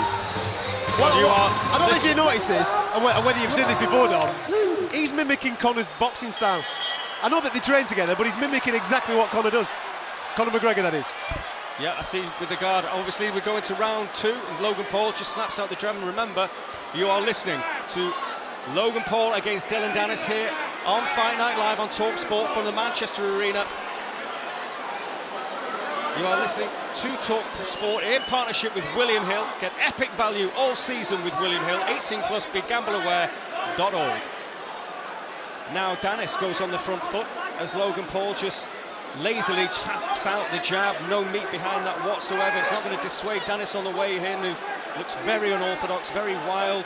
Again, I suppose the problem for Logan Paul, who you would say is looking more like a traditional boxer, is that he doesn't know what Danis is going to do, and I don't think Danis knows what he's going to do. Well, Danis just stalking forward now, talking to Logan Paul. He's trying to get inside the head of Logan. Logan at the moment, he's the one with the quicker hands. He's working the shots well. Danis stalking forward, playing up to the crowd, but still nothing coming back. The crowd not pleased about that. They want to see more coming back from Danis. And Danis still marching forward, but he's on the wrong end of a decent hook around the guard from Logan Paul. But Danis is marching forward still not dissuaded by the longer arms of Logan Paul, who could fight at distance, you feel, could fight on the outside to great effect, but he's allowing Danis to come forward. We still haven't seen anything significant from Danis, and it's the old Conor McGregor move that Adam alluded to before, as Danis marches forward, just that elbow very high with the right arm. Decent work from Logan Paul, gets 2 straight shots off and then pivots away. Now, again, good work from him again. The guard is taking a lot of the shots on the gloves, but really still Good effort from Logan Paul. There's a little swiping right hand from Danis, but it didn't hit the target. Again, very unorthodox. Very, very ungainly, really. Very hard to read, Dillon Danis. Yeah, Danis stalking forward with the hands held high, but trust me, he'll be feeling them shots. Those shots that are hitting the gloves, the gloves hit his face. They'll be having an accumulation of punches. They'll be having an effect. Dillon Danis doesn't know what to do with Logan's speed at the moment. Logan holding centre of the ring, working everything behind the jab, putting the combinations together in 4 and 5s. Dillon Danis not coming back with nothing. Well, Danis is just pouring the southpaw jab, lets himself get caught quite easily there. Oh, and a big right hook from Logan Paul. Oh, that's the best shot. And now he's back on the ropes. Danis is in trouble. Logan Paul starts letting the hands go to body. Now through the guard to the head, and Danis, there's nothing coming back. There's still 20 seconds of the round to go as Danis is in all sorts of trouble. And Paul is just stalking him around the ring. He's knocking him around the ring. Danis just employs the hard guard, tries to take the shots. They're getting through the guard from Paul. Danis is in trouble now. Again, the smile has gone. The face is reddened.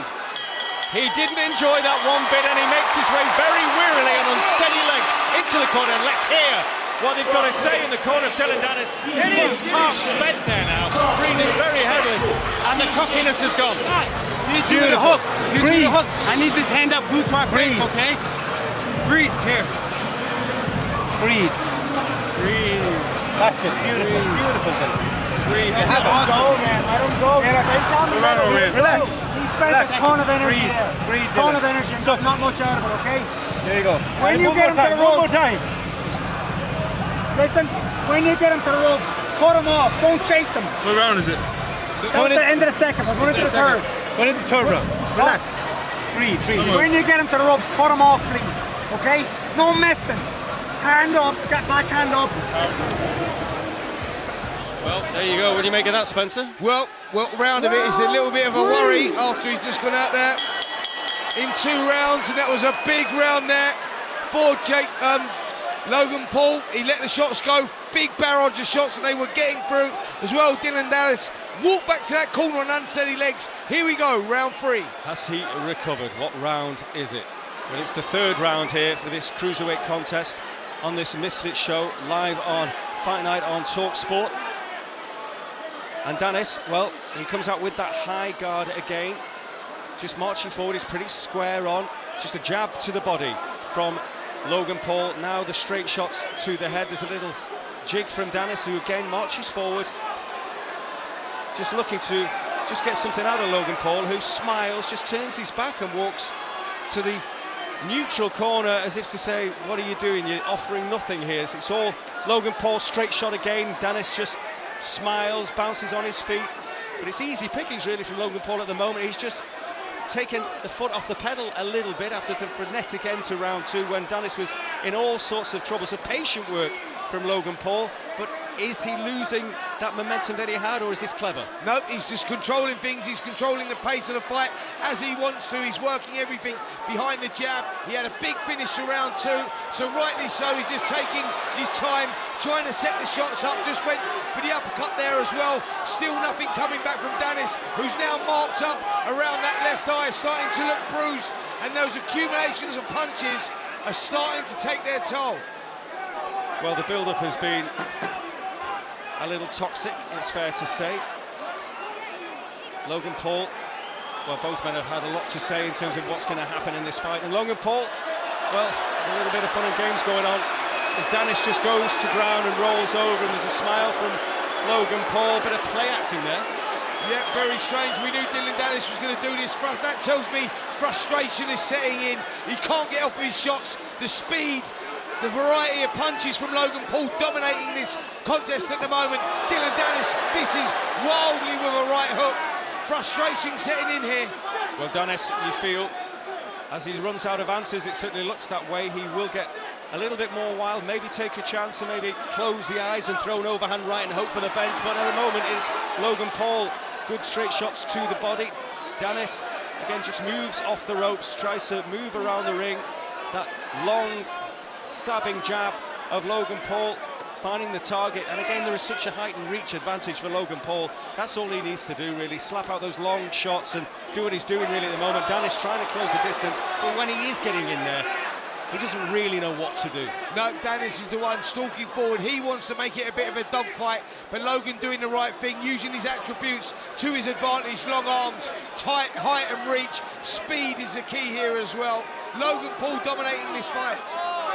Well, if there is any kind of rope-a-dope going on with Danis, it would be a huge twist in the tail as Logan Paul just finishes the round as he started it, just getting those straight shots off, looking very, very comfortable, very assured. He just pivots away from the neutral corner, and there's, well, barely a little look between the two men. I don't think there's any love there, Gareth and Adam. I can only imagine that it is some type of rope-a-dope tactic from Dillon, because he's absolutely done nothing through 3 rounds. There's a lot of body, there's a lot of muscle mass there, obviously, from Logan Paul, and maybe he's hoping that a little bit of lactic acid and he's going to kick in and then he's going to gas out. But we're 3 in to a 6-round fight. He's got to start doing something sometime soon, hasn't he? Yeah, I was very disappointed with the corner when we heard it at the end of the second. They said, trap him in on the ropes. When you got him on the ropes, they didn't say then, let your hands go, which is what he's got to do. At the moment, this is a misfits mismatch. Yep, he's got to roll the dice now, Dillon Danis. We're going into the second half of the fight. He's 3 rounds in and 3 rounds down. We've seen nothing. Stalking forward, throwing the wild left hand, wild right hand. Needs to start throwing punches in bunches if he wants to pull himself back into this one. Well, we're in the second half of this fight, scheduled for 6 rounds. And remember, of course, you are listening to Logan Paul against Dillon Danis. It's Fight Night Live on talkSPORT, the Manchester Arena. We're in round 4. We're building up to our main event. It's KSI, Tommy Fury, but we could have drama here. Logan Paul going to work again. He's certainly had the better of it. You would say it's 3 rounds to the good going into this 4th round. I don't think there's any doubt about that. It has been pretty one way. Danis just hasn't actually got going yet. He's taken what Logan Paul has thrown and he's marching forward still in that square-on style. He's just trying to get in close, but when he gets in close, he's just getting caught again. He's not getting anything off whatsoever. Speed is key here. Logan Paul is getting off first with the shots. They've come with a game plan, and it's working. If it's not broke, don't fix it. But at the moment, it's all Logan Paul, everything behind the jab. Punches in bunches. Dillon Danis stalking forward, looking marked up over the left eye and the right eye. This is becoming very one-sided. Well, Danis, he's still having a word in there. He's still trying to goad Logan Paul, who just kind of sneers at him, drops his hands as if to say, come on, do something. He just takes a little step back. It's as if he's just coasting in there at times, Logan Paul, because Danis hasn't really worked out how to make a dent on the bigger, very muscular frame in front of him. Now he just prowls forward, Danis. Again, was a part of McGregor's camps, and as Adam pointed out, it's certainly adapted a couple of McGregor traits as edges forward. But again, nothing coming back. The left eye of Danis getting a little bit more swollen now, certainly underneath that welt that's getting a little bit worse. Still front foot. Logan Paul still happy to just pick him off on the back foot. Just edges back towards the ropes, waits for Danis again to come in. Again, Danis tries to get a right hook off. A bit more positivity from him. He's trying to get that round the guard of Paul. You just feel Paul could make this very easy for himself. Yeah, absolutely. Logan moving around the perimeter of the ring, hands held low, popping out the jab, throws a straight right hand through the middle as well. Danis stalking forward, not throwing the shots. As you can hear the crowd now starting to get frustrated. They want to see more from Danis. He needs to start letting the punches go. Good right shot, right hand to the body from Paul. Decent body work from him throughout this fight. Again, Danis has taken everything pretty well, apart from at the end of the 2nd round when he did have a little bit of a barrage to deal with. As again, Logan Paul just steps forward, just unleashes a couple of decent straight shots again. You see the sweat flick off the head of the matted black hair of Dillon Danis. He seems to be blowing, but he's still just coming forward. Just employs the guard, good left hook around the guard of Danis, who drops his hands to laugh. That's a crazy thing to do. And Logan Paul has the final say, but Danis just trying to wrestle at the end of the round, and I think there's a prediction there could be a bit of wrestling going on in the whole fight. But we're going to get into the corner now of Logan Paul, who still stood up. Let's hear what's being said to Logan Paul in the corner. Put the one on the floor. Put on the floor, the towel. Put the towel on the floor. Logan, keep on doing what you're doing. You're throwing a boxing exhibition. How do you feel? How do you feel? Fine. Fine, you're good. You're fucking great. listen to me, you're great. You're fucking doing a beautiful, amazing boxing exhibition. Do not let him in. Every time he comes in, double. Start tripling in your jab. The 2 is working. The 2 down works. Take a deep breath real high. Let it out. Hold on. Well, there you hear it. The corner advice, and apologies if you're offended by any of the industrial language, but of course, it's boxing of sorts. Absolutely, listen, if it's not broke, don't fix it. What he's doing is working. It's down to Dillon Danis to change things. If he wants to change things, he's getting into desperate waters now. He needs to throw everything and the kitchen sink if he's going to turn this around. Yep, don't let him in. It's the key phrase, I think. He keeps this at range, and it's an easy night for the last 2 rounds for Logan Paul, you feel. Danis, unorthodox, first ever go at boxing, if you like, after the MMA background, jiu-jitsu. But this is a different proposition. Logan Paul, of course, has had 3 influencer fights, if you like, and just hooks those shots into the body, and Danis is just stationary in the neutral corner. Again, he's complaining to the referee, Roberto Ramirez, that 1 blow is low, but now Logan Paul really puts some meat behind the shots. A couple of good hooks to the head, a good hook to the body. Danis just springs to life, maybe. He feels that he's just got to try and fight fire with fire, or he's going to be on the end of a sustained beating. Do you know what? I'm frustrated and I'm disappointed really with Danis, because there's not really been any ambition. It's like he's in there just in survival mode, lifting his lead right arm up at the moment, lifting the elbow up, a little bit of showboating, but nothing coming from him. We need to see more. Good round again here from Logan Paul. It's because he ain't any good, boys. He doesn't know what he's doing. He hasn't got any hands. Well, Logan Paul is doing a similar move that we saw Billy Joe Saunders do all those years ago against David Lemieux, because Danis had a wild swing, he missed by a mile, and Logan Paul has just peered out to the crowd and milked the applause from the crowd, and again just pops that jab out again. The high guard as Danis marches forward with not too much of an idea what to do. He's just closing the gap, but then isn't getting anything off. So it's just easy for Logan Paul to just pivot away as he does again, pop the jab out, and just basically invite Danis to keep moving forward, because he cannot get any shots off. Listen, it's plain and simple, I think, with Dillon Danis. When he gets there, when he gets in the pocket, he's got to let his hands go. You know, he comes from a martial art background, he comes from combat sports, he knows what he's got to do when he gets close to someone like Logan Paul, who's got height, he's got reach, he's got speed, athleticism. All of those are on his side. So what do? You try and draw him in a dogfight, get him close and let your hands go. He's getting him close and not letting his hands go, and when he does, he misses by a mile. Well, again, Danis just piles forward and he's just trying to smother Logan Paul. He tries a wild uppercut that's, I'd say, about half a foot away from the target, and Logan Paul takes a step back and calmly pops out that left jab from the orthodox stance. Again, always enjoying it a bit more now. Logan Paul just getting very light on the feet, having a little dance around, stabs the jab into the belt. The Danis is sprawled across the black band in gold letters, but so far, as we approach the final knockings of round 5, it has been all Logan Paul. It's been a shutout, and Danis, well, he's going to need something remarkable to turn this around. He's going to survive into the 6th round, there's no doubt about that, but what can he do to turn it around? Well, let's find out what... Oh, there's a little bit of afters as well at the end of the 5th round. Why is he not doing that in the fight itself, Adam and Gareth? Listen, Dillon Danis is used to winning jiu-jitsu tournaments where he's got his pyjamas on, where he can use pieces of clothing to strangle you. He has never, ever been, in a million years, a decent striker. When he transitioned over into grappling tournaments, no gi, he was unsuccessful. He's moved into MMA, and okay, Bellator is Bellator, and he got a couple of victories there. He is not at any level when it comes to striking, and that is being proven evident here. Yes, he's walking into range, but he hasn't got the ability to let his hands go. It's not that he can't, he just hasn't got the ability to be able to do it. Yeah, I mean, he's a brilliant marketeer. He's just no good at boxing, let's be honest about it. And it is disappointing because he can't respond and retaliate. Only when he takes a proper beating does he throw the odd punch back. Logan retreats, resets. Let's hope we see something in the last 3 minutes.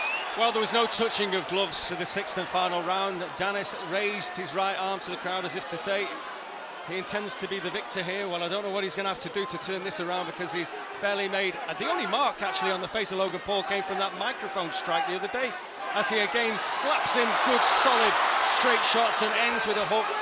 Decent combinations from Logan Paul. Do you know what it is, Dom? I think it seems like a moral victory for Dillon Danis to last the distance. That's what it feels like to me. He come out, lifted his hands, and I think that's a moral victory for him to go and hear that final bell. That's the way he's performing.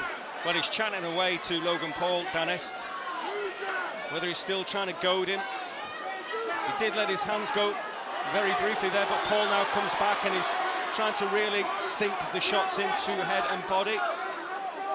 Danis still stands in front of him. Now goes on the back foot a little bit towards the neutral corner. Just moving around the ring, taking deep breaths, feeling the heat under the lights here in the AO Manchester Arena, breathing very heavily, and they're just chatting in there now. And Logan Paul's just thinking, do you know what? You can keep chatting all day, you're not going to bother me.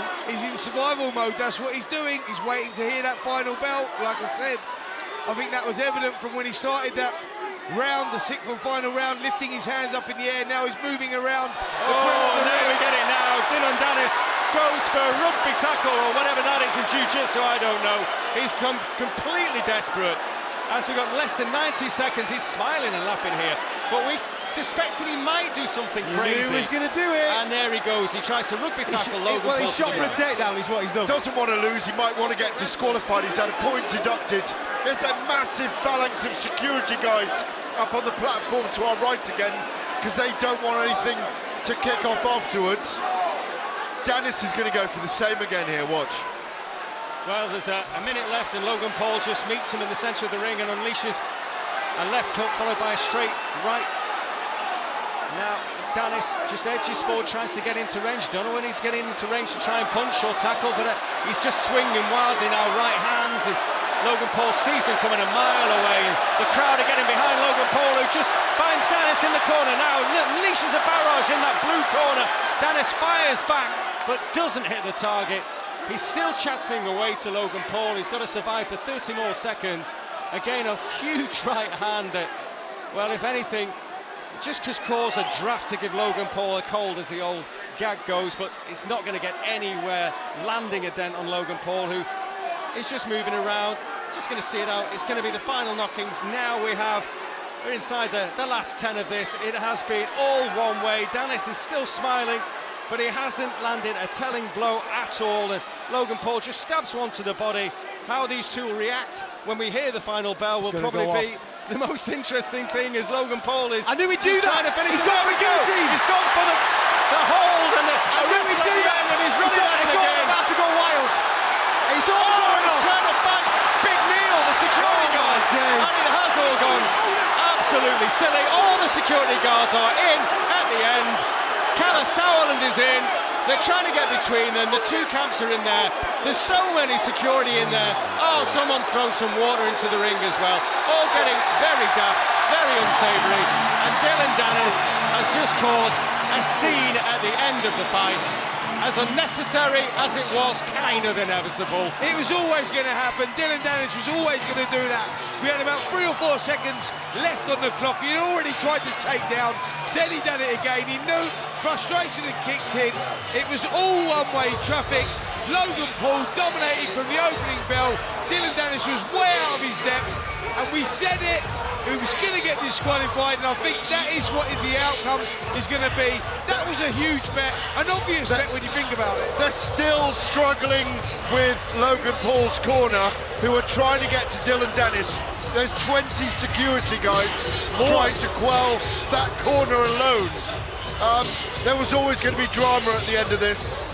Dillon Danis and Logan Paul ain't going to shake hands tonight. Listen, at the end of the 4th round, I don't know if you remember, at the end of the 4th round, Dillon Danis had Logan Paul in a guillotine choke at the end of the 4th round, and it ended up getting separated and moved to the side.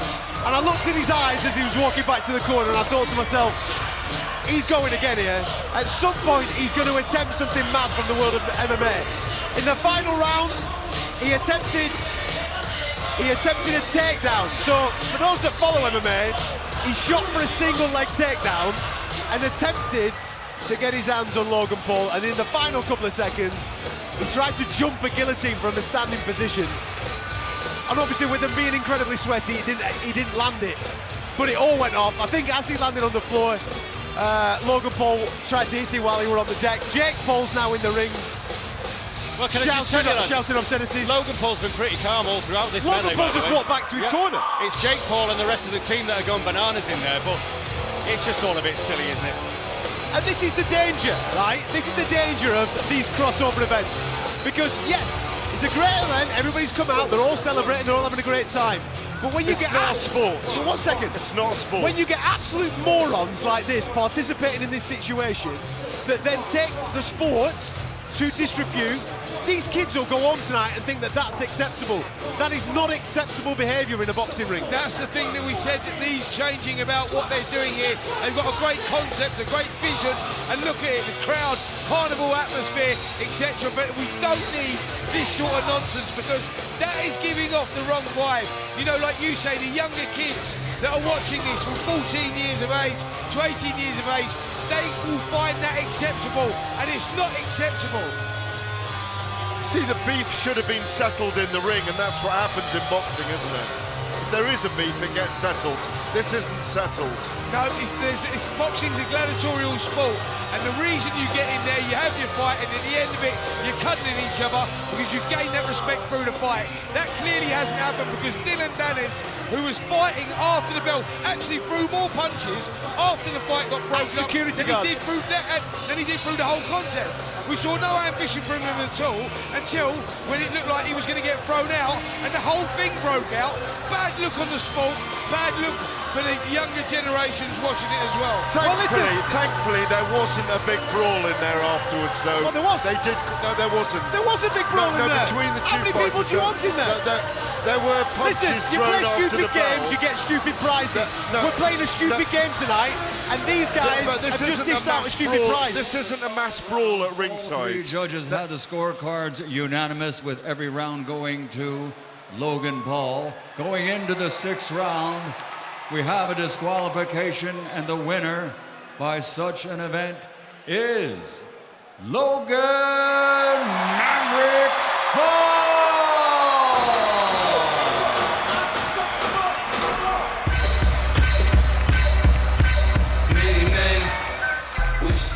The official adjudication is that it's a disqualification victory in Logan Paul's favour. I don't think anybody is going to argue on that.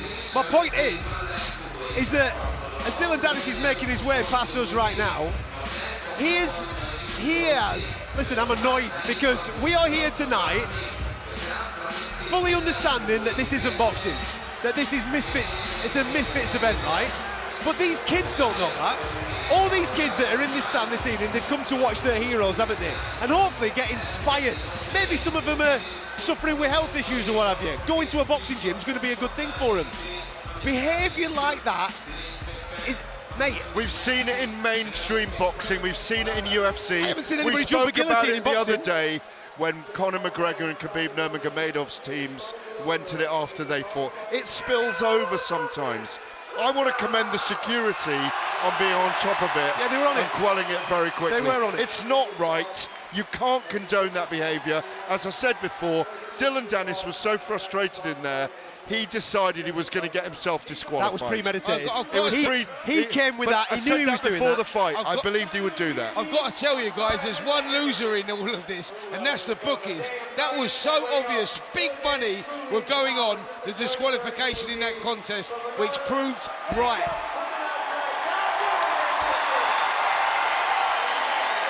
Logan Paul's just addressing the crowd in the arena right now.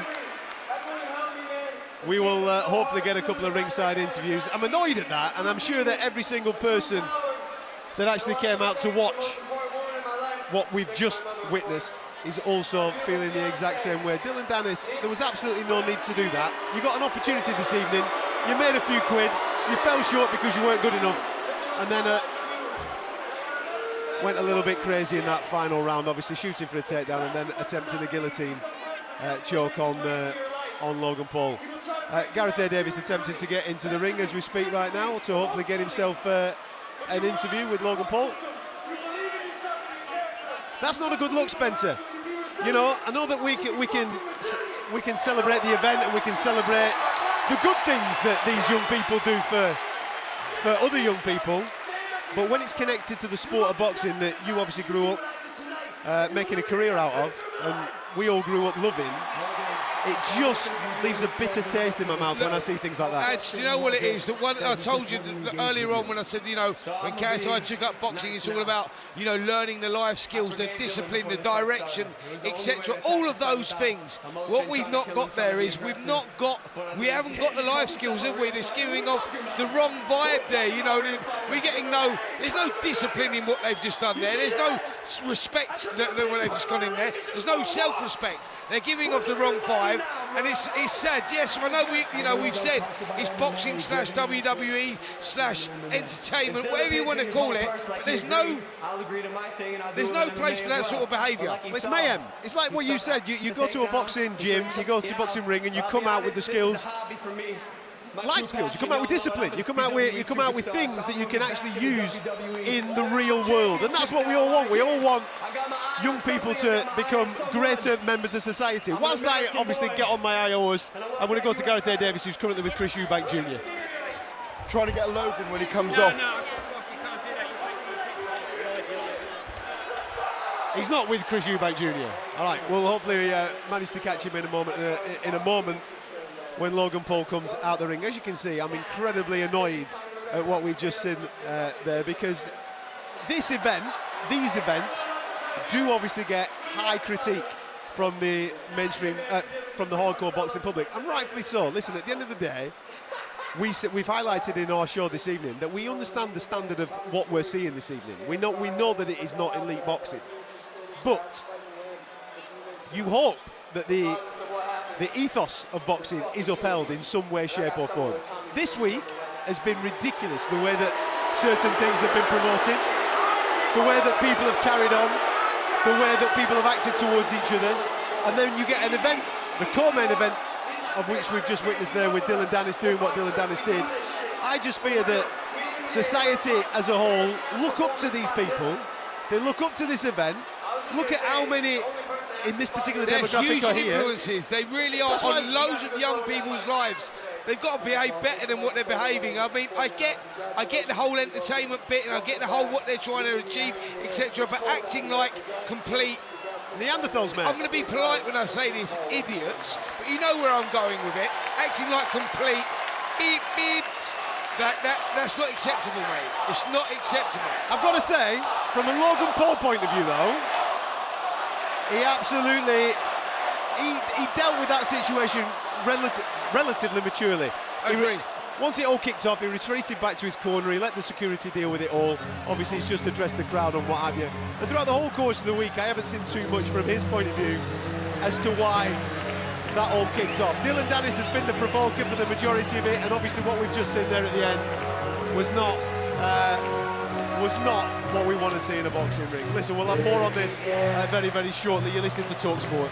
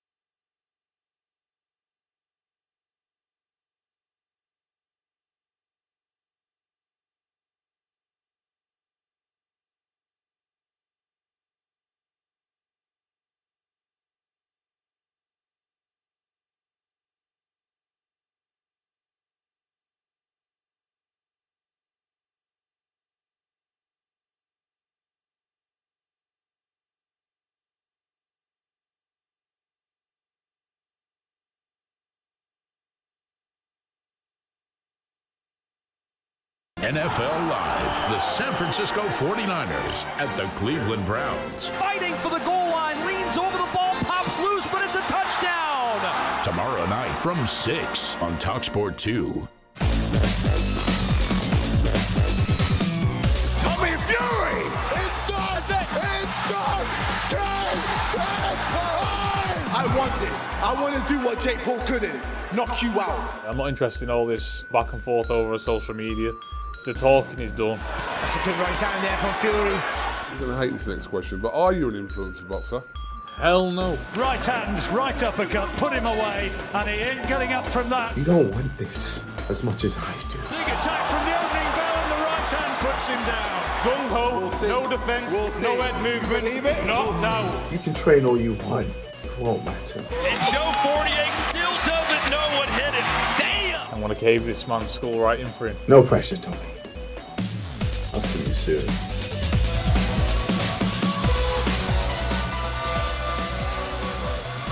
Welcome back to the AO Arena in Manchester. It is KSI Tommy Fury. That's the headline, and that is coming up very, very shortly here live on talkSPORT. We've had a circus is what we've had. Logan Paul, Dillon Danis finishing in a disqualification victory for Logan Paul after Logan Paul absolutely battered the living daylights out of Dillon Danis. He decided to lose his temper and in a premeditated act, shot for a guillotine. I'm still a little bit dumbfounded by that, which is kind of...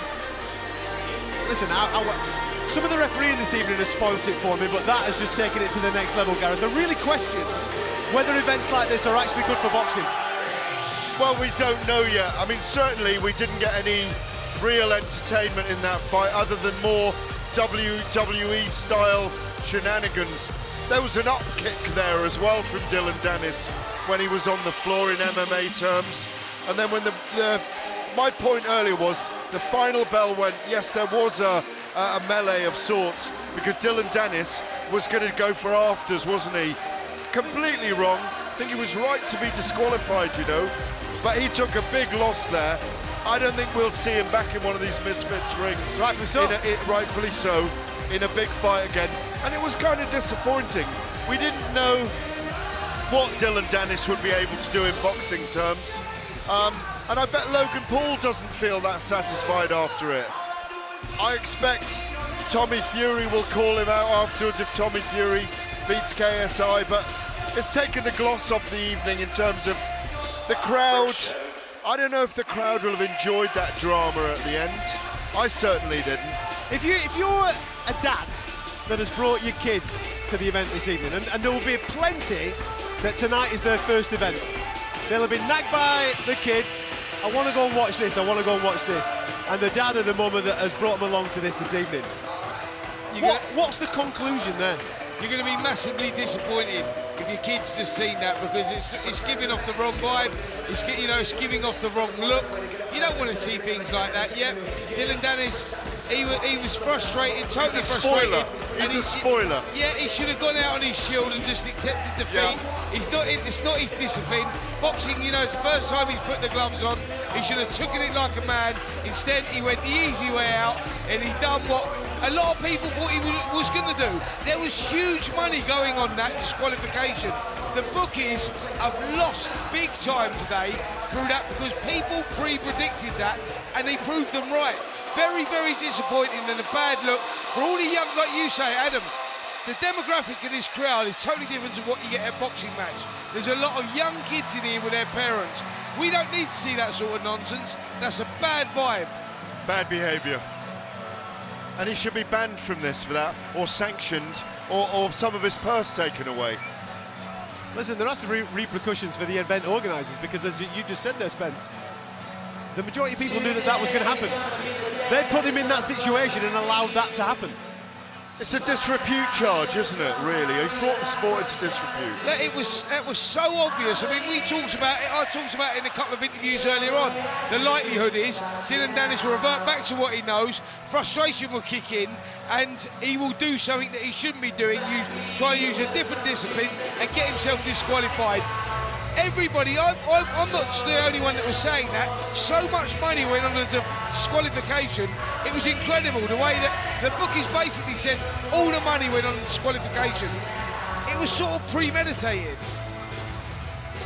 Listen, we'll pick this back up in a moment or two. Don't forget that tomorrow morning from 11 a.m, the warm-up with Darren Bent and Darren Ambrose comes live from Tottenham Hotspur Stadium. I wonder why that is, Benty, yeah? You got yourself some tickets for the NFL, have you, lad?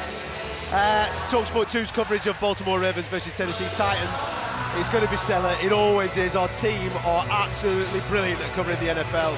We'll be speaking to some of the sensational names, including Spurs forward Brennan Johnson, Newcastle winger Anthony Gordon, Lioness Millie Fry, NFL Hall of Famer Rob Woodson, as well as Gary Mabbott, Sam Queck, Kurt Warner, many, many more all booked to be on the show in the morning. Top NFL coverage every Sunday of the season across the talkSPORT network, and it's even more in special now that a couple of those NFL matches are taking place on British soil. Right, stick with us, because here it is. It is time for the main event. This is what you tuned in for. KSI, Tommy Fury on talkSPORT. Now making his entrance to the ring, Tommy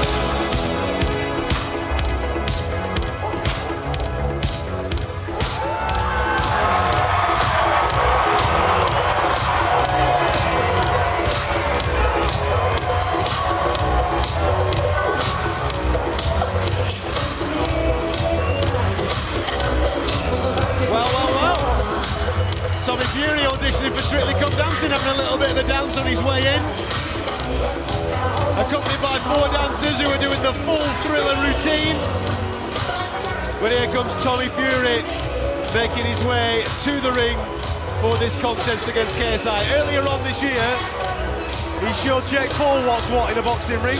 Even though he was sank to his seat of his pants in the final round, he managed to come through and get the victory. And as Don McGuinness said in commentary a little earlier on, only Tyson Fury and Anthony Joshua in pay-per-view boxing bouts this year will earn more money than the man that is currently making his way to the ring in the centre of the AO Arena in Manchester. He is, he's really milking it and enjoying it. John Fury's just over the way from us. He seems very relaxed. He's halfway down the ramp right now, down the walkway, taking his time. Looks very chilled about the whole proceedings. And why wouldn't you be? And he should be, as I was going to say. Listen, he's made a fantastic career choice. Becoming an English champion, a British champion is a very difficult thing to do. Tommy Fury has realised that there's an opportunity for him to step over into this crazy world of influencer boxing and do his thing and make an awful amount of cash. Tyson Fury in the ring with him there in the corner with his cap on, as you say, looking very lean and mean at the moment. An incredible ring walk from Tommy Fury, big smiles, looking incredible, looking ready to go to action against a young man that has taken the pop charts by storm in recent years. A guy that shot to our fame by playing FIFA on YouTube.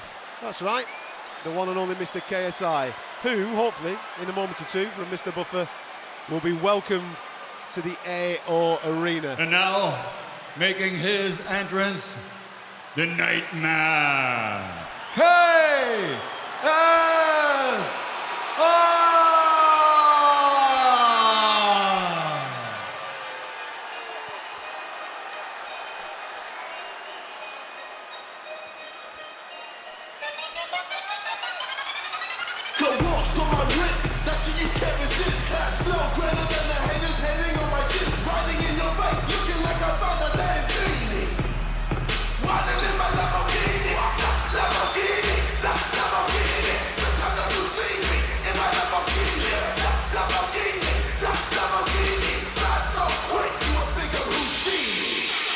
Well, you've got to give him a little bit of something here, because this is straight out of the Nazim Ahmed playbook. A green Lamborghini at the top of the ring walk has just pulled up, and Mr. KSI has made his way out of the suicide doors, standing right at the top of the ramp now, being greeted by his fans. He's already got his gum shield in. I saw a little article this week that is the most expensive gum shield that has ever been produced for combat sports. Glittered in diamonds. It really is $1 million smile that he's currently sporting. So here we go. Making his way to the ring.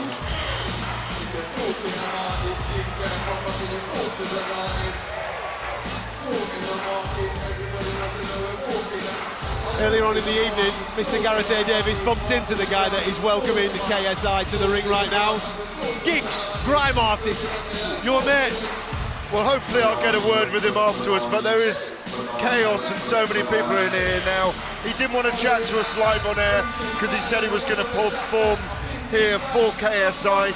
Again, a great artist for a great young man, but will he be able to deliver in the ring against Tommy Fury, a man from a boxing family steeped in the sport? He's starting to make his walk now. He looks so confident, so much self-belief.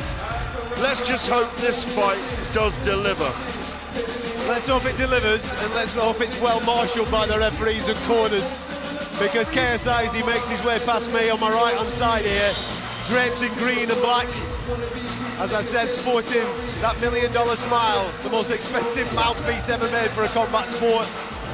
He enters the ring, through those middle ropes, bounces up past Michael Buffer.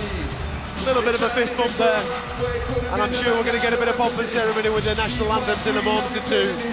But I have never seen a ringside like this. We've been fortunate enough to be at many contests over the years, whether they be heavyweight championship of the world or big world title fights, where the celebrities do come out.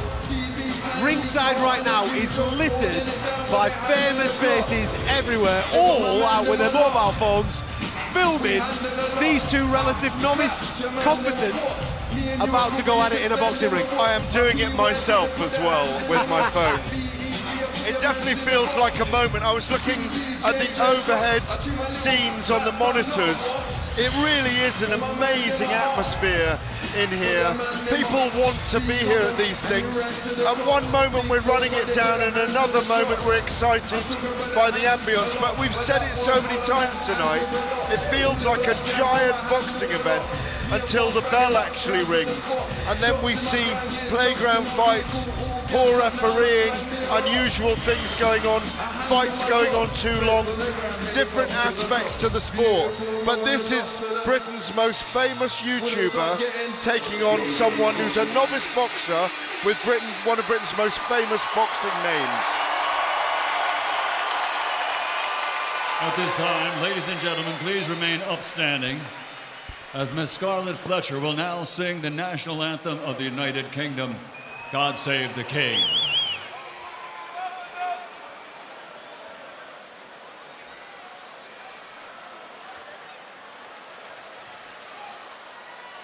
God save our gracious King. Long live our noble King. God save the King. Send him victorious,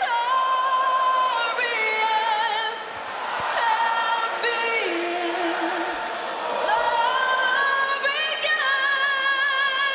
long to reign over us. God save the King.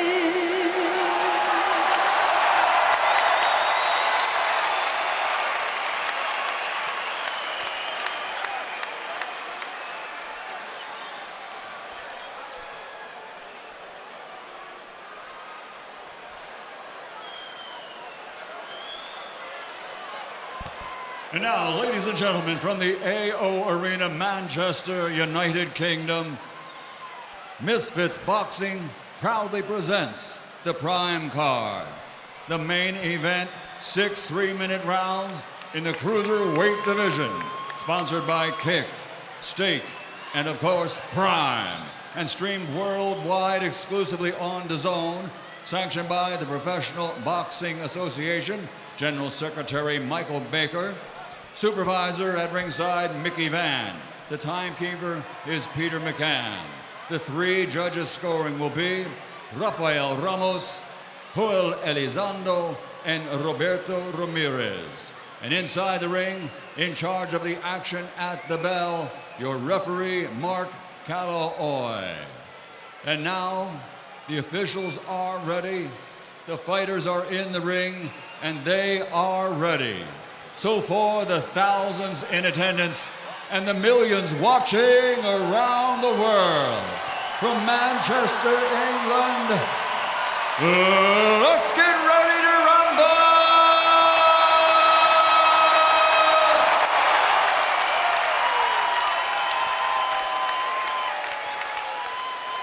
Introducing first, fighting out of the blue corner, wearing black and orange and weighing in officially at 182.6 pounds. He has a perfect professional record consisting of 9 fights, 9 victories, including 4 big wins by knockout, with his last victory over Jake Paul. From right here in Manchester, the proud member of the Gypsy King fighting family, the undefeated Tommy Fury.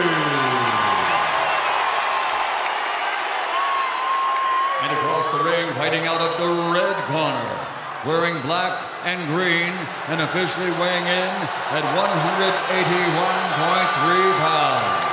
He has a professional record consisting of 6 fights, 5 victories without a loss, 1 draw, 1 no contest, and 4 of his 5 wins by knockout victory. He's the YouTube megastar and influencer, actor, musician, entertainment producer, and entrepreneur.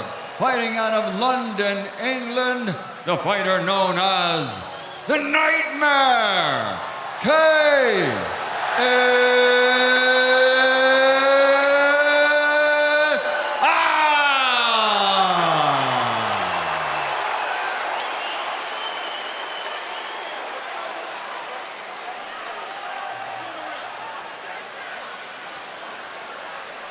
Whilst we're just waiting for both boxers to come together for the final instructions from the referee, just a reminder, you can watch the live stream of our commentary online at the Boxing YouTube channel right now. Over 1.5 million people have been watching that at some point this evening. Thank you very much for that. And if you want to watch along, you're more than welcome to do it on our Boxing YouTube channel right now. Just waiting for the final instructions from the referee.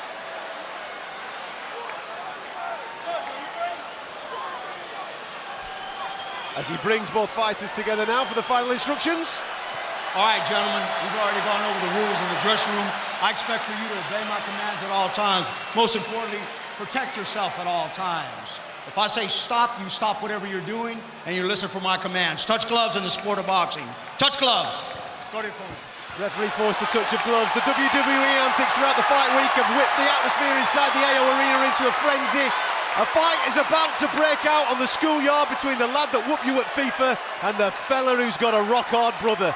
It's boxing, Jim, but not as we know it. And to call you through the mayhem, it's Spencer Oliver and Don McGuinness. And Tommy Fury quick out of that blue corner. Tommy Fury, where most of the crowd you feel behind him wears the black shorts with orange trim and orange tassels. And KSI wearing the black and green, and it's got messy immediately. Tommy Fury, again, just looks a little bit over-eager. KSI is just bouncing on his toes. He's got the hands down low, and I think there's a lot of the crowd backing KSI now. It's all coming to life as Tommy Fury just nudges forward, tries to get the jab going. It gets messy straight away. They're both just trying to work up close as it's, well, a semi-clinch. They're both trying to get their hands free. Tommy Fury now hanging on as KSI is working there. He's got one arm held by Fury. trying to release it, now bounces on his toes, there's still, oh, and a big right hand from KSI! And Tommy Fury was rocked back. He followed it up with a good right to the body as well. And just an early warning sign from Fury's point of view that KSI has a little bit of power, a bit of danger, and that unorthodox style could cause him a problem or two. Listen, that's what we said from the opening bell. The unorthodox start of KSI will cause him a problem, and he's proving that in there. Fury's got to be careful here that he's not too over-eager, just needs to settle down because KSI looks dangerous with the right hand, just falls short again, hands down by his waist, looking for that big right hand. Fury coming forward, maybe a little bit too over-eager. Got to be careful here. Yeah, Fury can't get his work off cleanly, but KSI is, well, now he's held in the clinch and Fury's trying to just rough him up a little bit on the inside, but KSI is bouncing on his toes, hands by his sides, waiting for Fury to come in, then launching wild overhand as he tries again. He's misses the target. It gets scrappy again in the middle of the ring, and Fury, who has his back to our commentary position, a foot away from the canvas, is all coming together now. KSI holds the back of his head. The referee, Mark Calloway, well, if he's noticed that, might have a word with Fury. He's just having a word with KSI. Tommy Fury holds his arms out as if to say, what are you on about? I didn't do anything. The name of his baby girl Bambi emblazoned in orange diamante in the back of his shorts. Again, he's looking to his corner. It's a lively corner. Obviously, Tyson Fury here to support his brother, as is Big Joe Parker and a whole host of others, a big entourage. And the referee still having a word with KSI. Now he makes his way over to Tommy Fury, gives him a little bit of a telling off about punching to the back of the head. Well, that could have been done a bit quicker. Yeah, listen, I think the things just need to settle down here. A fight this magnitude, the tensions are running high.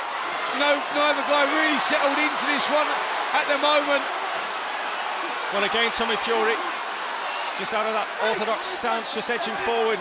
Again, yes, still over-eager, but KSI just bouncing in front of him, just literally just swaying his arms and then just launching a right hand, and Fury just tackles him again and just ties him up, and again, just a bit messy. The referee's now giving Tommy a telling off about holding.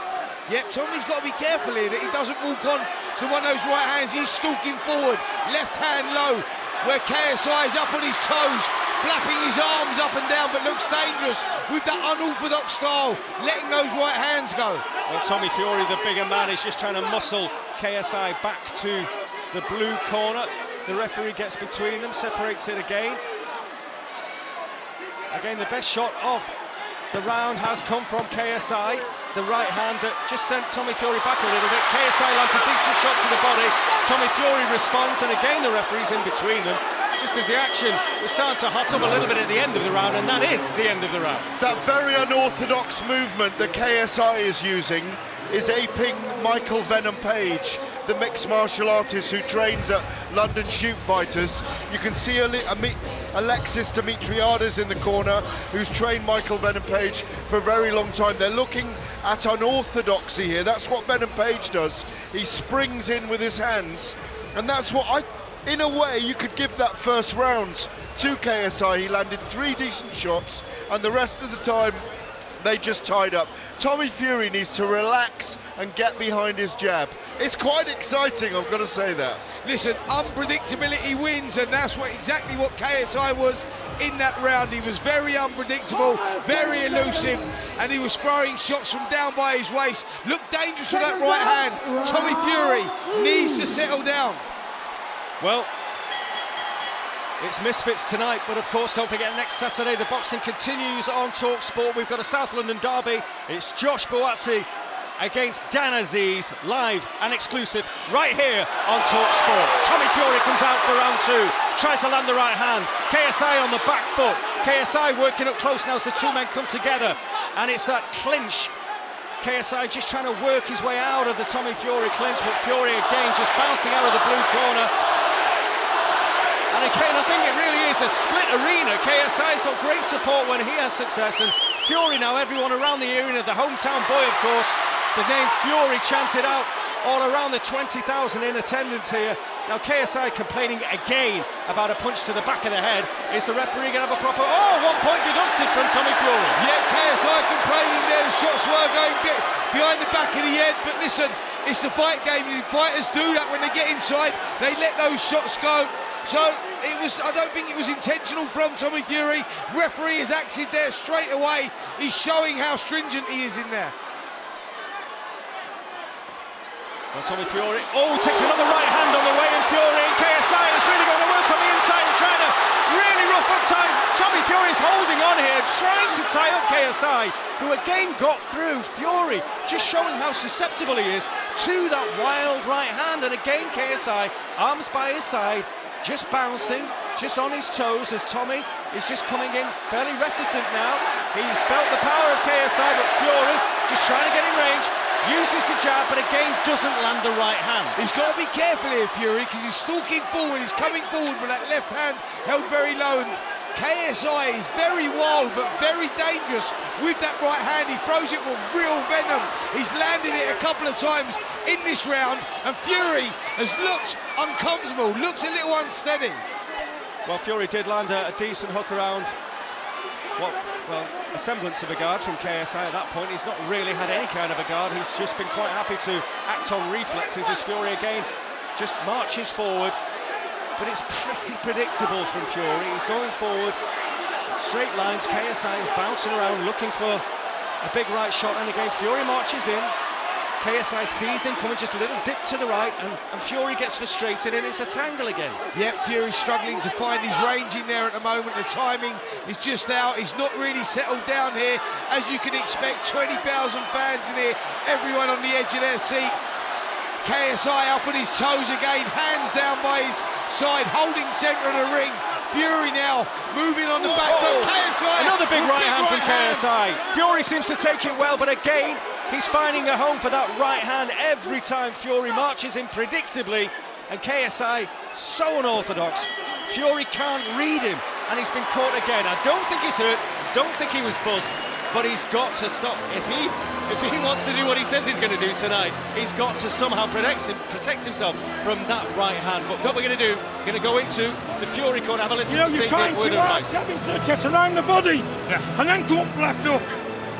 You know? Yeah. Take your time and relax. He's going to gas this fella. He's not as fit as you, train like a demon for it. So what you do, get back on a good stiff jab, feint jab, and round the body and bring him up through the middle. Yeah? Just relax in there, don't go too early. Tommy, come shielding me. Good advice there in the corner from John Fury, saying relax son, relax, let the shots go to the body. The head moves but the body doesn't. That's the right advice there, and he needs to relax here, Tommy Fury, because he's lost the first 2 rounds, and that second one will go down 10-8. He's got a lot of work to do here, only being the 6th rounder. Well, John Fury feels KSI is going to gas now. He said he's not as fit as you. Tommy Fury in fine shape. He does carry a lot of muscle though. This a cruiserweight contest made at 183 pounds. It's a lot of muscle that he carries around, Tommy Fury. But again, John saying no, you're fitter than him. He's going to gas. But again, KSI starts the round as he has every other round, having a little dance in the corner. Just front foot bouncing forward, bouncing from front to back, and Tommy Fury again just gets caught as KSI launches himself at him. Didn't get caught flush, and now Fury's trying to work on the inside, but KSI, once again, they come together. The referee's going to have to get between them again. It is a weird clash of styles again. Listen, there's always going to be tension in a fight, like I say, of this magnitude. Reputations are on the line here, egos are on the line. Both of these guys have huge followings. Both of these guys need to win and need to win desperately. Fury, for me, falling behind. He's getting in, he can't find his range. Double jab, they get into a clinch on the inside. Both guys tapping away. Starting to get a little bit messy here as both guys tie up in the centre of the ring. Well, there just seems to be so many people ringside as well. You can hear both corners barking out instructions. A packed AO Arena here in Manchester as again KSI bounces from toe to toe, foot to foot in that neutral corner. Tommy Fury stands static. Now KSI just meets him in the middle. Fury can't find the distance now, gets a left hook off. KSI for the first time just looks like he felt the force of Tommy Fury, but he pushes him back to the ropes, ties up Fury. Does look like he needs a bit of a breather at the moment. KSI does look like he's feeling the heat under the lights here at the packed arena as Fury presses forward again, lands a good stiff jab from that orthodox position. Gets messy once again. KSI burning a lot of energy, bouncing up and down on his toes and mouth. He's starting to come open, and for the first time in this contest, Tommy Fury starting to get success. He seems to have settled down a little bit here. He's starting to find his range. Well, both these men, Tommy Fury, of course, has got the professional record of 9-0. Did box Jake Paul, of course, live on talkSPORT in the Saudi desert in a sanctioned bout back in February. KSI has had a sanctioned bout with Logan Paul. They've drawn, of course, and now KSI just launches himself at Fury, pushes him back to the ropes. Fury now fighting in close off the ropes, but KSI quite happy to make it a little bit ugly, quite happy to work on the inside. Yep, a little bit reckless there though from KSI. He went in, he rushed in, fell short with a right hand, and Fury made him pay, just as both guys now tangled up on the ropes.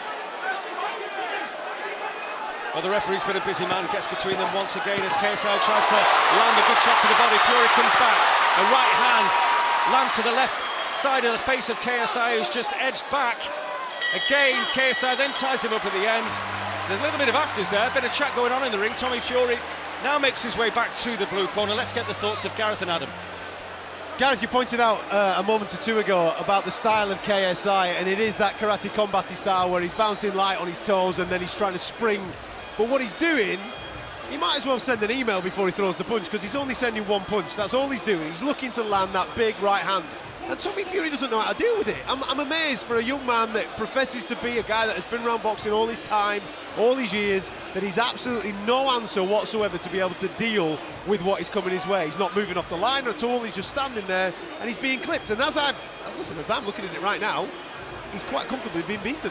Yeah, I'm 10-9 to KSI first round, 10-8 because the point deduction in the second. I gave that round to Tommy Fury. But I'd like to see KSI just change his strategy a little bit now and keep his hands up a little bit more. But it's a proper fight, this.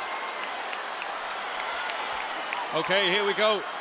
Second half of the fight. This scheduled for 6 minutes, of course. And, well, from our position, Tommy Fury may well be a little behind here as he enters the second half of the fight. And again, as we've seen throughout, it just meets with a clinch in the middle. As these two, yeah, they just can't quite gel. It's KSI's unorthodox stance, looking at the big right hand as the pair just, again, they could do this in a phone box as they're trying to just get their work off on the inside. But Fury, who's got those super long arms, who's got the height, the physicality, you feel, the advantages, but he can't make them pay. Dom, you've got to understand, this is all about bragging rights here for the winner, and for the loser, it's a long, hard road back. They've got to get, it's like a reality check. You know, they've got to readjust, reset, and re-go again. That's not an easy thing to do. These two guys have got huge egos. Victory is a must. That's why they're tangling up the way they're doing at the moment. Tommy Fury, for me, is a couple of points behind here. Well, it's still Fury trying to push it, trying to go on the front foot. Gain edges forward, tries to get the jab going again. It ends in another bit of a mess. And again, the referee, Mark Collyer, has to just push them both apart. It's been a bit of a wrestle, let's face it, hasn't it? It's horrible is what it is. Yep, referee just standing back, letting them work as both guys tie up in the centre of the ring. Both guys starting to feel the pace now. KSI back on his toes, let's go with a right hand. That just falls short, and again, they're tying up. The referee needs to be stronger here, needs to get in, separate them, have a word with them. Come on, guys, let's fight. Fury just edges forward, flicks out the jab, flicks the head back of KSI. And again, as it has been the case, they just both lean on each other, trying to assert their physical authority and fight up close, but neither man's having huge success at that range. Again, a big right hand from KSI. Fury catches him on the way in. Plenty of the crowd on the feet now as Fury tries to let his hands go, and now it's KSI under a bit of pressure on the ropes. Fury just trying to get that distance right, which he struggled with. If he can find the distance with those big long arms, he can really do some damage, you feel, but it's just been a struggle for him. Yep, Fury just trying to turn the screw here in this round. He's trying to step it up. He recognises that maybe he's just a little bit behind. It's only a 6-round contest, 3 rounds to go. He needs to start picking it up. I think he's done enough here in this fourth round, but another messy round. Both guys tying up. Nothing real clean happening. Referee's got a job to do in there at the moment. This is going to come down to conditioning. This is going to come down to how fit these lads are. I mean, KSI, I don't know if you can see, he looks gassed. He's breathing mouth wide open. He looks in a lot of trouble here from a conditioning point of view. Well, let's see what they're saying to KSI in the corner. Pull these shorts up, control. Pay attention to me, okay? JJ, the flyby's looking much better now. Your line's much better. Do me a favour, bully him in the clinch. Huh? Bully him in the clinch a little bit, you understand? You okay? Yeah, that's fine. Bully him in the clinch a little bit, okay? But listen, I need the legs working hard. Don't overthink it. I want him on his back foot. He's not doing anything catching you, or if he falls short. JJ, listen to me. It's a legacy right now. If you don't fucking get in there, get stuck in, and get my round, I want the win. Don't try and knock him out, get the win. Round on. Well, apologies for any offensive language in there. 10 seconds. It's pretty late, and it is kind of boxing. But KSI and the message there, just get the win. Don't want the knockout, just get the win. What the corner has recognised there is he goes, get the round, get the round. They recognise another round here, and then he's going to give the worst way. He's going to come out really with a draw. I've got him 1 round up with 2 to go. A win, a round here, and he's going to make it very difficult for Tommy Fury. This fight is close. Well, what can Tommy Fury do? What will KSI do? And there's more than 77,000 watching on talkSPORT's YouTube boxing channel as well. Thank you for your company. This is, well, a very strange and special night, I think you could say. This Misfits night at the AO Arena. This the main event, of course. Tommy Fury up against KSI, and KSI, according to Spencer Oliver, in the lead with less than 2 rounds to go. And Tommy Fury again tries to get the shots off. Again, he finds himself frustrated and struggled with the very, very unorthodox style of KSI, who is blowing, but again, is still bouncing on his toes, still with the arms right by his side, still the green tassels off the tunic shorts bouncing around the gladiatorial style shorts of KSI. As again, he just bounces into range, but Fury is always smothering his own work. He just cannot get that distance correct. No, Fury's just coming in left hand low, but closing the gap a little bit too much. He needs to leave a little bit of space for himself. KSI boxing out of a very unorthodox style, hands down by his side, bouncing up on his toes, looking for that big right hand over the top. Neither guy really settled into this one. But again, halfway through the penultimate round here in this main event, and again it's got scrappy. The 2 men in the middle just trying to get their shots off on the inside. Oh, decent left hand from Tommy Fury, and KSI just dips his head, just ties up the left arm of Fury, just trying to stop him getting any shots off. And again, Fury may get told off for another shot to the back of the head there if KSI makes a point of it. This time he doesn't. Of course, Fury's been deducted a point for a blow to the back of the head, but that's really because of his styles not gelling. That's why. It's nothing untoward from Fury. No, that's what I said, all unintentional. Both guys just trying too hard, and they're not getting off of their shots. They've never really settled into this one. A big right hand from KSI. Fury comes back with one of his own, and again, they're tying up in the middle. It's becoming not a particularly good spectacle to watch at the moment, because both guys are just tying up in the centre of the ring. Well, Tommy Fury did say that he was going to put him to sleep inside 4 rounds. Easy money, he said, about fighting KSI. Well, that's not been the case. Let's get that one absolutely right, I think. As Fury, again, he's still trying to push it. He's still trying to push the tempo of the fight, but KSI hasn't still had too much to deal with. There hasn't been any real power pushes, and KSI, good work off the ropes there. Lands Fury with the right hand. Fury not buzzed though, it would seem, and ends the round with clear eyes, but makes his way to his corner, cutting a frustrated figure. Going to be an interesting final round, lads. It really is, Adam. I think I've got them all square now going into the final round. I thought Tommy Fury just edged that round. It's incredible. Both men are showing how they're novice boxers. They're both glancing over at their corners at times. It's almost seeking advice. It's a funny old spectacle.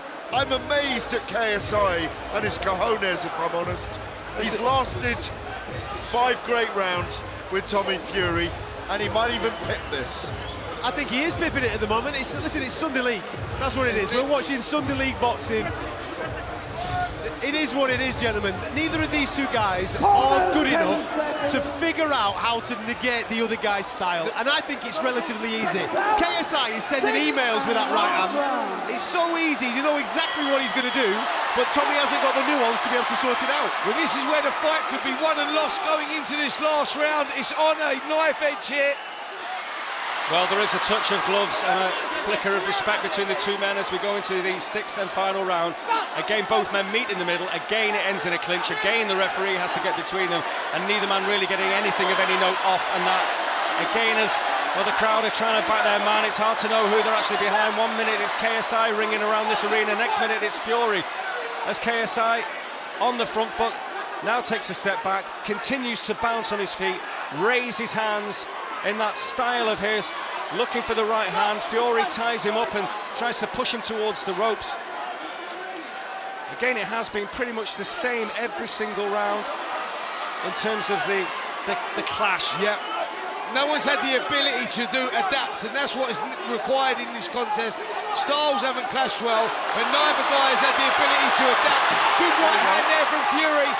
Well, Fury just buoyed by that, and KSI gets on his toes a little bit again, but again, when you think he might just have a bit of success to follow up on, he gets all tied up and he can't make that work for him. And again, KSI bouncing around, showing good fitness still as Fury. He's just been frustrated again as KSI just had the nous, so every time Fury gets anywhere near him, he just gets hold of that left arm and ties it up. I tell you what's a smart thing though, that KSI is up on his toes, and that when they get a fight, close round, that can catch the judge's eye, that can sway a judge, you know, where your fight's going one way, or where a fight is so close, the guy that is up on his toes normally gets the edge, and this one is very, very tight. KSI has had success with the jab in this round. Big right hand there, just falls short as well. Tommy Fury trying to push forward, trying for a big finish. 1 minute to go on the clock. Well, Tommy Fury, of course, from that fighting family, the Gypsy King, his brother Tyson's in the corner. Well, this is great family pride and honour at stake. He is the boxer, if you like, in this event, and KSI, we feel, possibly could have edged it. Fury may need something very dramatic here in the final 40 seconds, but KSI ties him up once again, won't let him get those shots off, and Fury tries to let the hands go up close, but now as KSI comes back, tries to let his hands go, he's pushing Fury back now, and Fury fighting off the back foot, but still it's scrappy, still he can't land clean, still it ends in a clinch as it has all the way through this contest. The referee has to separate them, but will we get any drama in the final 15 seconds? Oh, Fury catches KSI, who just moves back and dances around. Again, final knockings. It's still KSI bouncing. Fury looking for the big shot. It's not going to happen. It's going to end at the 6 rounds. It'll be down to the judges. KSI sees it out. Tommy Fury raises his hand to the arena. KSI is lifted by his corner. Both men claim victory. Well, Tommy Fury, has he done enough? Has he lost his unbeaten record? This won't count in the eyes of the British Boxing Board of Control, of course. This is not a sanctioned fight. This is misfits boxing. But as Tommy Fury, has he been beaten, Spencer Oliver? I tell you what, Dom, this is subjective scoring. What you like, what you go for. There ain't a lot in this. This fight is on a knife edge. It could go either way. Did you like the bouncy style of KSI, the success he was getting with the right hands, or did you like the pressure, the come forward pressure, trying to force the pace of Tommy Fury? Can you see a draw? Or if the narrative is going to take place and we're going to see it again, maybe a draw. Yeah, but you want to see it again? Not really. I just had Tommy Fury just pipping that last round, and so I've got him winning by a point. It might be tight, but it wasn't good to watch. Nah, it was poor to watch. We were watching two guys that are of a certain level that didn't know how to figure out each other. Yeah, and with all due respect, the way to unlock it was relatively easy. Did you see Tommy Fury step back and throw an uppercut once? Every single time KSI comes in, he ducks. The head's there for the uppercut, he never did that once. And KSI, every time he's attacking, he's just trying to throw that big overhand right. Yes, he caught Tommy a couple of times, but it was telegraphed every single time. I personally scored that a draw. I think they'll score it a draw. I think they'll throw it up and they'll try and rerun this. Listen, whatever way this contest goes, one way or the other, you can't argue it. It is one of those. A draw would be a fair result because it was so close. The rounds were so messy. No one really stamped their authority in that contest. Can I just say though, we have to admire what KSI is achieving against a novice professional boxer. I mean, the shape he's in, the same smaller level. man. They are the same level. But KSI only took this up a couple of years ago and started taking it seriously a couple of years ago. I really admire what he's doing. Yeah, athletically, you look at him, he's got himself in some phenomenal shape. He obviously has the time on his hands with the wealth that he's accrued from other activities to be able to dedicate himself to a proper training camp and some proper stuff. He's obviously a fan of the sport to a certain degree, and you've got to admire that. He's also got a massive set of stones, you know what I mean? He struggled through periods in that fight. You could see him really having to come through difficult moments. He showed you a lot of recognise character. that? He showed a lot of character in there. He had to bite down on his gum shield. He was feeling the pace as early as the third round, and he showed a lot of character, which is really, really important. Tommy Fury also as well. I've got to tell you guys, this could be a draw, and if it goes to a draw, that won't go down well in here. I think the people, the crowd, they want a winner. Well, we're going to find out in a moment or two because both guys are just alongside the referee, waiting for the official announcement. We're just waiting for Michael Buffer to get the piece of paper in his hand to make that. He's right in front of me as it stands right now. The television people are kicking him out of the way. So hopefully we're going to get an official announcement regarding the result of this contest between KSI and Tommy Fury. Both fighters are ready and waiting for the result. As the television production people are running, it's a bit chaotic, actually. Ladies and gentlemen, here we go. We go to the scorecards after 6 rounds of boxing. Rafael Ramos scores about 57. 57, he has it even. Roberto Ramirez and Joel Elizondo scored about 57, 56 to the winner by majority decision, Tommy Fury.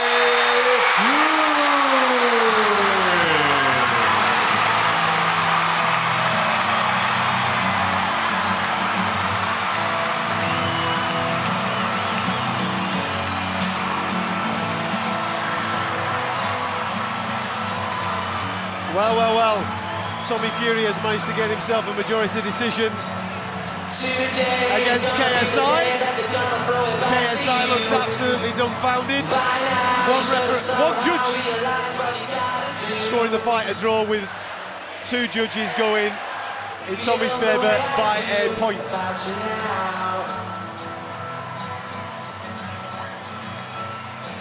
What did you make of that, boys? Well, you know what? You can't argue with that, if I'm totally honest. It was going to go one way or the other. If you would have went around KSI or around Tommy Fury, you can't argue that because the fight was so scrappy. No one really took a foothold of that. No one snapped their authority. It was what you was looking for, you know, subjective scoring. You can't argue the result. It could have gone either way. It could have been a draw. It was a close fight. Tell you what, though, one thing I would like to add. If you saw the reaction, were you watching the Fury corner? Yeah. Well, relief and satisfaction. That was like the world title. It was like he'd won a legitimate world title. Such was the enthusiasm and excitement for Tommy edging past KSI. And I suppose I suppose it's a great moment, obviously, for all of them. But it kind of shows you really where Tommy is in the big scheme of things. I love you, my hometown Manchester. Tommy, you said before the fight that a decision wasn't enough, that you had to stop him. Does this feel like a loss? Listen, a lot went up in the build-up. I couldn't use my right hand for 6 weeks, and I'm not an excuse maker. I couldn't use my hand for 6 weeks, and the reason why I'm so emotional is because I'm changing my family's life. Fight by fight, I'm changing my little daughter's life. I'm a little kid out of Salford who's doing well, and I'm trying. Did you think you had done enough to win the fight before they read the scorecards? What's that? Did you think you did enough to win the fight before they read the scorecards? Listen, I fought my heart out in there. I fought my absolute heart out, and that's all it can do. I said from day one, there'll never be another Tyson Fury. I'm just trying to be the best Tommy Fury that I can be. And so ultimately, What did you make of his performance? Did he surprise you at all? Did he look better than you thought he would? Listen, he's an awkward man. He's very awkward. I'll give him that. By the end of the day, I got the victory tonight. We're 10-0. And like I said before, I want to thank my Lord and Savior Jesus Christ for his victory tonight. Amen. Jesus Christ! What did you say to him after the fight? I haven't spoken to him after the fight. Listen, at the end of the day, a little shit went up in the build-up. It is what it is. He goes his way, I go mine. I'm done with all this shit, all this crossover shit. I'm not a part of that. I'm here to fight, and we go on to the next challenge now. So you're done? No Jake Paul rematch? No Logan Paul? No nothing? You're going back to traditional boxing? No, definitely not, mate.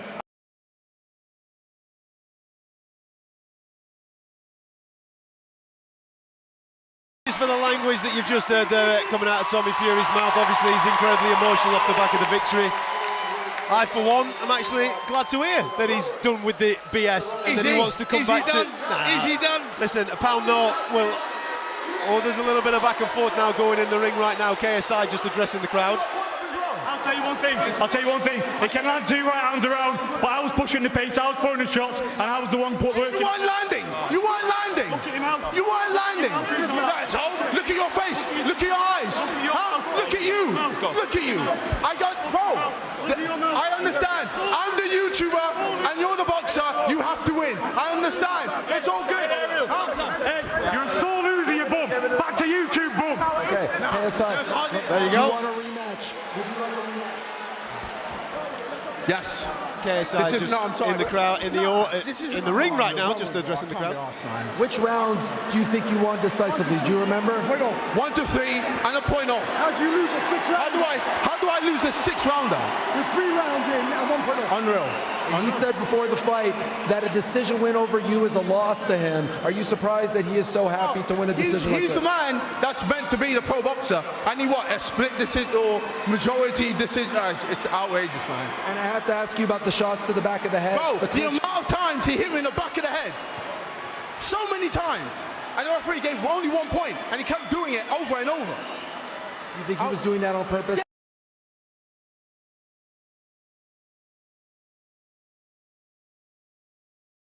To cut that because of the language and the emotions are running higher at the AO Arena in Manchester. KSI there just aggrieved at the decision that has gone against him. Obviously emotions are running high. I'm sure he'll get the opportunity to watch that fight back and maybe come up with some type of assessment. As I said in the immediate aftermath, I probably had it a draw, 1 point either way. I'm not going to kick off and moan about it. Obviously he's on the receiving end of it because he wants to create a little bit of history and get himself a bit of bragging rights this evening. Listen, whoever loses that contest tonight is going to kick off. They're going to go mad because it was one of them fights. It was close. Both guys would have felt they'd done enough to win the fight. You can understand that. So I can understand where KSI is coming from, his feelings, his emotions, but it was one of those fights. So just in case you're just joining us on talkSPORT, or maybe even on the talkSPORT Boxing YouTube channel, where plenty of people have been streaming throughout the course of the evening, it's Tommy Fury that gets his hand raised. It's a majority decision in his favour. 1 judge went for a draw, and 2 judges went to him via 1 point. He gets his hand raised, and he's already made his way back towards his dressing room. KSI still in the ring right now, incredibly aggrieved at the decision that went against him. A little earlier on, Dillon Danis was disqualified in the final round of his contest against Logan Paul. Logan Paul, the victor in that fight. We also saw Slim and Salt Pappy going at it. Slim getting the job done with some horrific refereeing. Fight should have been called off a lot sooner than it actually was. Dean the Great and Walid Sharks had a little bit of a go as well, as did King Kenny and Anthony Taylor. As KSI just goes past me on my right-hand side there, you might have been able to see that on the YouTube stream. He'll be making his way back to his dressing room. I don't think that will be the end of that this evening. Obviously, he is a content creator, and I've no doubt that he's already cooking up his next YouTube video, which might get himself a few hits, let's just say. Absolutely. Listen, he wasn't happy about that result. You can see that. He's left the ring fuming. It's one of those contests. Could have gone either way. I think when he looks at that, he'll look at that, he'll be disappointed with his performance, as will Tommy Fury. Emotions took over. Neither guy settled down there. They were both having little bits of success, but they was way off with, you know, with It was everything they were doing. come on, it was a bad fight, wasn't it? It was not a great fight. It wasn't the most attractive as of watches. a spectacle, it was not good to watch. Yeah, it was intriguing. You was on the edge of your seat because you wanted to see someone take hold of it, but they didn't. Let's get to Gareth. He's with Kalle Sauerland. KSI's left the ring, Tommy Fury's left the ring. It was a very close fight on our scorecards on the panel at talkSPORT. How did you see it? I had KSI winning by a round, purely by the fact as well that he won the first 2. I think most people would With have a point deducted. points. So you're 3 up after 2. You've got to give him 1 down the stretch at least. So you give him the 1, and he wins by a point. He wins by a point. So it's not really that complicated, this one. I haven't seen the scorecards. I mean, intriguing fight. Not the prettiest of fights, but intriguing. I thought they couldn't work each other out. They couldn't work each other out, but I think KSI did a good job at that. You know, he frustrated him, and yeah. Look, in 6 rounders, you're going to get those close ones. But for me, mathematically, I just can't. I don't know. The first 2 you've got to give him. You can't not give it to him, even if you're John Fury, you give it to him. And then you've got to take the point. So it's 3. So you're saying that basically he lost 3, 4, 5, and 6. It's such a close fight. Not a chance. You've got to give him 1 round. So there's 20 odd events left on the deal, I think, with DAZN. Obviously, KSI is going to be a part of those. The journey isn't over for him in the ring yet, is it? Oh, he's shouting all sorts of things up there. No. What, like what? Well, it just feels like he's been robbed. You know, he's obviously had a long camp. You know, I know people think he's just a crossover boxer. This guy takes him and trains the same way as a pro trains. Had a seriously hard camp. And you know, in these 6 rounders, it goes down to the wire, and it's just, you know, it's for him. I'm gutted for him. You know, will he try and get Tommy Fury back in there with him when the dust settles? Do you think? Sure. Listen, tonight was a big night, and there's other big names out there. But in this scene, it's really lit up at the moment, and maybe Tommy Fury again. I don't know. Let's let the dust settle. I think he can be very proud of his performance tonight. I agree. And what an event, you know. I mean, well, can I? It'd be remiss of me not to ask you about Dillon Danis' comportment in the ring, both during the fight, in which it was a very weird performance in which he tried to survive, didn't let his hands go. Logan Paul didn't let him either, but the finish wasn't nice, and I've never seen so many security men in the ring, and he tried an up kick when he was on the ground. Can you comment on that? Yeah, I mean, I think it was good that there were that many security there, because they were certainly needed. You know, it was a bit of a Mike Tyson moment, because he got circus, really, wasn't it? No, you could see it coming. He was getting frustrated. You know, Logan was outboxing him. He tried to play that game, sucking Logan into the corner. Didn't really work, because Logan had sort of outpunched himself in round 2. And you know, he was all over him, and ultimately it was you know, he went from at the end because he was frustrated. It was like, I called it a misfits mismatch in a way, but are there disrepute charges, for example, that he could face, or could he face a suspension from this in a weird way, or some of his purse taken away for behaviour? He will certainly have a suspension. He will certainly have a suspension, yes. It's been a fun night. It's been very unusual. I'm being asked to try and get Mo Farah. I don't know if you can grab him for me, but he's doing his selfies with his son in the ring at the moment. Try and get him on Misfits. Sir Mo Farah. Can we get him? Can we get him, Kalle? Hold on. I'll go talk to the Sir. Sir Mo. Sir Mo is coming over. Sir Mo Farah, how are you? Hi, I haven't seen you for years. How are you, Mo Gareth? Chilling, so living the life. Chilling? I thought you were bouncing around in the ring looking for a Misfits part in the boxing. I'm looking for someone to fight. You hear me? He's keen. Who are you after? No, I'm always keen. As I said, listen, we all had that moment of our career. As you see some of the guys here, KSI, obviously to go into boxing. Logan Paul again, go in boxing, wrestling.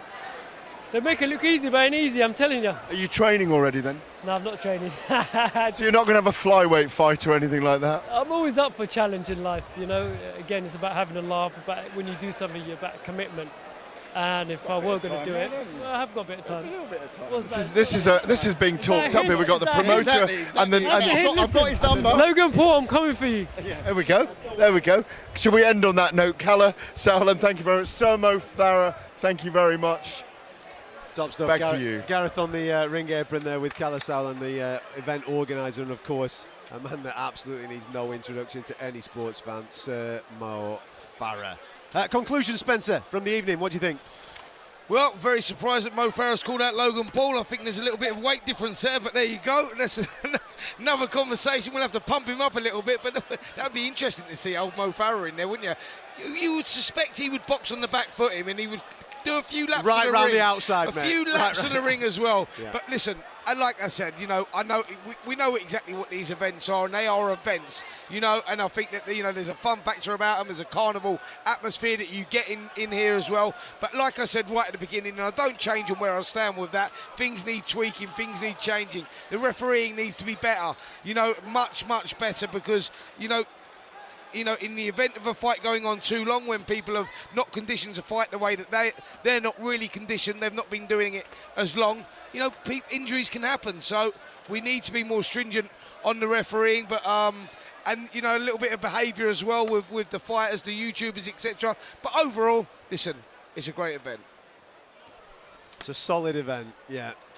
I'd rather them come and watch pop singers, mate. I want to throw it back to you, Mr. Catterall, because you looked very excited. You tell me, did you enjoy it? Yeah, do you know something? It's very hard not to get carried away with the pomp and ceremony of it all, because obviously it feels like boxing, doesn't it? You turn up and it feels like a boxing event. So therefore, when the crowd are singing and they're going wild and they're cheering in a star, and we've attended so many boxing events all over the world, it feels like it. And then, as Gareth said in commentary, when the first bell goes, you realise that, oh, hang on a minute, this is not what we're normally here to be watching. My conclusions this evening are very similar to what you've just said there. I think the refereeing at certain points this evening were appalling. I thought the corner work at certain points were appalling.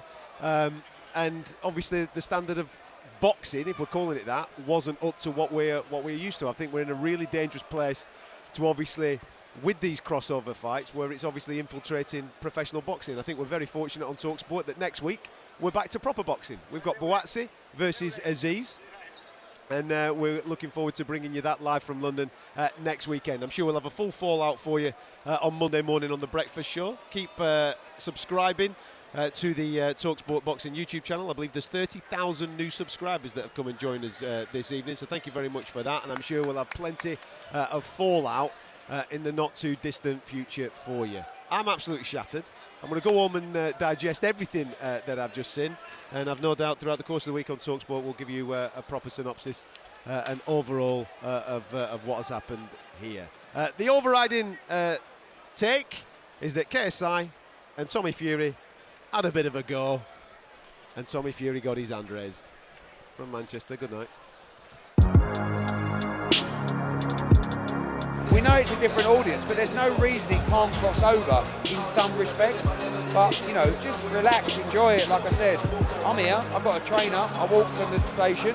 Danis is just pouring the southpaw jab, lets himself get caught quite easily there. Oh, and a big right hook from Logan Paul. Oh, that's the best shot.